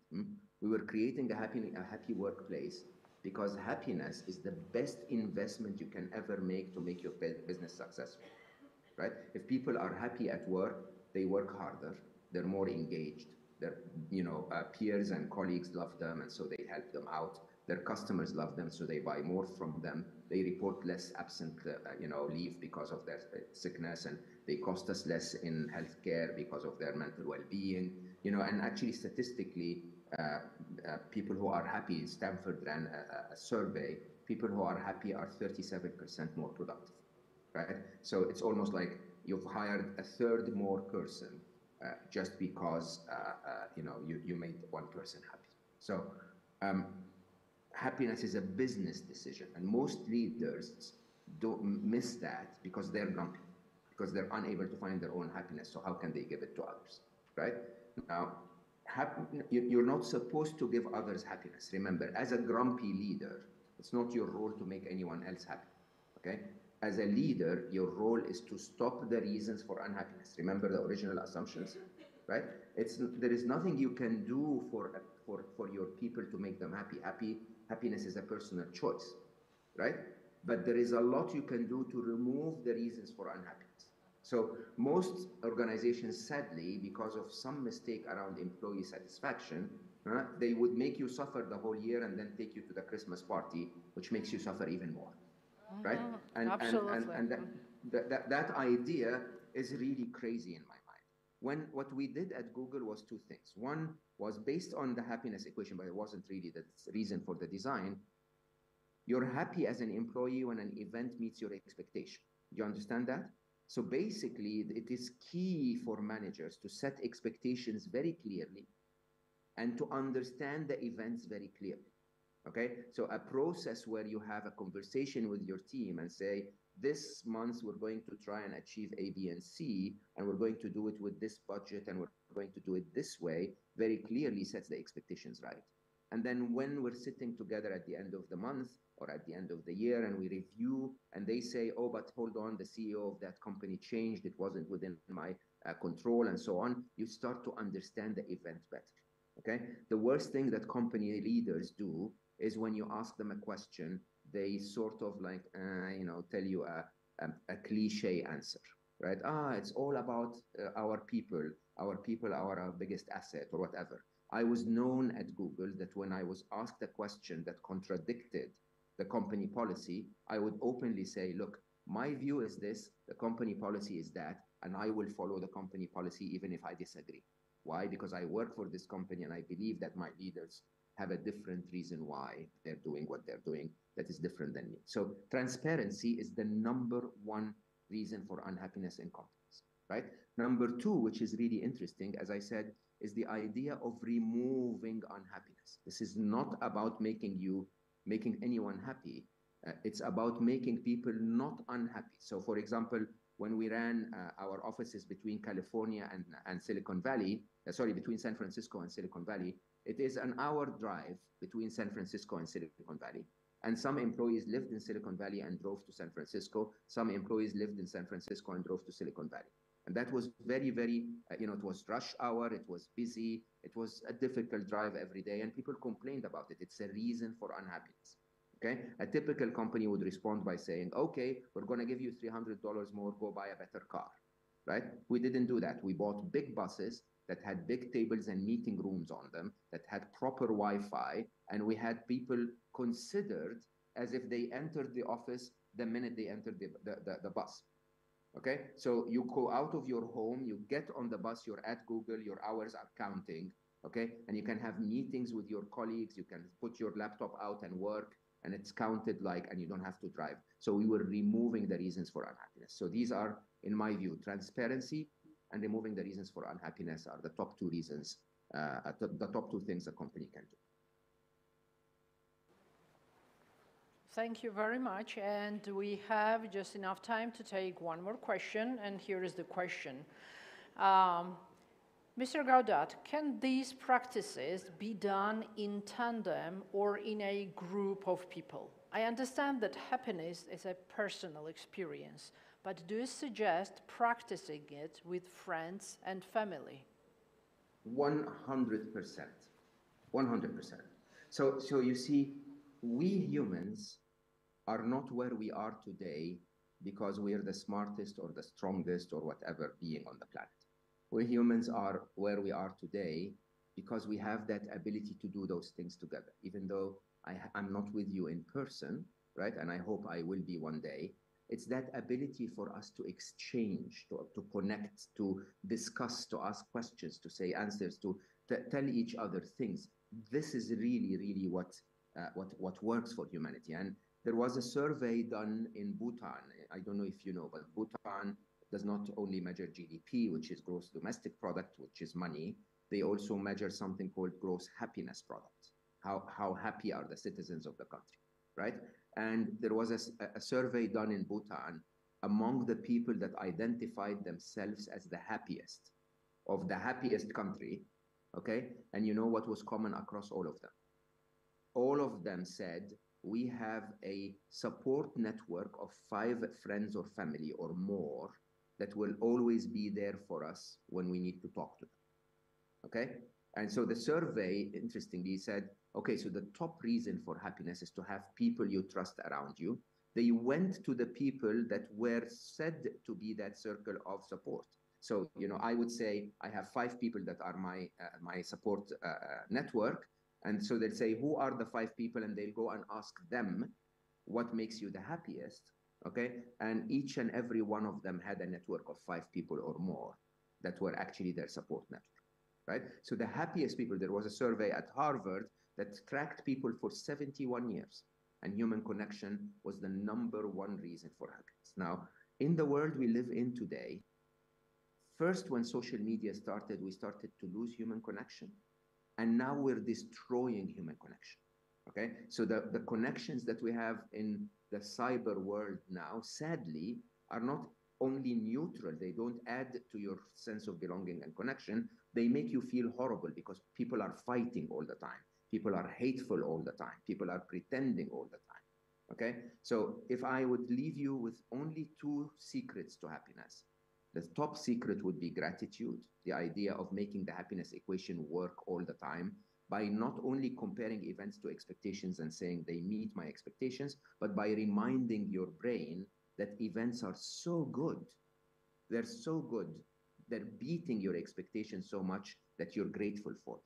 And I guarantee you, each and every one of you, I don't even know you, there must be 4 or 5 things that happened today that you're grateful for. So if you remember them, you remind your brain that the happiness equation is actually holding true, right? And the second is a group of nice people, okay? By the way, if you have a network of 5 people that annoy the hell out of you, that's the easiest path to misery. Okay? The easiest path to misery is to be surrounded by people that make you unhappy. Find a network of people that make you happy, support you, tell you the truth, not tell you what you want to hear, okay? And you'll be the happiest person you can be.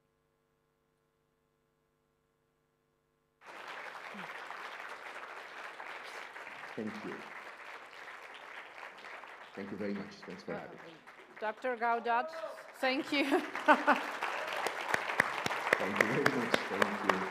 I hope you'll always be happy, all of you. Thank you for that. We would like to thank you a lot. Firstly, you trusted our audience, Georgian audience, enough to share your very personal story of loss. Thank you very much for that trust. And secondly, your entire talk was inspiring, illuminating, and also extremely heartwarming. Thank you very much for that sort of generosity. Thank you for having me. Thanks very much.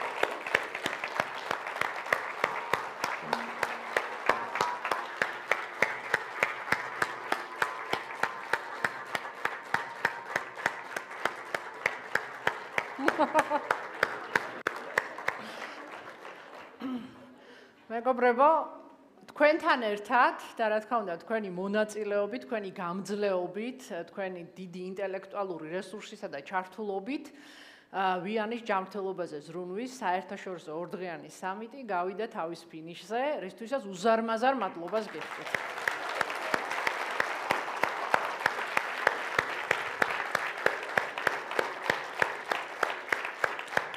ძალიან დიდი მადლობა კიდევ ერთხელ და იმედია, კი არა და დარწმუნებული ვარ, რადგანაც ეს სამიტი ყოველწლიურია და ჩვენ ყოველ წელს დაახლოებით იგივე დროს შევიკრიბებით, ყველა თქვენგანი უკლებლივ ასევე იქნება ჩვენი სტუმარი. ახლა კი გთხოვთ რომ სახლებში არ წაბრძანდეთ, ამობრძანდით რუფტოპზე ზევით, იმიტომ ჩვენ ვიზეიმოთ ეს ძალიან მნიშვნელოვანი ამბავი.